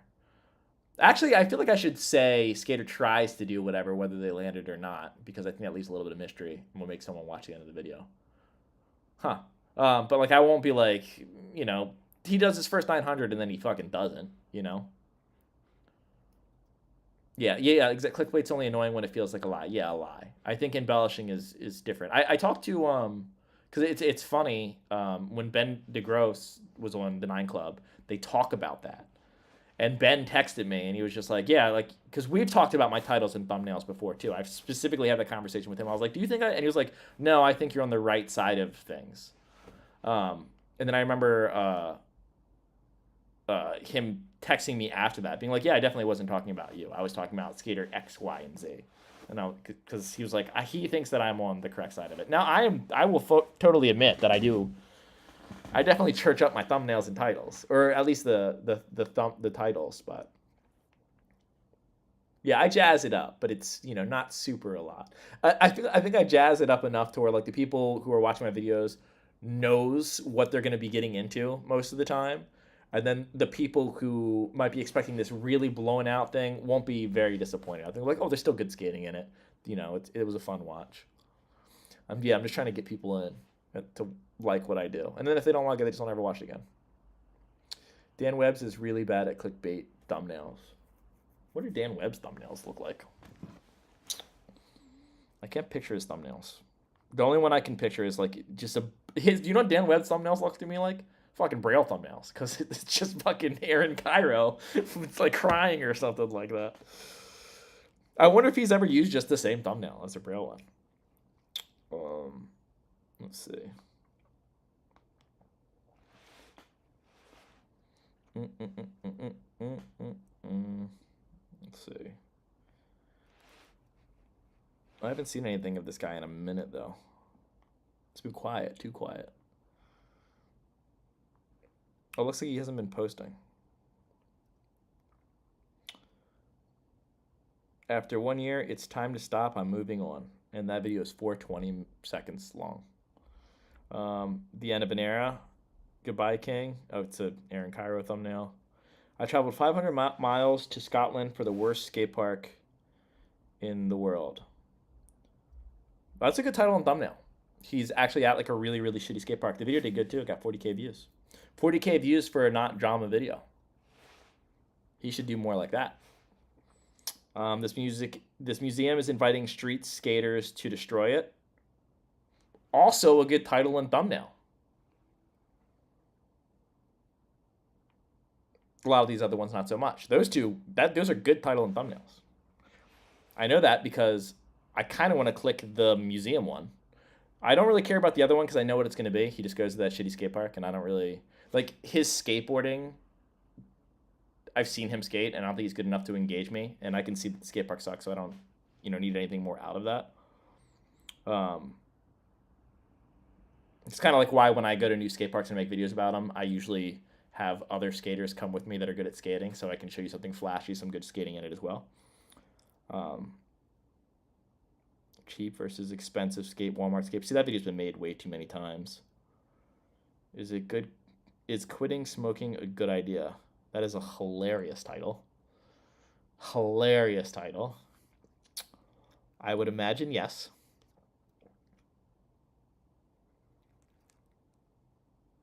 Tim Pool and AI skateboarding have gone too far. Dude, some of these videos are fucking nuts. But yeah, after 1 year, it's time to stop. I'm moving on. What do you think he's moving on from? Message down below what you think Dan Webb's moving on from.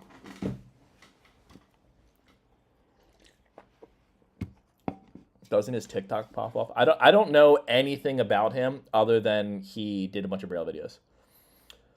I'm out, Dan. Hope you feel better, big dog. Do a bender grind for me tomorrow. If I could, I know I'm not going to be able to skate tomorrow, but I will go out hopefully tomorrow and make someone else do a bender grind for us both.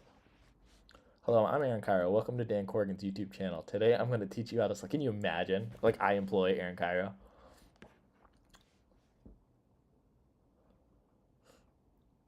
Last time I saw him, he was going at Skate Nomad for some shit a few weeks ago. Yeah, I heard that Skate Nomad was just posting clips of other skaters on his YouTube channel, just like raw clips or something like that, using other people's content, and got in trouble for it.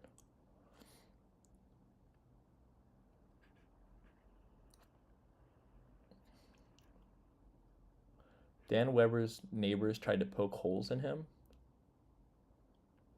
Like, not jerk him off, but stab him. In my opinion, Zach and John Bradford should be pro. Well, look, we have the same opinion on Zach and John Bradford. I fully agree. Oh, man, you guys are in for a treat, dude. There's a video coming out right when I get back to it. It's about John Bradford being goddamn back, brother. He went out with us the other day, and he was motivated, and he was getting some street clips. It was awesome. Dan Webb sucks at skating. Don't know why he has a channel. Just personal opinion. That's so funny. Um, the little bit of skating that I've seen, I saw him do like some flat ground stuff and some mini ramp stuff, and he skates, you know. Um, I I don't think you have to be necessarily good at skateboarding to have a skateboarding YouTube channel either, though. There's been a couple old, I can never remember this fucking kid's name.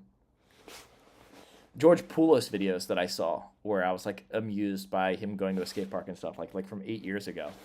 Um, but yeah, just not the biggest fan of um, Dan Webb's videos.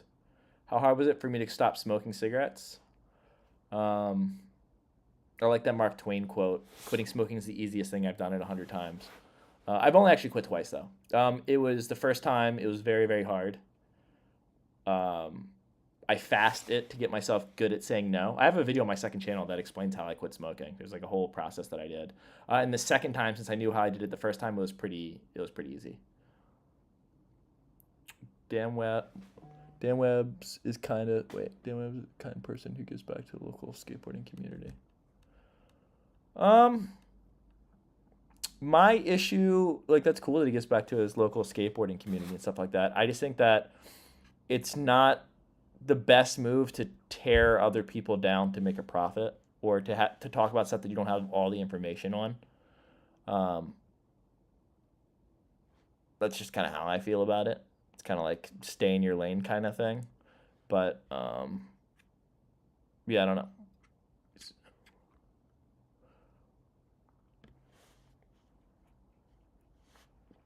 They're just certain things that I wouldn't be comfortable profiting too much off of. But at the same time, I do YouTube, so I profit off my friends being good at skateboarding. I don't pay every single person in my videos. There's people who've done really incredible tricks in my videos that I didn't pay. I mean, I wouldn't be able to afford to pay them and also, pay myself, but I pay my filmers. And if I make a video specifically about a skater, then I pay them. But so that's exploitive of me, just being honest. I do. I do buy them dinner though. I do pay for whenever we go out. I pay for food and I drive and stuff like that. But and maybe he's a nice guy. I don't know. I mean, maybe he could be someone who's trying to do the right thing. And I'm not saying that people shouldn't express their opinion in YouTube videos or talk about more intense subjects or things like with the Braille stuff. But it's like you gotta really be clean with your cuts if you're gonna do it. I think you need to be very adult about it. Because it's easy to mix up your opinions with what you say, and once you realize that we're influencers, like we actually have an influence on people, as dumb as that sounds. If you watch my older videos, and some of them I've deleted because of this, I had a bit more of a sharper tongue, and I was like more open about talking about other skaters and being like, oh, this person does this, and this is fucking whack or whatever. And then I got tagged in a comment on Instagram where basically someone was quoting what I said verbatim to the skater, and that skater was like defending himself. And I'm like, oh shit, like enough people watch me now to where I have a little bit of influence in the skateboarding world. And the last thing I want to do is affect someone else's skateboarding career negative. I think that if you don't like something, you can figure that out on your own. You don't need me to point you in a different direction. Like, I don't want someone's first exposure to Skater X being me not liking Skater X for X, Y, and Z, because then the first thing you're going to see is the things that I don't like about them. I trust people to be able to come up with their own opinions. I think that there's people, for example, earlier, Jason Park was like, I don't like James Craig's style. I know people who do like James Craig's style, right? James Craig's is some people's favorite skater. But if I have an influence, and let's say it's a younger person watching my video, and I'm like, James Craig, more like poopy egg or whatever, and then they think that whenever they see him, like, I don't want to do that. So if you do speak critically about someone else in something as not silly, but unserious as skateboarding, I think you have to do it super objectively and try to be unmalicious about it. I think it's okay to talk about, like, if I were to talk about who's someone polarizing, Jeff Wanson. I would say Jeff Wanson notoriously catches his tricks like lower when he jumps downstairs, but he also does tricks that no one else can do. So maybe for some of those instances, I don't think you can catch a 360 hard flip above the stairs. I've never seen anyone do a flat ground 360 hard flip. But he has a type of skateboarding that works very well for him. And it makes sense to me when people are fans of Jeff Wanson.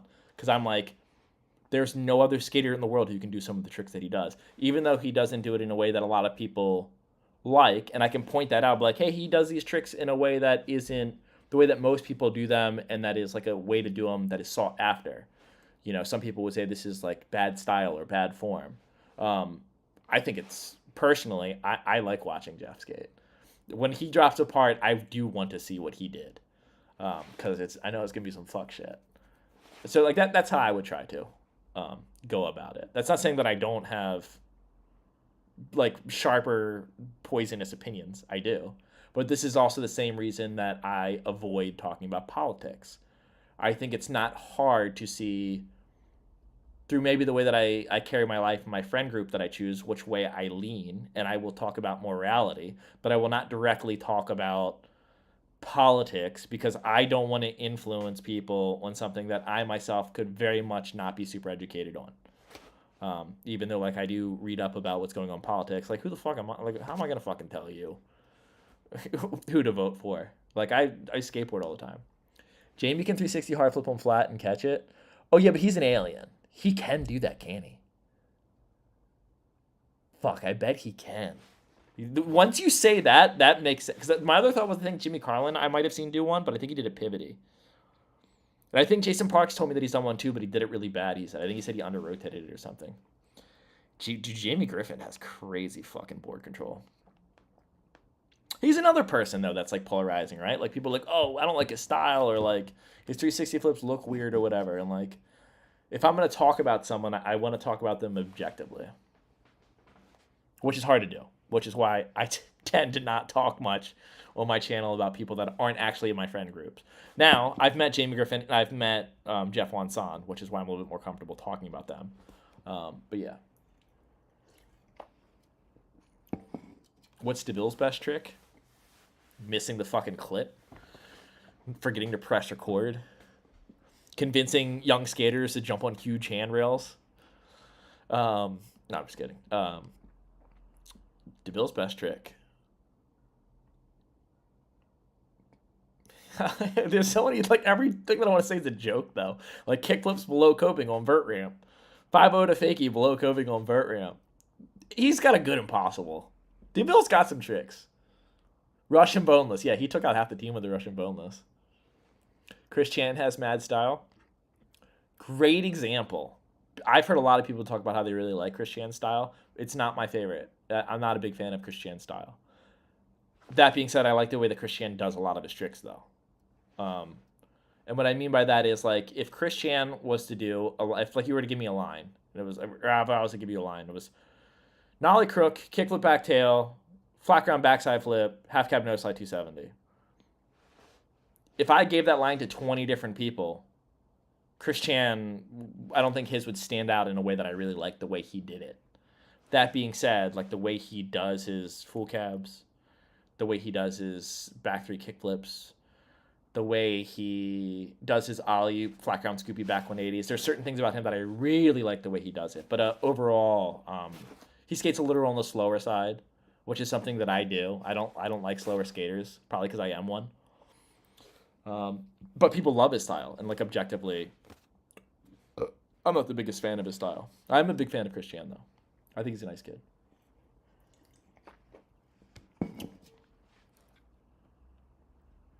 Do I remember Jimmy Astaford? That name sounds so familiar. I definitely remember the name. DeVille's best trick is slob air.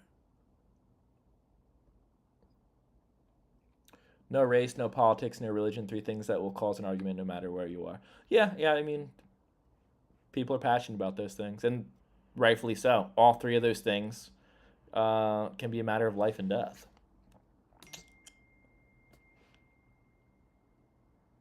Chris Chan is very consistent. Chris Chan can catch the smoke, dude. I challenge Christian to a game of skate on anything right now. Anything you want. Except for flat ground. Well, it'd be fun to do a game. I don't know if you guys remember that. I did a thing called the Gauntlet where it was Zach Doling and we played a game of skate. We played on flat, we played on a flat bar, we played on a ledge, and we played on a quarter pipe. And I beat him in everything but the flat bar. I should do that with Christian. I don't like Christian's style at all, but I'm also the person who said I like Lutzka style mostly. See, this is a perfect example. This is a perfect example. Like, yeah. It's so subjective. I love that it's that subjective. Boxing match, Dan versus Chan, or versus Chris. Only if we do the COVID boxing match game that he did. Did you ever see that? He made a YouTube video where they like had 6 feet far arms for a boxing to stay within the law of what was going on during the pandemic. Beat the fuck out of Chris Chan, dude. Are you kidding me, dude? I'll murder that fool. Are you looking up clips of DeVille, Luke William? DeVille's best trick is in the OK Boomer Huck Jam. Yo, don't be stealing my jokes, dude. I made that. So the first time I ever made that joke, the OK Boomer Huck Jam, was at a pool contest at the Pink Motel, and I made it in a YouTube video, and evidently a lot of the old heads saw that video, and they did not like that joke. And like the whole video, I'm hyping up the older skaters in the video, because that's what I look to that gets me motivated. I'm like, okay, people who are older than me that can still get it, fuck yeah, I have time. I'm still going to be able to skate when I'm older. And I'm hyping them up the whole time, but then I make that one joke, and some people were like, they were not a fan. Hopefully I won them over since then.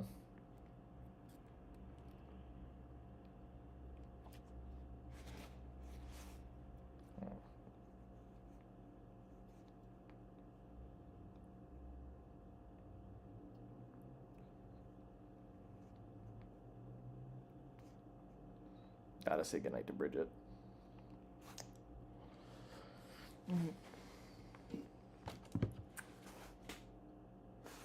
April Fool's Day edit, though, sus.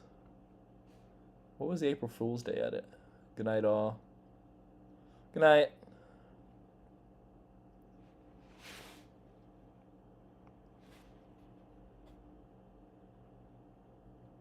Wait. Eat a dong. Just kidding, don't. Get well soon. And eat a dong. I'll eat a dong, dude. I like your transition skater versus street skater game of skate. I don't even remember doing that. That sounds great. Oh, I do remember doing that. Yeah. We did that at that skate park. It was like Zach and Chris versus Mason and AJ. AJ is no longer riding for Pal Peralta, and Mason tore his knee again, I think. Did you watch Brandon Turner's 9 Club? I watched some of it. I'm a big Brandon Turner fan. But yeah, his whole road back to where he is now is it's definitely. I've watched like a little mini documentary about it.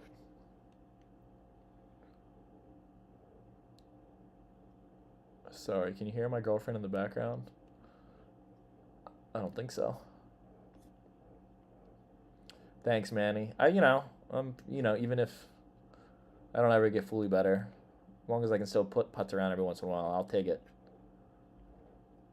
Hey, Bradley. Hope you're enjoying the UK. It's sunny out there now. I don't know the time difference.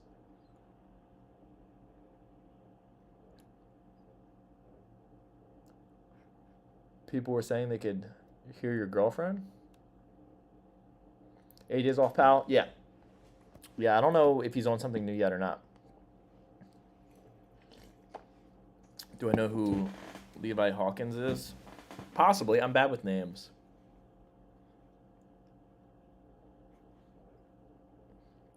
Any recent fave unique skate vids? Honestly, I've been pretty shitty and out of the loop with skate vids. I was watching some stuff on Thrasher earlier. So let me click back. Is there anything that we should watch? It's on Thrasher right now. Vans thing. What keeps accidentally getting clicked? What is going on right here? Blue Tile. Oh, Blue Tile is the skate shop that gives Dale stuff. South Carolina skate shop. for a local grip company. I need to start checking out the other skateboard magazine stuff like Free Skate and Jenkem more, because they have some pretty good article stuff over there. Favorite British skater? Ollie Todd, probably. You and AJ videos are always... I've made videos with AJ since he left PAL. We're all still friends. Ray. I'm still... Everyone who's not on PAL anymore. Orlando. Orlando will still come out with us sometimes. We're all still friends. I saw Hyatt and Doling do a little game in a tiny bowl. It was epic. Who won? Didn't Zach win that game? I remember seeing that. I suggest bringing him to Bill's video watching it. I think Josh had a blue tile board with a turtle on it. Josh Love? Confusion Magazine. Tom Penny on the mini ramp is something to behold for sure. Bring back Craig and Phil. Dude, I would, if I could bring back anyone, it'd be Craig and Phil. If I could bring back one person I've ever had on my channel, out of everyone I've ever had on my channel, it would just be Phil. Love Phil. Phil's the best. Orlando also rules. But yeah, Phil is, dude, best skater. Remember when we went to Woodward? And, dude, it made no sense. So we go to Woodward. It was when I was in the first Mano a Mano. And I just brought, I brought Phil and someone else with me. I think I brought Phil and Matthew. Which is random. I was like, hey, come with me. And fucking, we're there and, why can't I think of his name? Pro for Santa Cruz. Skateboard. Why can't I think of his name? Blanking on everything. Oh my god, this is driving me nuts. Am I going to have to wait for this to refresh for you guys to know what I'm talking about so someone can answer this for me? Anyways, Jake Wooten and this other skater who's very prominent on Santa Cruz, whose name I can't think of for some reason, were skating and they were doing backflips and on the Resi. And yeah, Winkowski, thank you. Winkowski and Jake are doing backflips or whatever. Phil's never tried a backflip in his life. And for whatever reason, there's a Resi ramp right there, there's a foam pit there, there's all these things. He decides, as the session's going on, like, oh, I'm going to try a backflip too. And I'm like, oh, are you? And like, I pan over, and he just tries it over the spine. Like, just the fucking spine. Like, there's all these safe options nearby, and he just, like, tries melon grab backflip. And I think he learned one. I think he did one in a couple tries. I'm almost positive. Fucking psychopath, dude. The first one, he, like, looped out all crazy. It was, yeah, the best. And then I remember there's another part where we're at the free running thing. And he, like, drops in on this, like, wall that just runs into the... There's no way to land it. He just drops on the fucking wall and just slams into the ground for no reason. Right when we got there, by the way. Like, we went there before we even skated any of the parks. It's the first thing that Phil fucking did. Also, I was scared to have Phil over there because... So what Phil does for a living is he works on... there's massive electrical towers and shit like that. So he's not scared of heights at all. So he's just running around the free running course on all these poles that are high off the ground. It was terrifying. Terrifying. Winkowski just had a 9 club. Was wild. I didn't see it. I bet it was great, though. Winkowski is a sweetheart. Winkowski was Victor Jamie's favorite skater. Rest in peace. Yeah, we need more Phil. I bug DeVille about it all the time. I'm like, when does Phil come back? Why is Phil not here?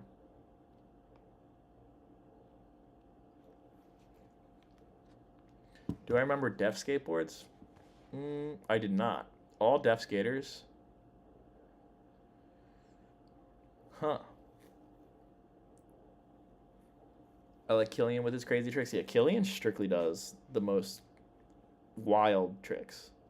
I actually personally like when Killian does not wild tricks, though. Like when he backtailed that flat bar first try the other day. Or when he, like, front feebles rails. Or, like, does flip tricks down gaps. I'm like, this is awesome. Beaver did a backflip tomahawk over a Nitro Circus Mega Ramp the other day. What is a tomahawk? Craig be floating? Yeah. He definitely be floating. John Bradford, too. They're both floaty skaters. I haven't even checked in on this stream at all, actually. Has the reception been fine the whole time? I got a new, whatchamacallit? internet provider. Oh, we got 163 people in here. I think we're doing all right.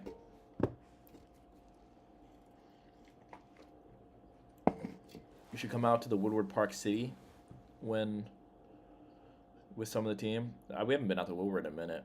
DeVille didn't like bringing us to Woodward because you have to fill out a bunch of paperwork, and the team riders are really hard to wrangle together to get to fill out that paperwork. You have to take like a 2-hour course and answer a bunch of questions, and you know how skateboarders are. Just not everyone would fucking do it.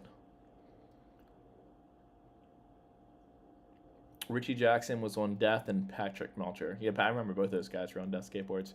Richie Jackson now rides for the Boondoggle, the Boonies skateboards. Because they have a board company now.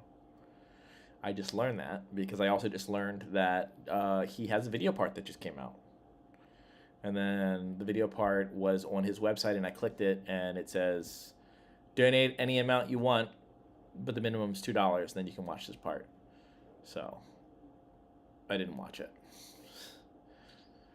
It wasn't even that I didn't want to spend $2. I get it. Like, he's like, oh, I want to get paid for this part that I put together. It was more so like, I just wasn't that interested in his parts anymore.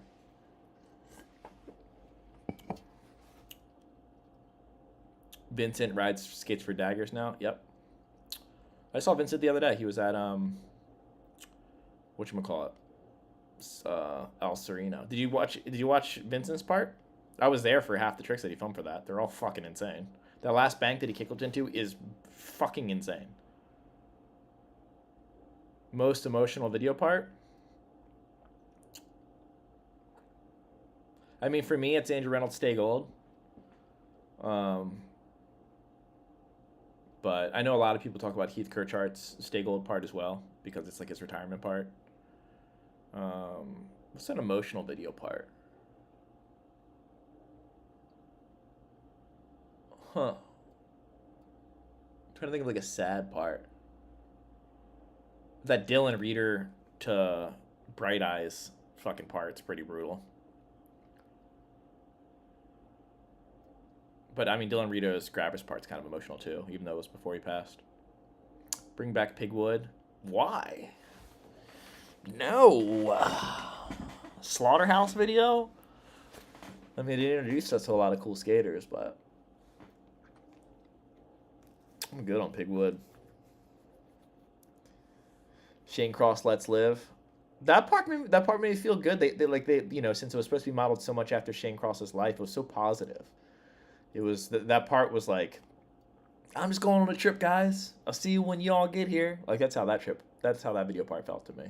And all the animation and stuff like that. I mean, I feel like they did a really good. I never met Shane Cross, but I have some friends who knew him, and every single person says the nicest stuff about how he was. They were just the sweetest guy. Was Vincent ever official member of PAL team? Yeah, I think he was in line to turn pro.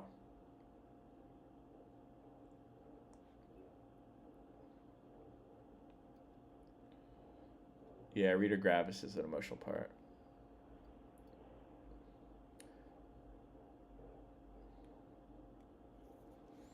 Alba Hawk Gons and Mullen. Get the fuck out of here with that bullshit, dude. Get the fuck out of here with that Gons shit, dude.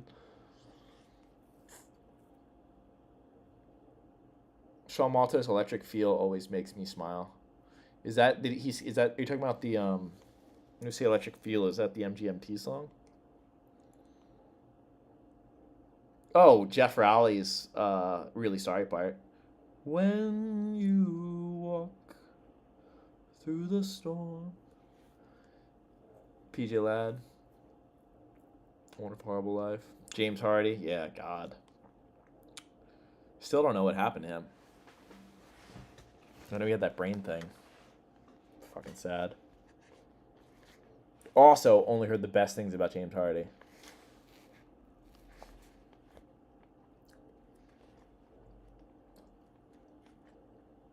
Thank you. I'm trying to feel better. Gershon's opinion part? Emotional? That part was crazy. Looks like it starts off with like his poetry. Yeah, Gershon Mosley. That guy is fucking strong. Back over Crook. Kind of him. He gets credit for back over crook on rails.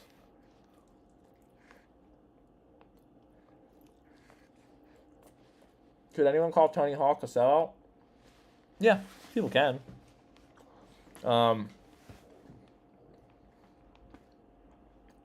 What does selling out mean, though? I don't know. If riding for bagel bites went against his morals, that is selling out. If he's okay with riding for bagel bites and has no more qualms with it, then that's not selling out. I think the term selling out has nothing to do with what you personally believe and impose on the person who is quote unquote selling out. It is all about that person. Are they compromising? I'm trying to keep my food in my mouth. If they compromise their own morals, then that is selling out. So, you know, if I was saying earlier, that company Mega Mind or whatever it's called reached out to me. If I do a brand deal with them, I could see people being like, "Oh, Dan sold out. He did a brand deal." But if I do like the product and I do think it's just like good vitamins in a thing, and I'm trying to take my health seriously, since I don't personally think that there's something wrong with that, doing a collab with something that I believe in, then I don't think that's selling out. But I would say that the reason I haven't done any brand deals right now is because it's really hard for me to line up with any of these companies and what they try to make.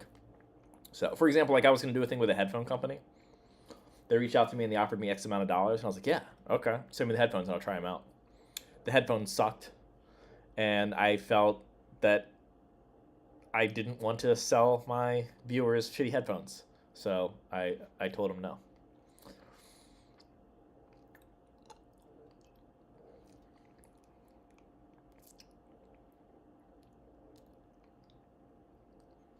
You know, I always joke that there's no selling out, there's only cashing in, but there is selling out. But I think it's a moralistic selling out.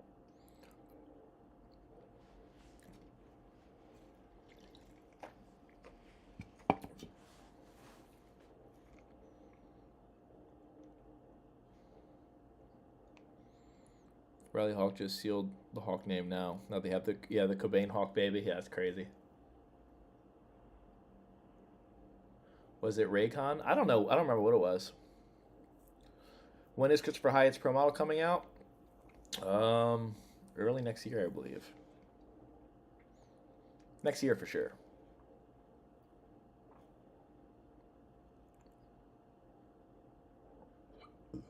Is Kenny a team stalker? Kind of answered. Off-grid skater kind of answered it the other day, but not really. Kenny, how can I explain Kenny? Kenny is a friend of DeVille's friend that was supposed to come out with Pau Peralta one day on a session. And Kenny's friend didn't come out, I think, DeVille's friend didn't come out, so it's just like Kenny, I think is what happened. And I don't know, he just got along and then was like, hey, can I come out again? And then he's just been invited ever since. And then he just comes out and skates and helps film and whatever. So yeah, he's a stalker.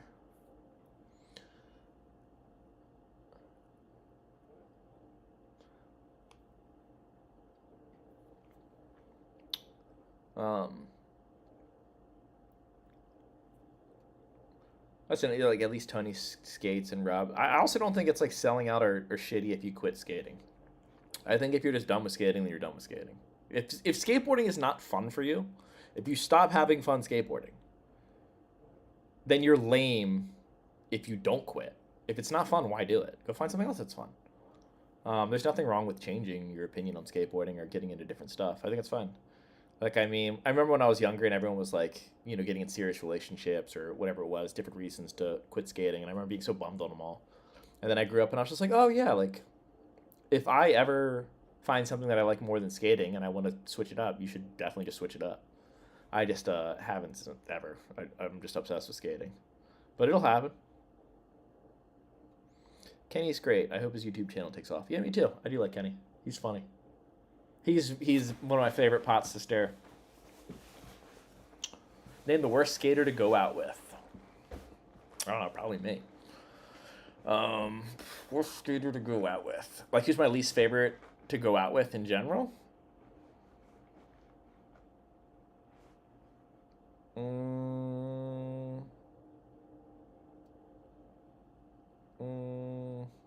I always think the one guy in your video is dad board. Address is exactly the same. Are you seeing anyone at this moment? Yeah. Yep, I've been seeing this girl, Bridget. She doesn't skate. Well, yeah, Kenny is pretty wholesome.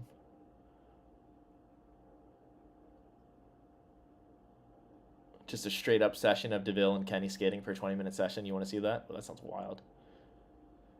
So Jarrett, Connor, that is the answer that I thought. I thought Andy Anderson because everyone recognizes him. Like Andy Anderson in Venice is one of my least favorite sessions because I love skating with Andy and we always have good conversations and stuff like that. But he does constantly have people come up to him. I'm trying to think. Is there anyone that I go out with that I'm like, I don't want to do it today? I don't think so. I don't think there's anyone that I dread or think that I'm not excited to go out with. I'm trying to think.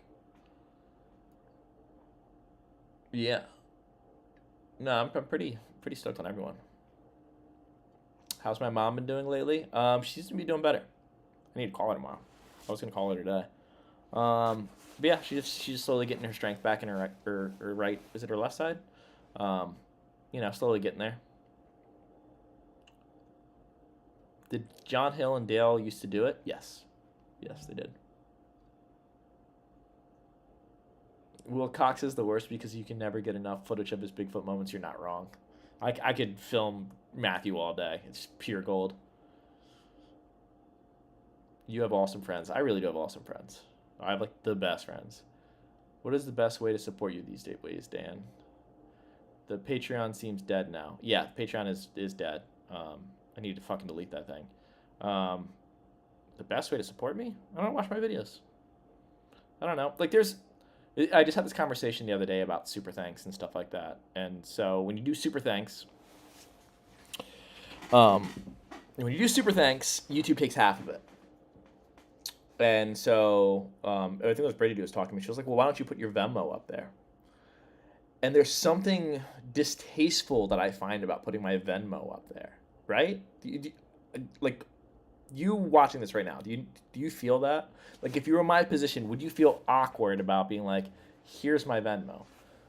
Now maybe if I wasn't making a living off of what I'm already doing, I would feel less guilty about it, or if I was like an up-and-coming channel. But since right now, I make enough money off of skateboarding to pay my bills. And I know that some people want to like pay extra. You know what I mean? I know some people like want to support me. It's like, oh, like, cause, who knows how long this is going to last, X, Y, and Z. I know that I like to send money to people that I'm a fan of. But that I feel weird about. I just say kind of like, oh, like just watch my videos. And when people send a super thanks, since it's going through YouTube, I feel less guilty about it. Even though they're losing money to YouTube when they do it. And I'm losing money to YouTube when they do it. So I don't know. But yeah, just watch my videos. I think that's the best way. See, as what Neil is saying, Venmo and Cash App is gross. Yeah, it feels almost distasteful. Give us the Venmo, Dan. All right, everybody. You guys want to get this Venmo real quick?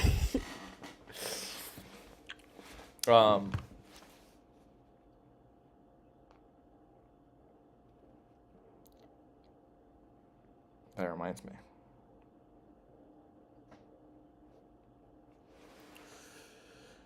Yeah, Patreon doesn't skim nearly as much. Why kill that avenue? Because I couldn't keep up with it. I felt guilty about not posting on it. I was originally going to do trick tip tutorials and stuff on it, but since I was already posting every day, it was very hard to stay on top of. The option, and okay, so make merch. It's another suggestion. To make merch would take a good bit of time, a good bit of effort, and then it would have to be something that, once again, I really believe in. And I'm not a fashion guy. I would probably just try to do these pants, and that's like a whole lot of research that I have to do. I mean, I have some ins already because I know, Julian Lewis who does pants and stuff like that, but yeah, it'd just be, I think it'd be a lot of effort, and I wouldn't be proud of it. I don't think I'd be able to make something that I'd be particularly proud of in that world, unless someone else wanted to help me with it or something like that.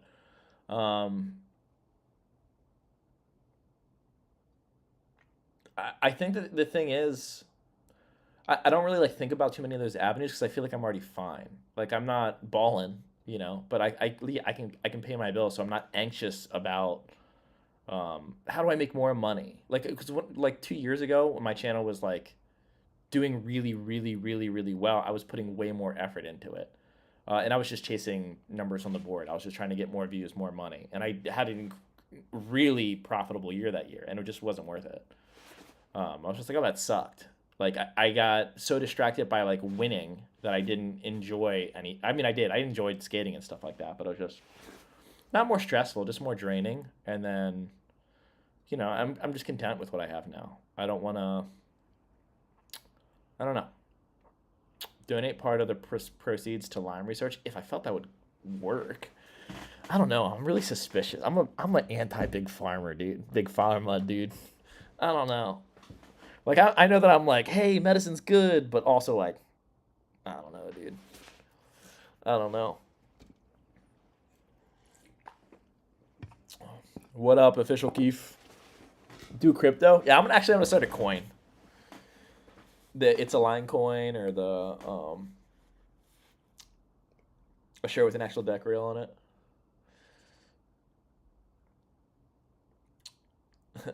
Justin Dolian.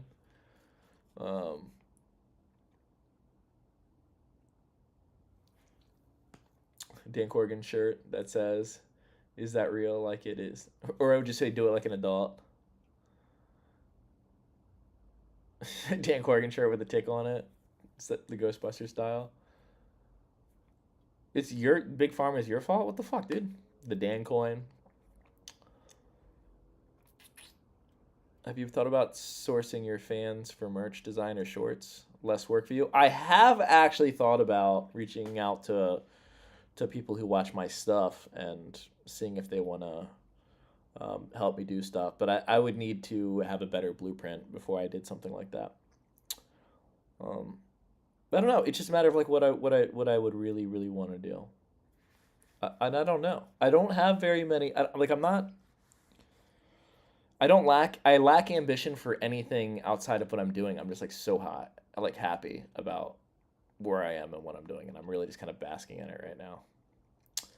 Um, so yeah, it's kind of I don't know. I think I got kind of bummed 2 years ago, or about yeah, or just shy of 2 years ago because I think like when you achieve your dream or whatever, even though like when I was younger, I was like I want to be a pro skater, and then I learned that um, how hard it would be to be a pro skater and how it becomes a job. And I met pro skaters and I saw the stress in their life, and I was like, well, I don't. Not only do I not think I'm capable of doing that, I don't think I want it either. And then I ended up in this world after doing the construction thing where it's like, oh, dude, I'm living the life of a pro skater without having any of the negative things of a pro skater. I don't have to skate at the top level. I don't have to skate when I don't want to. I don't have to be scared of tricks all the time. And I get to make my own schedules and no one's telling me what to do.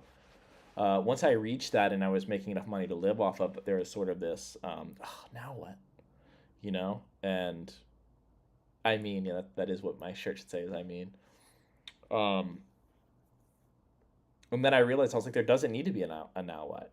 And now I am exactly where I always wanted to be. Look around, you're there. You made it. Here's your dream. Enjoy it.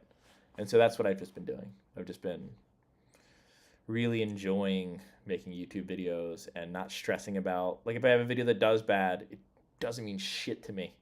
Like doesn't mean shit to me. Like I'm like, oh, better luck tomorrow. And if the video does well, I'm like, hell yeah, cool.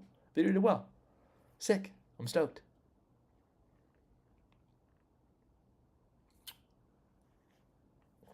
Yeah, now is what? Yeah, it's not now what, it's now is what. I like that. I'm stealing that. Hey, everybody, let's listen to this thing that I just made up. So instead of saying, I got there, now what? No, now is what. I just made that up. That's my thing. Thanks, Alpha.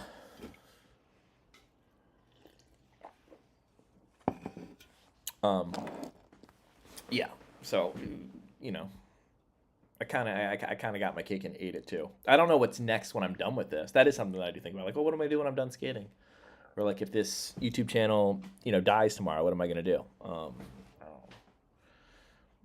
Part of me thinks I could fall back on construction or I don't know. I think it'd be fun to maybe do a different YouTube channel or do a little bit of something. Maybe try to do something with comedy. I think I'm funny. I think I could be like a decent comedy writer. What do you think is the cause of your Lyme disease? I got bit by a tick. That's the only way you can get Lyme disease. I wanted to be a pro, and then Musket and JT started going down big shit.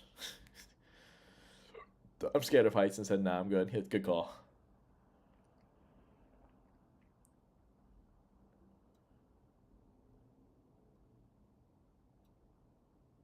Gives you a Pennywise vibe. What's that one Pennywise hit song? I always forget. The one that's in Guitar Hero. Miss Misery. I know that probably bothers Pennywise fans because that's like their pop hit or whatever, and I know that they have a, you know,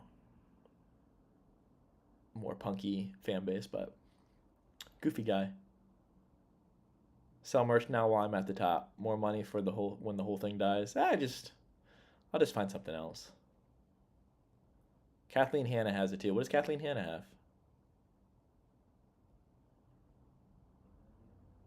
I do think I'd be good at consulting for YouTube and social media. I think I'd be great at it. I'm trying to grow my fingernails out, and I keep picking at them.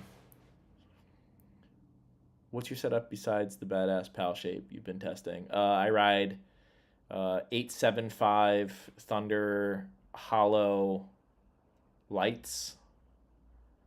I'm either riding Acid Chemical Co. 102 REM formulas, or I'm riding Bones X Formula 99s, depending on how rough the ground is. Bones Swiss bearings, Bones deck rails, rib bones, I guess is what they're called, and then Pepper Ultra Grip.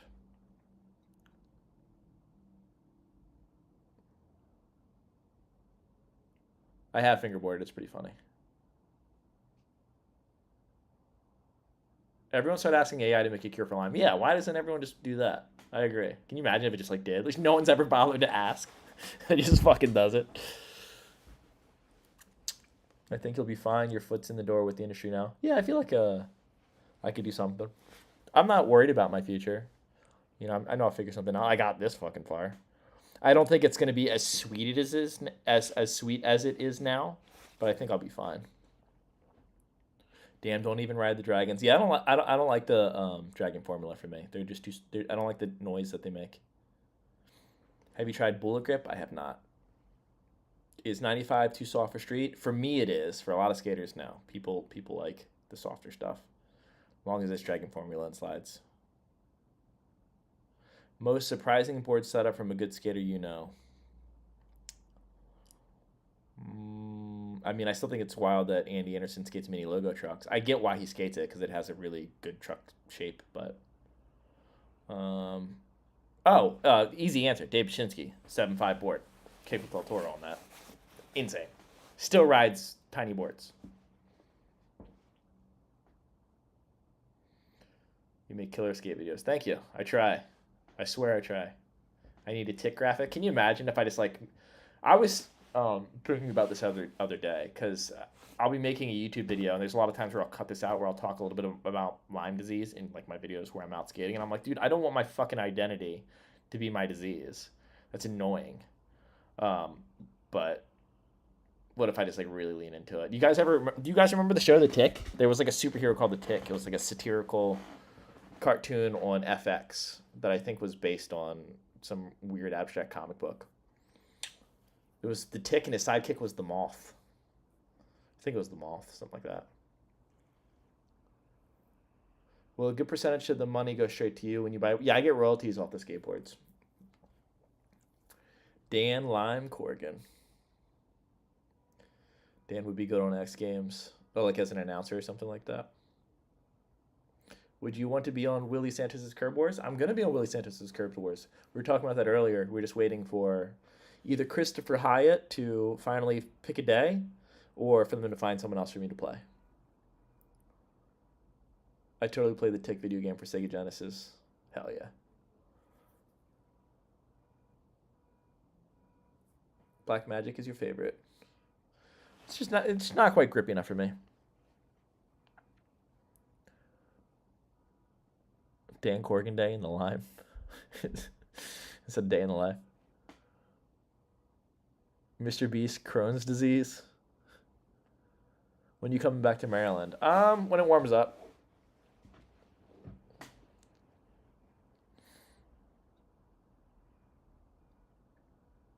The Tick was awesome. Yeah, it was a good show. I don't think Pal would do something tongue-in-cheek like that, though. They don't come out of left field. Yeah, they have the same guy doing all of our board graphics, so. Definitely getting into announcing. Maybe. Announcing could be fun. The reason I wouldn't want to do announcing, though, is because you got to travel there for the event, which means I wouldn't be able to cover the event, like filming-wise. And then they're, like, so sporadic. So, like, let's say if I didn't have a full-time job at that or whatever it would be, I would be missing out on a ton of content if I did it that way. So it wouldn't really line up. I don't know how much announcers get paid, but... When am I coming to NOLA? Is that North LA? What is NOLA? I love you too, Flash Jordan. Do I know any magic tricks? Yes. Yes, I do. If I had a deck of cards, I could show you like 6 of them. Gotta skate the new park in Kent Island. Sounds sick. The Lime Club with Dan Corgan. The Lime Club is pretty funny. Instead of the 9 Club, the Lime Club. Oh, that's good. Oh, that's good. A while ago, before everyone fucking started a podcast, I thought if I was going to do a podcast, I'd either call it Down the Tube, where I'd interview other YouTubers, or I would call it Under the Influencer, where I'd also just interview different influencers. But too many fucking podcasts out there. I do think I would be decent at podcasting because I'm okay at talking, but yeah.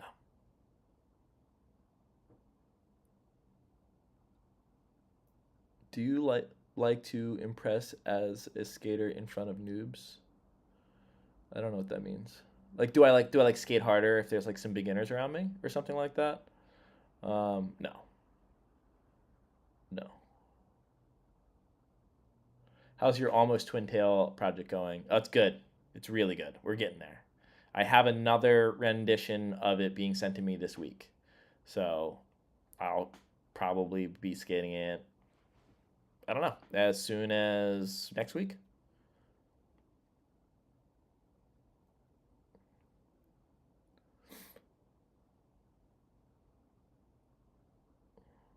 If you did get to do a Lyme board, donating portions would be a cool idea. I agree. I imagine, knowing how the artist for Paparalta likes to draw, I'm going to suggest something to do with chess because it seems up his alley.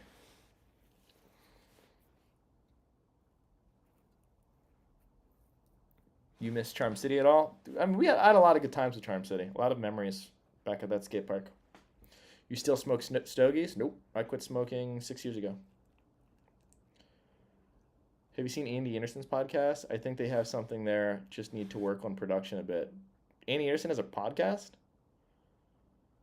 Really? I didn't know that. Any gunshots at the Compton skate park? Not when I was there. Do I play chess? Yes, I do. Oh yeah, I'm a chess guy. My name on Instagram is Dan Corgan's Ugswang. I'm a chess nerd, dude. I got a favorite grandmaster and everything. Ben Feingold, let's go.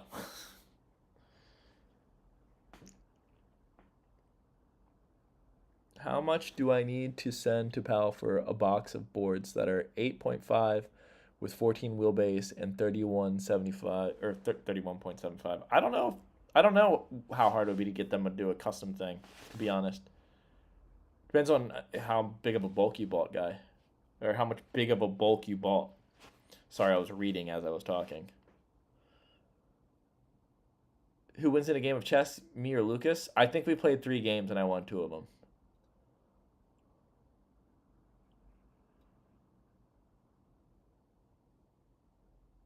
If Andy doesn't have a pod, he should. Yeah, I wonder who we would interview. Tommy Sandoval is supposed to be coming out with his own YouTube channel soon. That'd be cool. Do you decline or accept the Queen's Gambit? I fucking accept it. the lines that I'm more familiar with is accepting it. And the line, so for me, I'm my elo's low 1,000. So people around my level, I think they're so used to that decline and those lines that whenever I'm dealing with theory in the beginning of a game, we're talking chess right now. Whenever I'm in the beginning of a game and it's theory, not as fast as possible, but I do try to go down like a lesser known path and then try to make a sharp turn to get like just a super unknown path, and then like me be familiar with where we're at.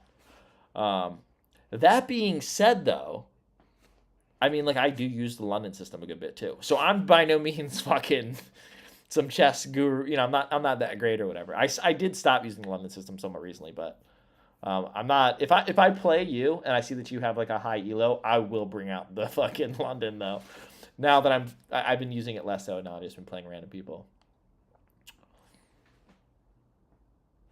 I would love to play you in chess. A lot of people. There's a lot of people that hit me up about playing chess. I haven't played any fans yet, or anyone who watches my channel. Dan's favorite chess piece is the bishop. Oh, is that no? My favorite chess piece is the castle. Bishops are fucking hot though. Do you play 1 minute bullets? I dabble. I don't have enough memorized to really get it done. Like if I played someone ranked around the same elo as me, and we played 10 games, I don't even think I'd be able to finish like 3 of them. Like get to the actual end of a game. I'm not that fast with it. If they know what they're doing, because people who play bullet. I don't. Any new info on Terry Kennedy's legal situation? Nope, I haven't heard anything about it in a while. Have you seen that movie Kung Pao with Tongi? Hell yeah, dude. Or yeah, that movie goes. Hawk Wolf Heron would be a rad podcast. That's actually a good idea for a podcast. Dan Corrigan, the new Bobby Fischer. Yeah, but without the anti-Semitism. And I'm not a conspiracy theorist like that guy. And I do think Fisher Random is a great idea. I think Fisher Random should be more... I think Fisher Random should replace classical chess, personally. I think it shows who's better at chess. We taught him wrong on purpose. Yeah. You're in the low thousands too? Hell yeah. How low of thousands though? Because when I say low thousands, I mean I'm like 1,000, like below 1,100. I'm below 1,100.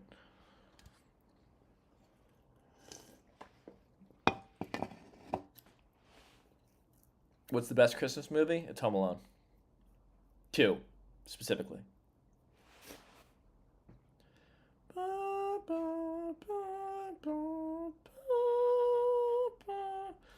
Good Christmas music, has original Christmas music, great Christmas story, great Christmas scenery, Christmas paraphernalia all over the place. You got fucking... Who played It? Why can't I think of him? I can't think of anyone's name right now. That startled me. He Rock Hard Picture Show. Anyways, he's in the movie. It's a great movie. What size wheel do I skate? 52. Does Spencer ever tell you about how good he used to be at transition as a kid? He used to do rodeos on 4-foot mini ramp. Yeah, Spencer, fucking Musi? Yeah, Spencer rips. Home Alone is terrifying. You watch it high once and now you can't unsee it. Damn, that sucks. Are you still dating Haley? No, we broke up like 2 years ago. She has a new partner now. I'm kind of seeing someone else right now. Haley still fucking rules though. I don't think she's really skating much anymore though. I think she just dabbles from time to time. She's focused on the firefighter thing. Seinfeld guy? I do like Seinfeld. I almost think I like Curb Your Enthusiasm more though. Scrooge rules. Yeah, I just watched Scrooge recently. Rob Zombie fan here, and I can't hide it. Home Alone 2 was the first movie I saw at the movies. My first movie was Aladdin. I was like negative fucking 1. I barely remember seeing it. Have you ever watched It's a Wonderful Life? I have. But I saw it too late in my life for it to be established with Christmas. I saw it when I was like in my mid-20s. Home Alone, though, like I saw as a kid during Christmas.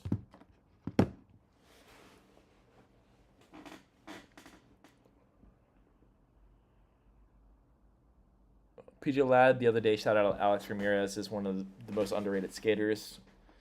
He's seen in quite a long time. What up, guy? Most underrated skater right now.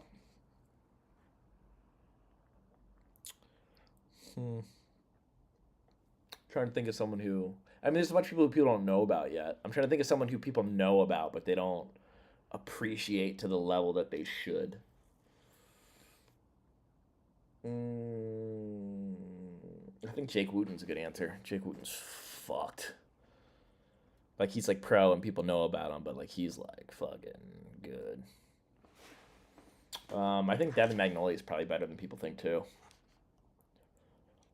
Julian Lewis also. All my friends. Oh, no, Miles Willard is the correct answer. Miles Willard is the most underrated pro skater.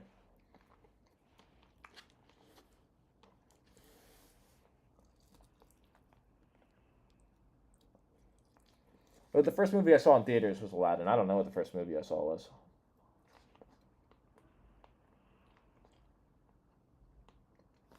Fun fact, Frank Sinatra died alone because the whole world was too busy watching Seinfeld. That is a fun fact.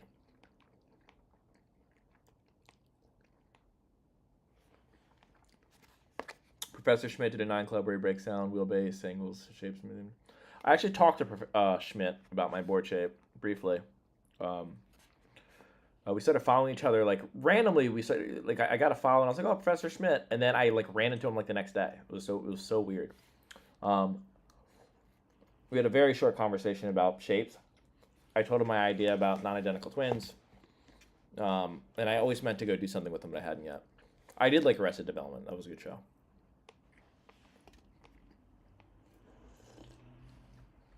Bro's eating like a teacher. You know. John Dixon, underrated. Agree. Furby is a good answer. Or wait, no. Kirby, I'm sorry. Kirby's a good answer. I think Kirby's underrated. That motherfucker's good. Cody McIntyre. Cody McIntyre is really fucking good at skating. Really, really, really, really, really good at skating. Might not be everyone's cup of tea. Cody McIntyre is probably better than all of our favorite skaters who's in this chat right now. That motherfucker does not fall. Cody McIntyre is like... Mickey Pappas, too. They're like... top 10 skaters of ability of all time.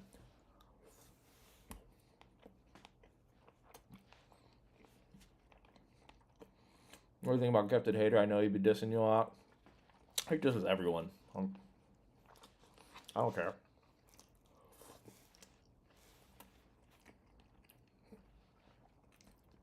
Sub is not underrated. I think people just don't get to see him enough. I feel like a lot of stuff that he put out didn't get a lot of the attention that it... I think he lands stuff too easily, or it looks too easy for him, and I think it takes away a little bit of the pizzazz. He's almost too good for his own good. I never seen any of the old New Deal videos. I've only seen 7 Year Glitch. There was a season finale of Seinfeld when he died. No way. Do you ever watch Normal Woods? I skated with Normal Woods not so long ago. I made a video about being tall skaters versus short skaters. He does a lot of good tutorial stuff. He has the biggest 360 flips ever. I would love to watch him and Devin battle out 360 flip height. Brian Peacock was really good. I don't know if I would say he was underrated, though. Brian Peacock, there's a lot of stuff that... He's a specialist, I'll put it like that. Brian Peacock is very good at specific things in skateboarding, but I don't think he's overall, like, you know, an everything guy.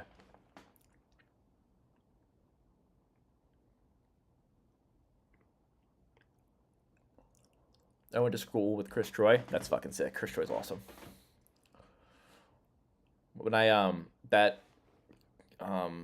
Hollywood, not Hollywood, that LA high rail, that handrail that I Smith Big Spinned, and it's on my Instagram somewhere. When I did that, Chris Troy hugged me, and I was like, dude, Chris Troy fucking hugged me, dude.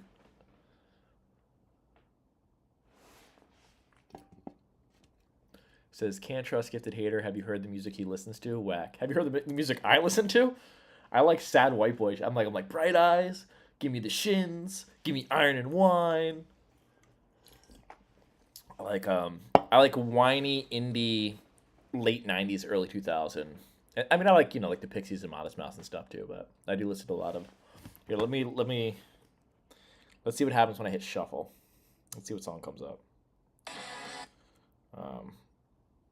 Songs. Shuffle. My Coco by Stellar Star. Save Me by Amy Mann. This Year by the Mountain Goats. Cannonball by the Breeders.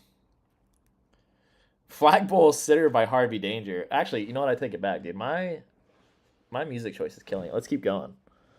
Let's see what else we can get going. You and Me by Penny and the Quarters. For the Sake of the Song by Towns Van Zandt. High Anxiety by, what is it, Surfboard, right? Yeah. Oh, Hit by the Sugar Cube. This is Bjork's band that she was in before she did her solo thing. This song slaps.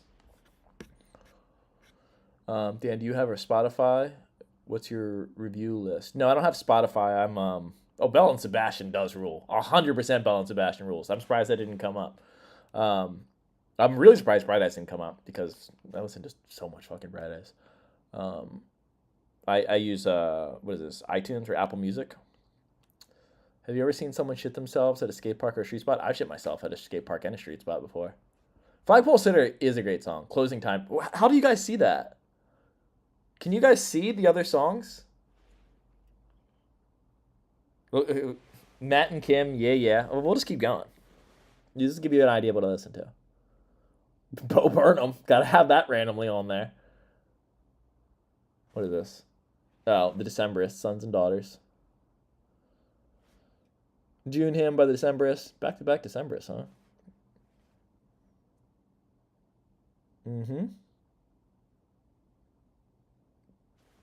Oh, Third Eye Blind? Yeah, I've been on my 90s shit lately, actually. What else do we got here?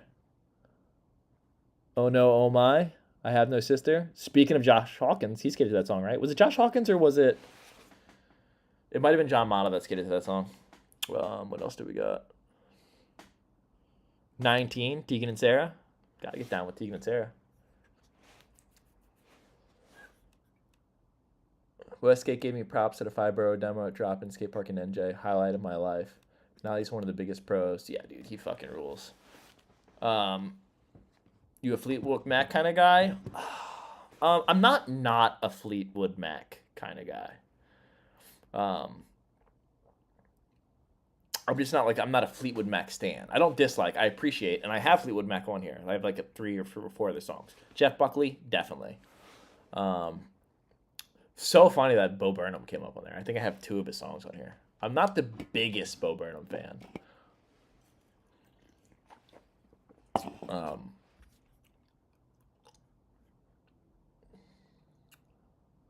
Tough call between Devin and Zach's kickflips.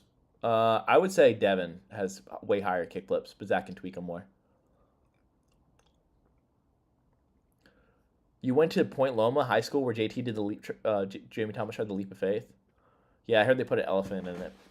Matt and Kim has some cool songs. Yeah, that's just big throwback for me. Talking Heads, love Talking Heads. Of course I love the Talking Heads.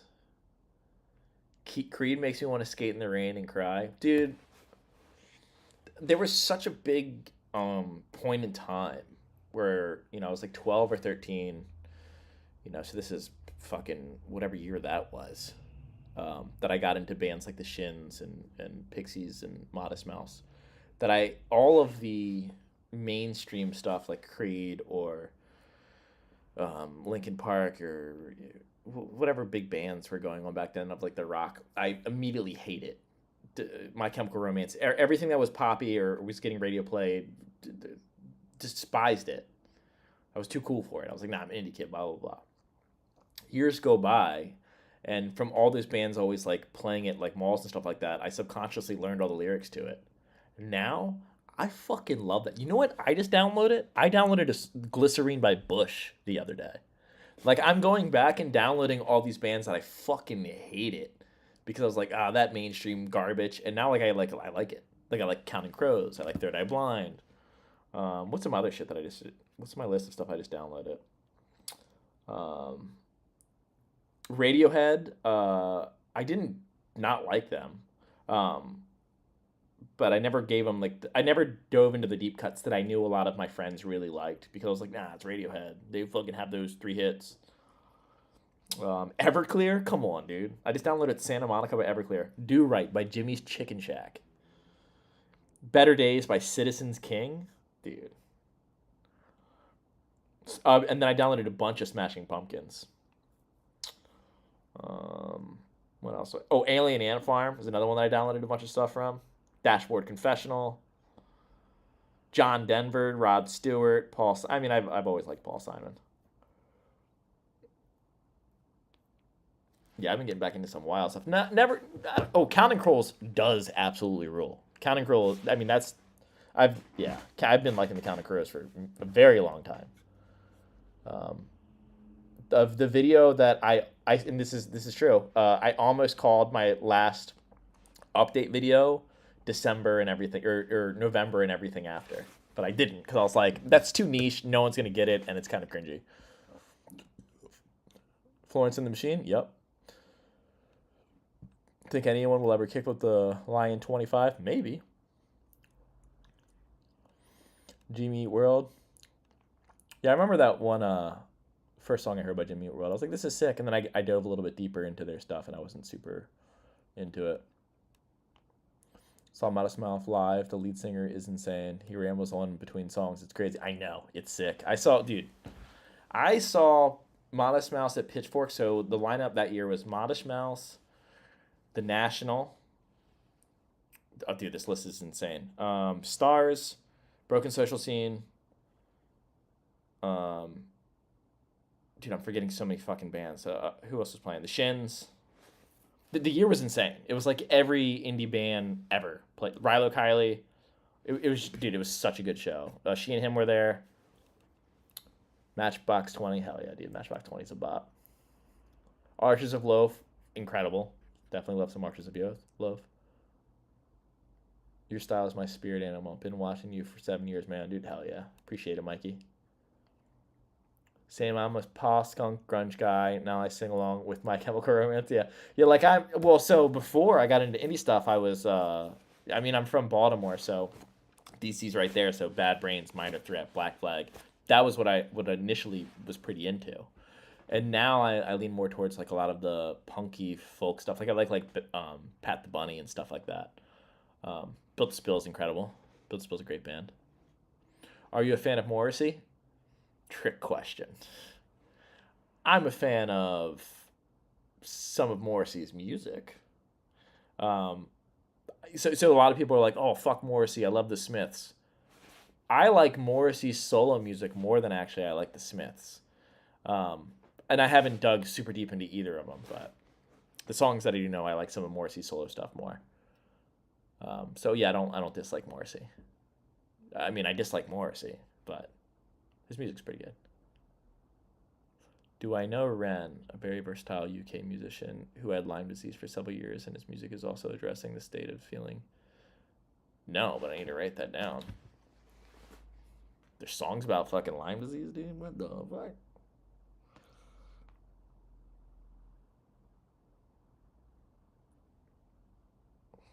Yeah, that. Ren.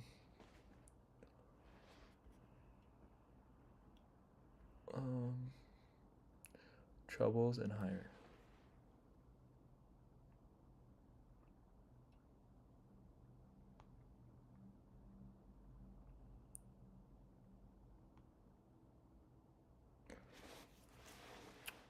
Tool. Never got super into Tool, but this guy who I really looked up to growing up, Danny Tawney, he worked at a skate park that I went to. He loved Tool. So I definitely learned stuff about Tool, like them believing that California is going to break off into the see and stuff like that.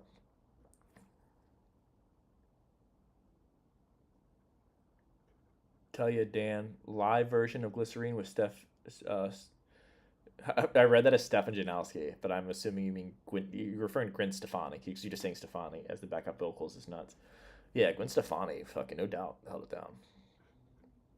Yeah, New Zealand, I do need to make it out to Animal Chin. I want to do actually.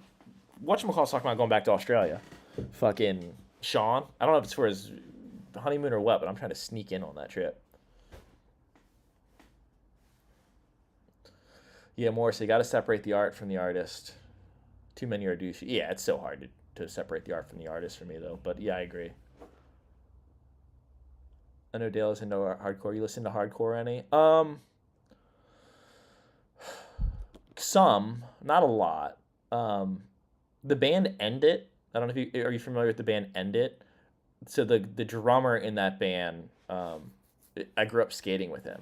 So whenever someone asks me about hardcore music, I mean like End It rules, best hardcore band ever. But yeah, I just know Chris Gonzalez. So, but also like whatchamacallit's from where I'm from too, Turnstile, which I guess is like I know that they're not. I know the hardcore people have issues with that, but them maybe not being like as hardcore as they'd like them to be. But I have a lot of mutual friends with that band, so and I've heard some of Turnstile stuff. It sounds pretty cool. I listened to some Have Heart. It's okay. What are some other hardcore bands that I? Was that band called Tsunami? There's a couple hardcore songs that I like by random bands that I like. The band Deer Tick has a song about Lyme. They have a Lyme song. I love Deer Tick. I'm unfamiliar with the Lyme song though. Want to talk about Daniel Johnson? Don't make me go grab my Daniel Johnson hat. Stop fucking, dude. I hate that thumbs up thing. Yeah, Daniel Johnson rules. Do I like the group Bad Religion? Not particularly. Not my cup of tea. Yeah, Tsunami. That's the one. Yeah, that band's pretty cool. OPM? Dude, okay. Wait, is OPM the band that has the if I die before I wake, least in because if they are, the restaurant that Haley Isaac worked at up in she doesn't work anymore, so I guess it's cool for me to say where she worked. It's called Tarantula Hill, is owned by the singer of that band. And so yeah, I don't know, I just think it's really funny. And he would like play shows at his own restaurant, I guess. Check out Shovel and Rope. I've checked out Shovel and Rope. I'm familiar. Losing My Religion is a great song. Daniel Johnson, rest in peace. I agree. Butthole Surfer is pretty sick. They played with Nirvana. That's pretty tight. Seeing Nirvana live is kind of a flex. Placebo has some bangers for sure. Yeah, Heaven is a Half Pipe.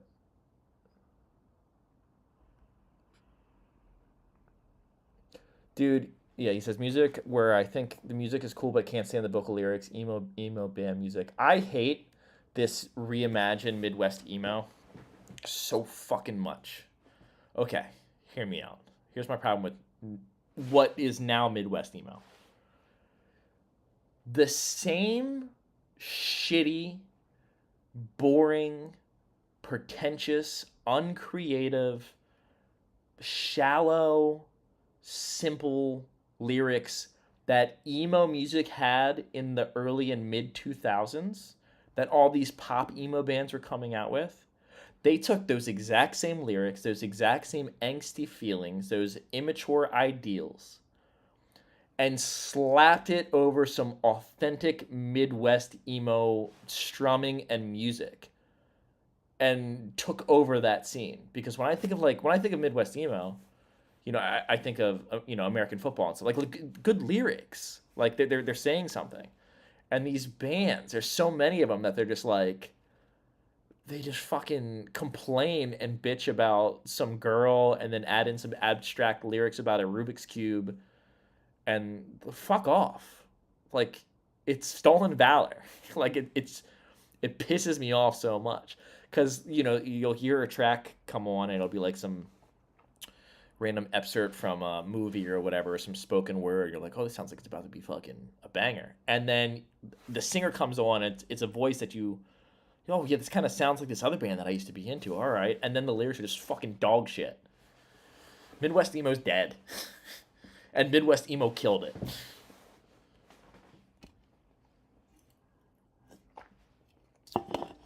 Spill it, brother. That's my Midwest emo complaint.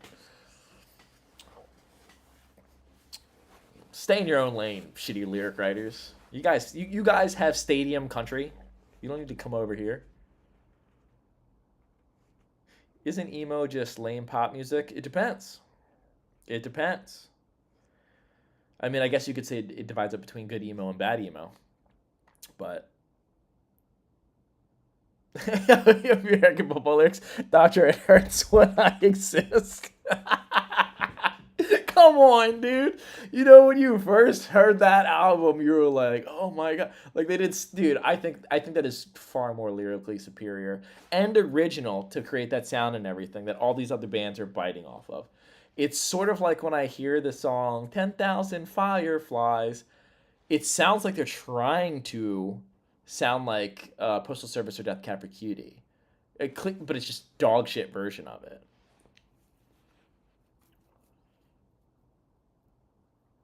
Is there good emo? It depends on what you. I mean, if we're talking about like technically emo, then The Cure, or I think people would say Antlers, especially the CD Hospice, is emo. Great, perfect. That album's perfect. Yeah, Love Will Tear Us Apart Again. Yeah, I mean, if you would consider Joy Division emo. You don't like Mom Jeans? Come on. Okay. I probably haven't delved enough into Mom Jeans. Have I ever listened to TSOL? Yeah, It's Great is a good song. TSOL has some bangers.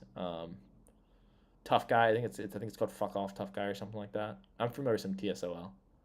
What's that one song? Oh yeah, they have the fucking Code Blue.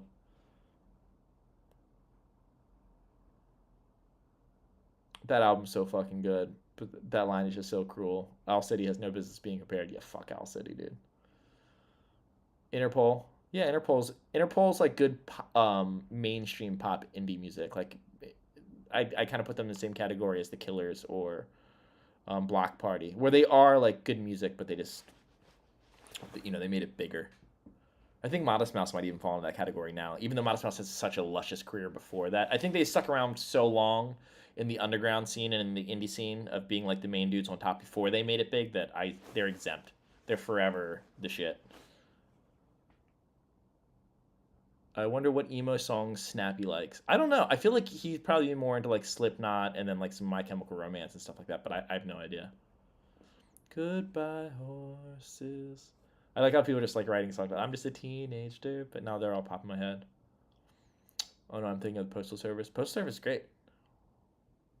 Mom Butts rule. For some reason I thought of Mom Butt Rock. Like, there's like butt rock is like bands like Creed and Nickelback and stuff like that. Mom Butt Rock would be sick. Sorority Noise. I think that band's fine. That's a version of it that I think is fine. Hot Mulligan, I've heard some stuff that was pretty good. I don't know about Prince Daddy, and I don't know if I've heard the Hyenas. But those two are fine.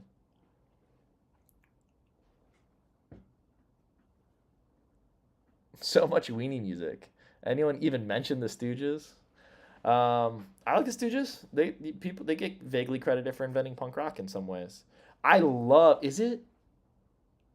I think it might be with Iggy Pop. There's a song by Mogwai called Punk Rock. And it's either I think it's Iggy talking, and it's just music over a excerpt of him talking about what punk rock is, and it's fucking beautiful. So good. What time is it now for me? It's 11:24 p.m.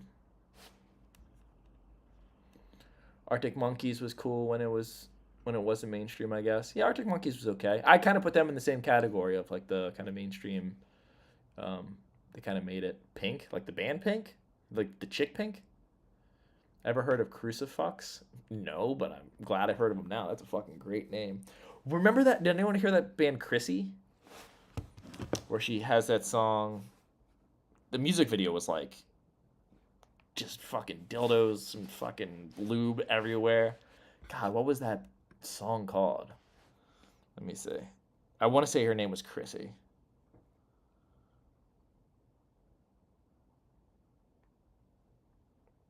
Or their name was Chrissy. I'm not sure. I'm not sure what they're going for. Like what their character is. Um,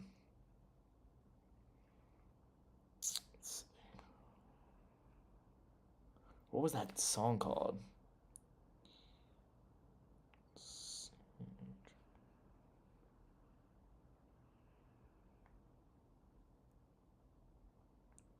I don't remember how to spell. Like they spell it some crazy way, so I don't even remember. I can't even begin to look it up. It's been a while since I could. Iggy Pop, night clubbing. Yeah, Iggy Pop goes. Pulsifer, need more hip hop. Mogwai is fucking epic. Hip hop, I like Ugly Ducklings. Jurassic 5 is fine. The Tribe Called Quest is such an easy thing to say because everyone agrees that they rule, but they rule. Same with Wu-Tang. It's kind of like a gimme. I prefer Nas over Jay-Z. I like Big L. Give me danger, little stranger. That's a good song.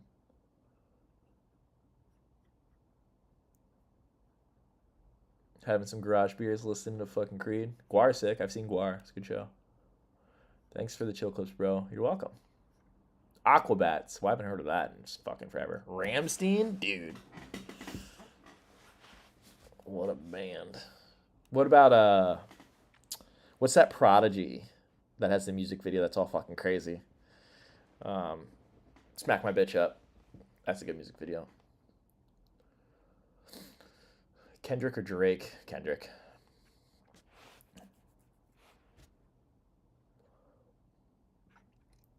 Cool G Rap. Diddy, NY, Notorious, FBI.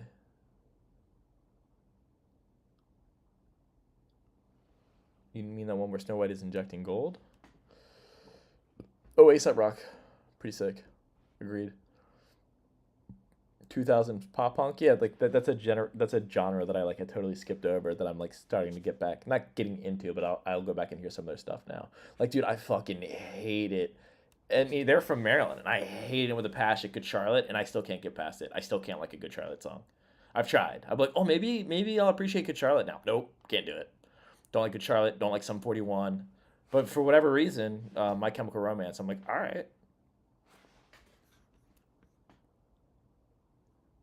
You saw the original Misfits twice? That's actually sick. I saw I don't know if it was the very last, but it was at least one. It was like a week or two later after the guy passed away. Suicidal Tendencies. I saw him at in New York City at it was like a Vans private skateboarding event thing that I somehow finagled my way into like 12 years ago, or however many years ago, because the way I got in was Christian Svitek used to ride for Vans, and we called Christian Svitek to see if we could get into this Vans event. And when I went in there was a fucking pit of death, mosh pit. And like in that mosh pit was like Chad Muska and Adam Diet. It was just like, it was crazy. It was super sick. And, everyone was climbing up on the stage and it was rad.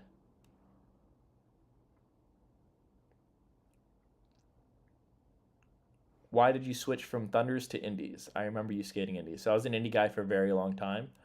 The reason I switched to a Thunder is wheel bite. So Thunders turn a little bit less fast. You got to lean a little bit more before the turn starts.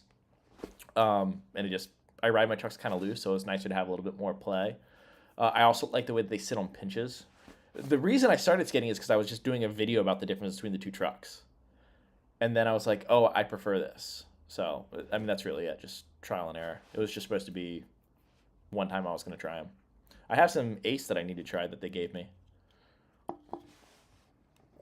My knee is sore.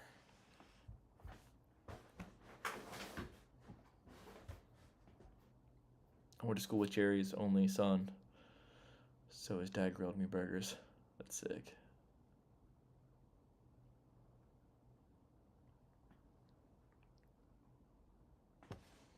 Is music playing right now? Yeah, pat the money.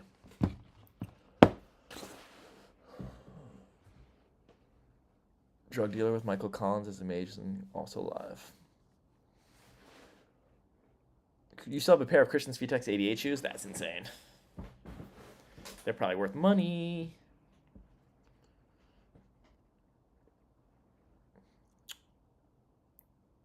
Wild that the OG Misfits are playing Coachella this year. Are they really? I never got super into the Misfits.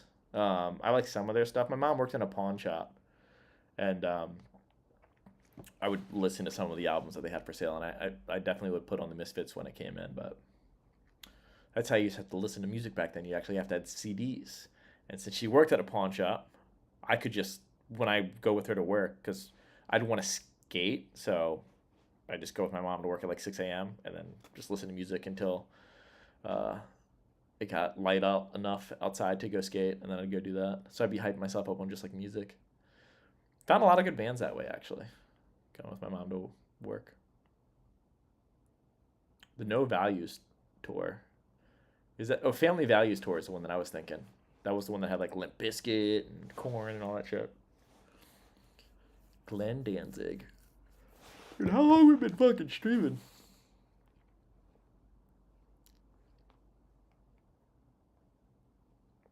I might not actually post a video tomorrow. Because it's getting late and I got to get up early tomorrow. I don't think it would be the worst thing in the world for me to... Because I want to make this first video back good. I might just wait. Did I take my medicine again? Yeah, no, I'm gonna take it right now. You guys wanna watch me do drugs? Wait, did I? Hold on. No.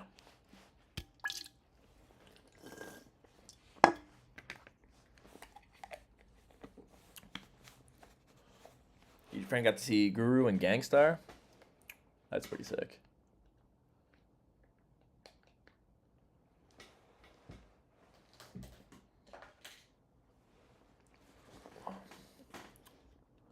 It's bedtime. Did Missy limp? Is that a band?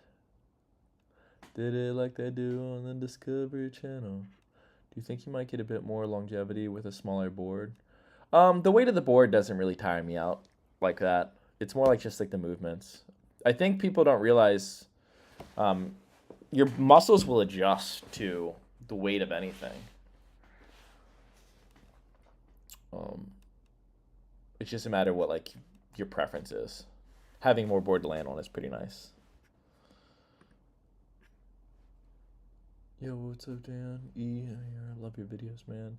Such good insight in skateboarding. It's sick. Peace. Hey, thanks, JH. I try. I've just been doing it a long time. Good night, Neil.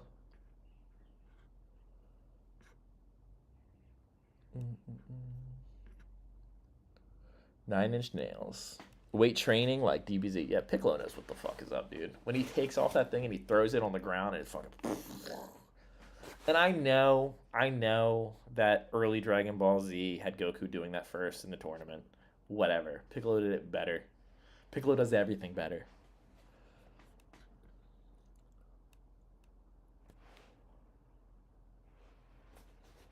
I'd like to ask again if you know Reggie and the Fool Effect, the lead singer skated for PAL. I don't know who that is. My Chemical Romance would cover Astro Zombies. I haven't heard it. I only know like the 3 My Chemical Romance hits, and I like those. Hope you're feeling 100% soon again. I probably won't be feeling 100% soon anytime soon, but I can get enough to skate again, so that's pretty tight. Better dad to go on to. Yeah, dude, Piccolo was a great dad. Is Dale Decker trying to be Piccolo? No. Fuck no. He could never. Why would you set your marker that high? That's unachievable. Piccolo is a goddess among men. Best character. I never know whether I like Piccolo or Vegeta more, but I think it's Vegeta actually. Why don't those two ever fuse? That would be sick. Just a pissed off Green, Namekian, Saiyan. Which reminds me, I got to get back on watching Hunter x Hunter. I watched all those episodes in like a 3-day span when I was sick, and then I just haven't caught up. Do you see fine from your eye now? It's hard to tell if it, so this eye is a little blurry, but it's hard to tell if it's blurrier than it was before I had the issue. But I was talking about earlier in the stream, my eyesight would like, when I would scan the room, it would be like delayed. It was really freaky. I thought it was something wrong. I thought I had like vertigo or something like that, but you know, I looked it up and it's something that can happen with Lyme disease. But I think this eye's fine though. I think for the most part it went back. Have you guys seen the thing where you go like this and it works just like glasses and you can see clearly? Because if you haven't done this, this is insane. So I'm looking at the screen right here and it says name a bigger skateboarder. Okay, it's blurry right now. And when I go like this and you look through your fingers, it's clear as fucking day. Has anyone else done this? Do you guys know about this? Make a triangle. Try this right now. Try this right now. Go like this. Everyone here is going to do this right now. Go look at something that's far enough away that it's blurry. Like this. And you take your middle finger and you put it in front of it, like behind it, and you make this triangle. This is real. This is fucking real. And then you look through and you got to make the triangle tiny to where you can barely see through it. And then it literally like works exactly like glasses and makes it clear. Oh, is that only if you have a particular eye problem? Oh. Well, it works. I hate that doesn't work for everyone. Why is that a thing? What causes that? Why can I? Because I saw a video on Instagram where someone did. I was like, that's the dumbest thing I've ever seen. And then I did it. I was like, crazy.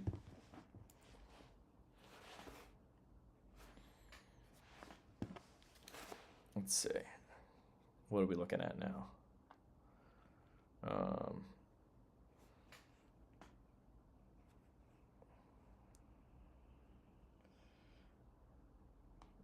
Back off.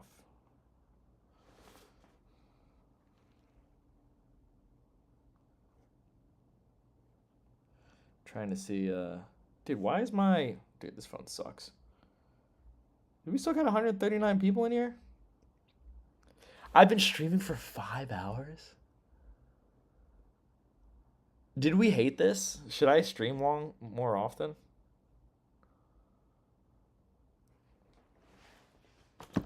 Dude, 5 hours is crazy. I was thinking about on Christmas, if I end up not doing anything with anyone, which is possible, or next time I have a holiday where I'm going to spend it alone, I might just stream the whole day. So everyone else who is also spending the holiday alone we can just hang out. But I was like, fuck it, dude. We'll watch Christmas movies. We'll watch holiday movies. By Schwartz has it right. What is that? It creates a smart aperture that focuses the light like inside of a camera. That's fucking cool. I've done the triangle. It fixes simple problems. You need glasses, my man. I know I need glasses. But only in this eye. This eye is fucking better than 2020. I can read the line below 2020. This eye. Ass eye. This is the real brown eye in my body.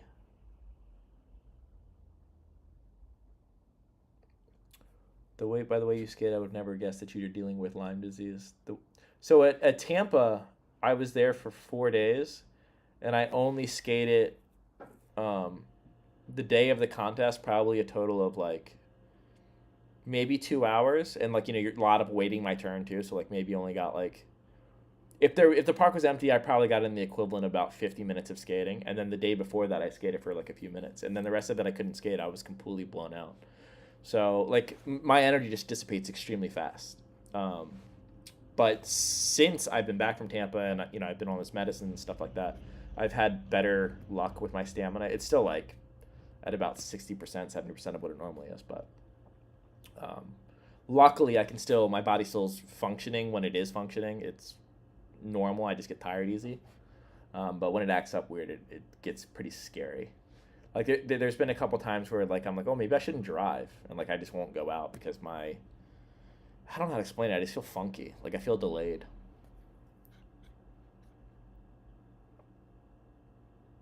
Should I tape my knee to keep them from getting hurt when I skate? Yeah, yeah, that sounds like a smart idea. Does YouTube compensate you decently for streaming? No. Yeah, I think you only make money off of streaming on YouTube from super chats or whatever, whichever one it is. Because I don't. Yeah, I don't think so. I could look. Do you guys want to know how much I make off of a stream? I'll tell you.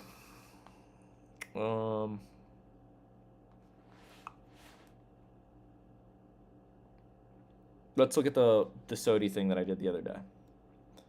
So without the super thanks that I got yesterday, or not yesterday, whenever I did the stream, where are we looking? Revenue.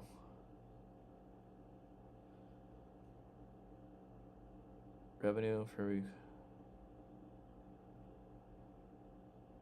that video made $38. So I talked about SOTY for how long did I talk for? An hour and 24 minutes, and it made $38. But a lot of people came in on more people came in on that one than this one probably because I was talking about SOTY, and then I got some super thanks. Dude, thanks Claymatic. You're the best. Get a monocle. Dude, getting a monocle and skating with a monocle would be sick. Dude, yeah. Shout out for the $5, dude. You're sick right now, Universal? My daughter has one eye that's 20/20 and one eye that's 2400. What the fuck? Does she get, was she getting, because I was getting ocular migraines because my one eye was bad and the other one's not. Low bone density, immune system can be a bastard. I've run ultras, but have my bad days. Keep the faith. It's I've been learning a lot about this. Like people are chronically ill too, not just about specifically Lyme disease, and it's I don't know. It's what I just watched. I feel like I was about to go on this like really long tangent about just gratefulness and how it's kind of not fun, but it's like you get kind of excited about fighting your own body to go achieve the things that you used to do. Like it's almost like I can see how it could be very demotivating for some people, but I find it a bit motivating where it's just like, okay, now it's really stacked against me. Like let's keep it going. It's almost like playing a game on hard mode. Dude, shout out Bobby DL. Is that Yu-Gi-Oh? What the fuck are you doing, Bobby? Be like Cody Mack with the toothpick. Dude, he has a pro model toothpick. 99 for Dale. Dude, get Dale the fuck out of here, dude. Yup, headaches, had to do special exercises. But yeah, I don't know. I'm really grateful for days that I don't feel crazy. Lord Voldemort's a big fan of mine. Come on. That's pretty fucking sick. Pay Dan for tricks. Dude, I got no tricks right now. You want to see some sneak peeks of videos that are not out yet? What do we got for you? Oh, I can't even show you that. Oh, dude, I want to show you that, but that's saved for the video. That's like saved for the Pal Peralta full length. What do we got here? Dude, John Bradford did some fuck shit the other day. It was ridiculous. Johnny B. Well, I can show you this insane gap.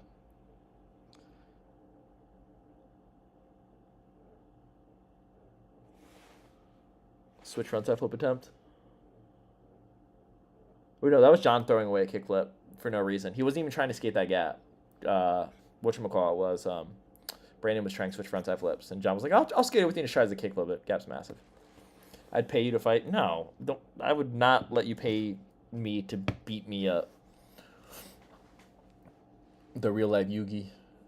Imagine if Ed Templeton had a monocle in the beginning of This Is Skateboarding.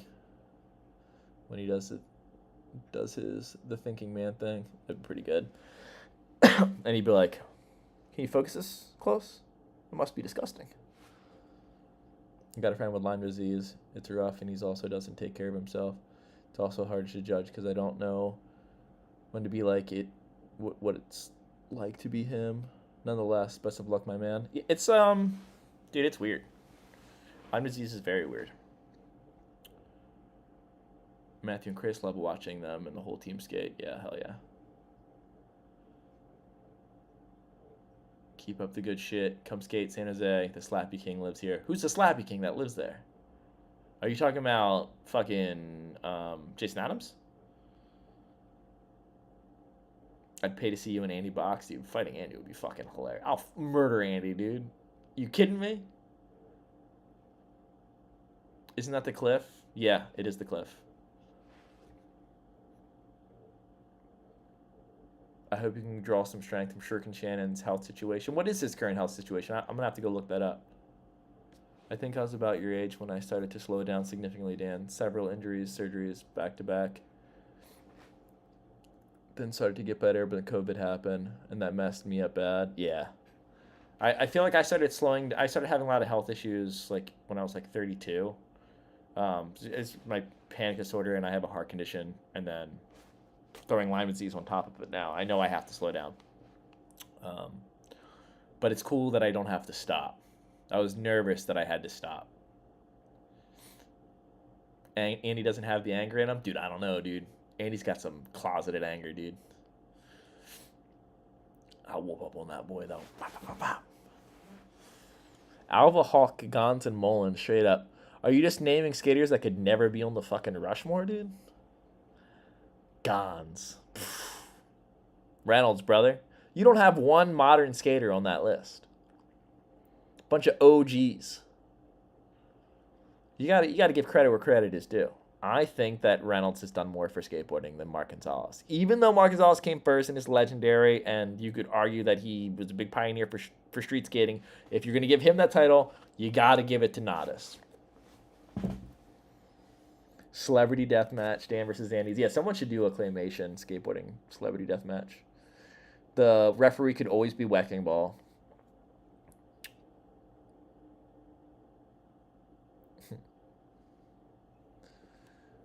Let's see. What did you say earlier?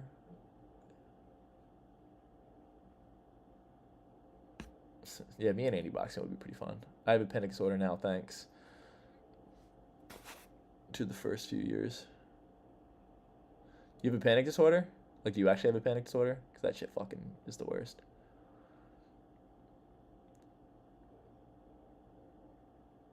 First ain't always the best. Look at the Beatles. The Beatles is definitely one of those bands that I've just always been pretty anti-Beatles until recently. I've just really appreciated there's that documentary where you see how they came up with songs, and that shit's just magical. You watch that stuff here and you're just like, dude, there's no way. Like, they made a deal with the devil to come up with so many catchy tracks and stuff like that, and they've inspired so many bands, and you hear so many other bands in their music. But yeah, I'm not a Beatles guy myself.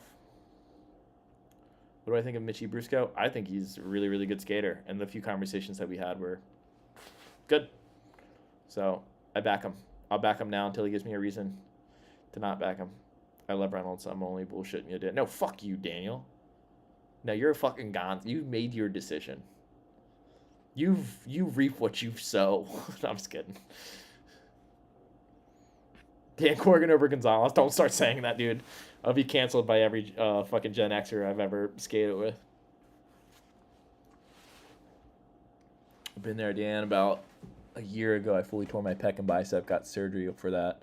And after 4 or 5 months of vascular surgery on my leg, keeps moving forward, don't stop. I will not stop moving forward. What did Cody say that you told him to shut up? Dan Corrigan over. You know, actually, yeah, no, Cody, you're right, actually. Dan Corrigan over.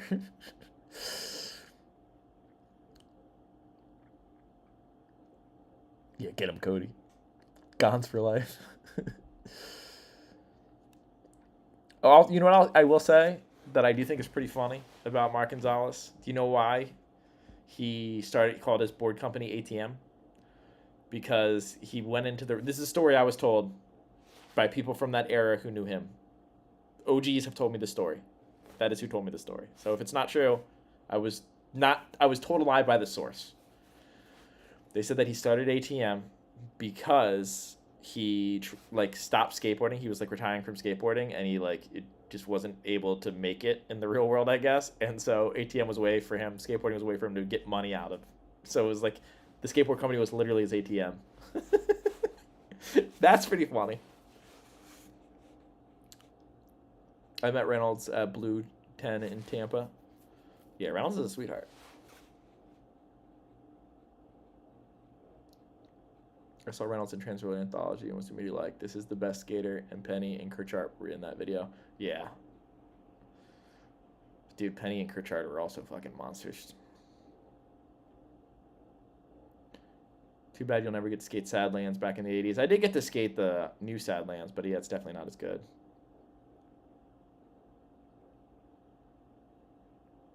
What books do you read? People of Paper is my favorite book. I really like Blood Meridian. I like religious texts, the history of God. It's I like books about religion. Yeah, Mysterious Stranger. I like Mark Twain. I like Mark Twain's short stories. I think it was Stacey Lowry ripped his sack. Oh yeah, I remember seeing that clip of Stacey Lowry ripping his sack open on that rail. I think he was trying tail slide, right? Ooh, ooh, brutal.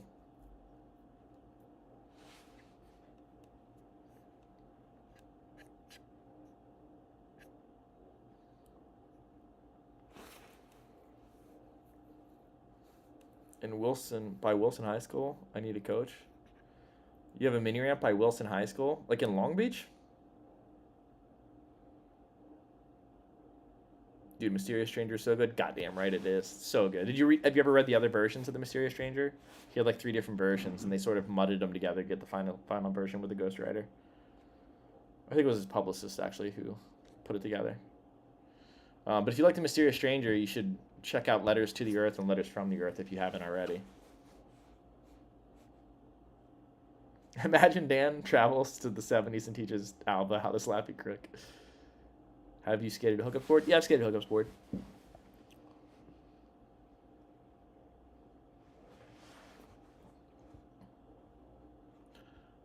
Have a good night, big dog.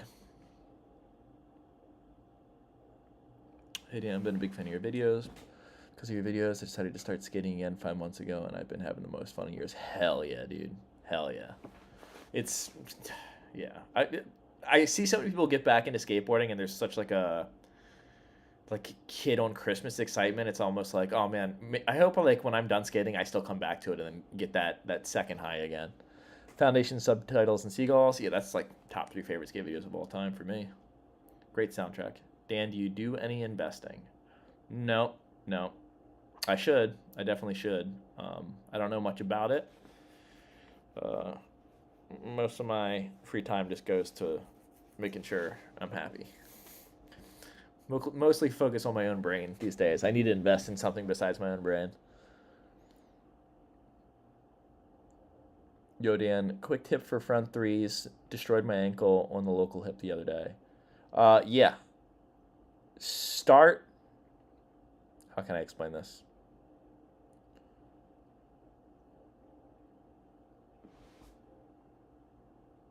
When you front 180, your upper body starts moving before your feet slightly. It's a slight offset. When you front 360, your upper body moves a good bit before your feet. That needs to happen. So upper body spins past your feet.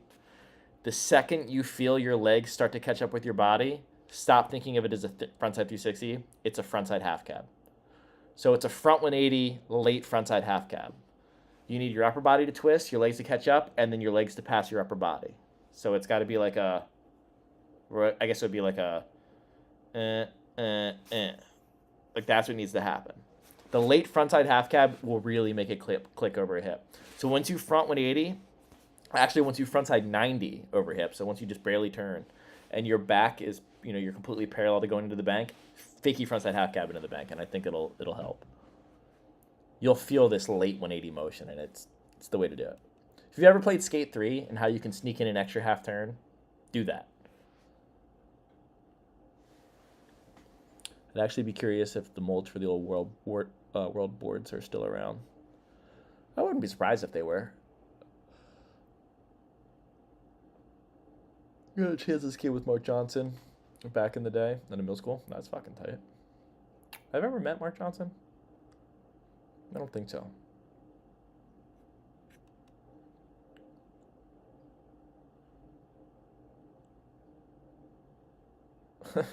Oh, so you revert back in the position upside down, and then you land down into a slingshot? Yes. And then you take off, and you go into coffin, and then you ride through the wall. Frontside 360 is like a video that I really been meaning to do a tutorial on, but ever skated an Element deck? I used to get boards from Element, actually. I got boards from Element for like a year or something like that.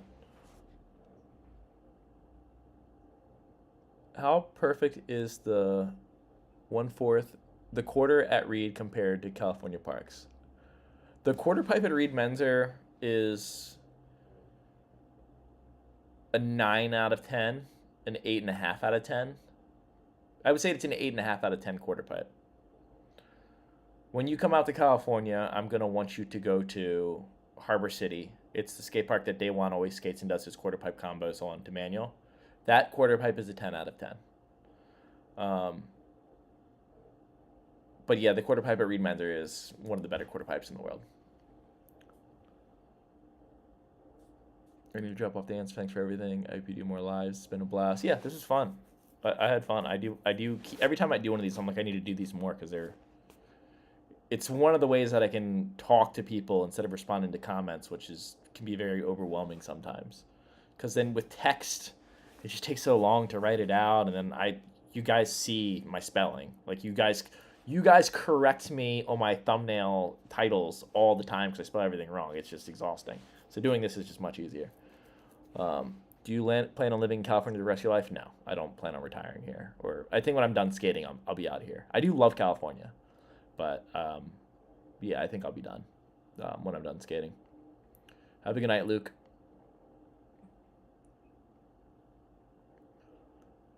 Sometimes I worry about meeting pros. I met Papa Lardo and he cool guided me. Well, let me see.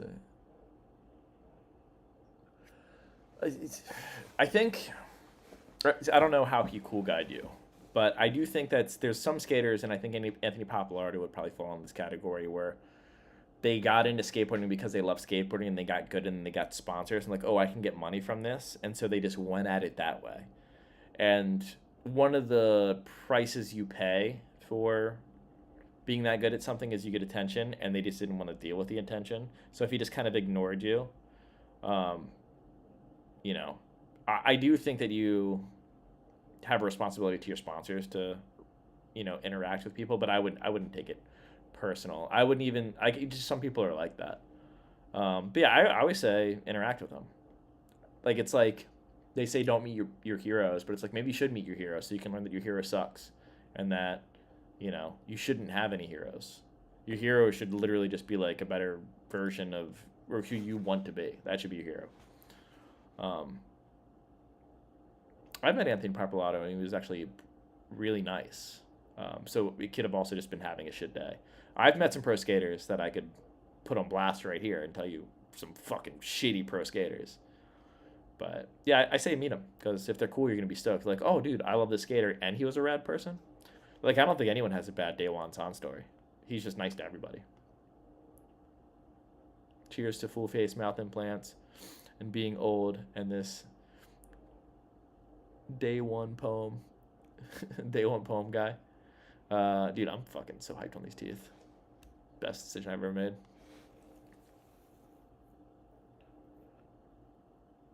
F your heroes. Yeah, if you can fuck your heroes, you probably should. Like, if you have a chance to sleep with one of them, I would send it. For sure. I know that's what you meant by F your heroes. Yeah, heroes are, statues, I think, are dumb. I think it's like people were making that big deal when they were tearing down all the southern statues and stuff like that. I just remember being like, I don't think there should be any statues of anyone. Because, like, you can dig up dirt on anyone. Anyone. Like, fucking Martin Luther King was, like, against gay people and evidently was a womanizer. And, those aren't great qualities. But he was the shit. What he did that was good super outweighed the bad. But it's just like, maybe no one should have a statue of them. We're just people. We should just be happy for what they did. Honor what they did, not the person as a whole. I think makes more sense because we all fuck up so much.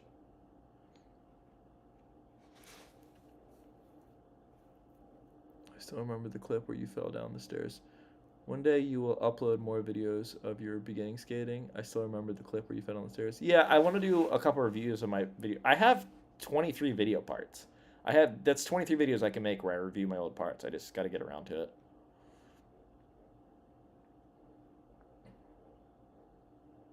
Jordan, don't make me your hero. I'm a terrible hero.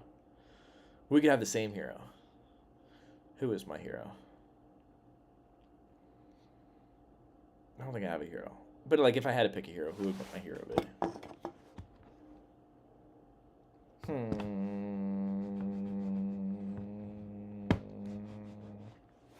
I don't know.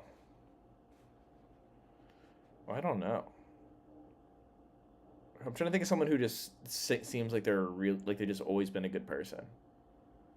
Danny DeVito seems pretty sick. He's done, like, a lot of stuff that he doesn't talk about, and, like, other people will tell the story about how rad he is. Just, like, giving to people and working with people and caring about other people. Danny DeVito's my hero. He's short. Batman. That's a good answer. There should be only statues of dogs. I fuck with that. I agree. Nollie Front Foot Impossible Crook. That sounds like a nightmare. Good morning, Soft Jacob. I'm feeling all right. I do need to get to bed, though. Yeah, Danny DeVito is a national treasure. I'm going to, if I get good sleep tonight, hopefully I'll have, like, good energy and I can go out tomorrow. Because we're going to go skate. What are we skating? Some street spots. Which looks cool. I'm down for that. For me, Stone Cold Steve. Oh, Stone Cold Steve Austin's a good answer. Stone Cold Steve Austin seems to give a shit, dude. It's so funny. And when Stone Cold Steve Austin gets political, dude, it's so sick. He's like, I opened a can of whoop ass for freedom. It's so good. I love Stone Cold. I went to high school with Landon, and he always did crazy tricks in independent skip for Fullerton. Really going to get a video. Yeah, maybe I should take Landon to Fullerton. Dude, Landon can skate everything. Thanks for all the ways you inspiring me to get out and skate. Hell yeah. Tony Hawk Tua. All right, everybody. I hope you had fun. It was fun chatting with everyone. I always want to at least do this once a week. I'll tell you what, though, if I keep getting sick like this, it's going to be a lot easier to do live streams. So, yeah. You gotta be kidding me if you think Danny DeVito is more inspirational than you. Dude, Danny DeVito, he played the fucking Penguin, dude. Danny DeVito is the GOAT. All right, everybody. Have a good night. I'm going to go take a shower and go to bed. Yeah, I fucking blew a kiss, dude. Little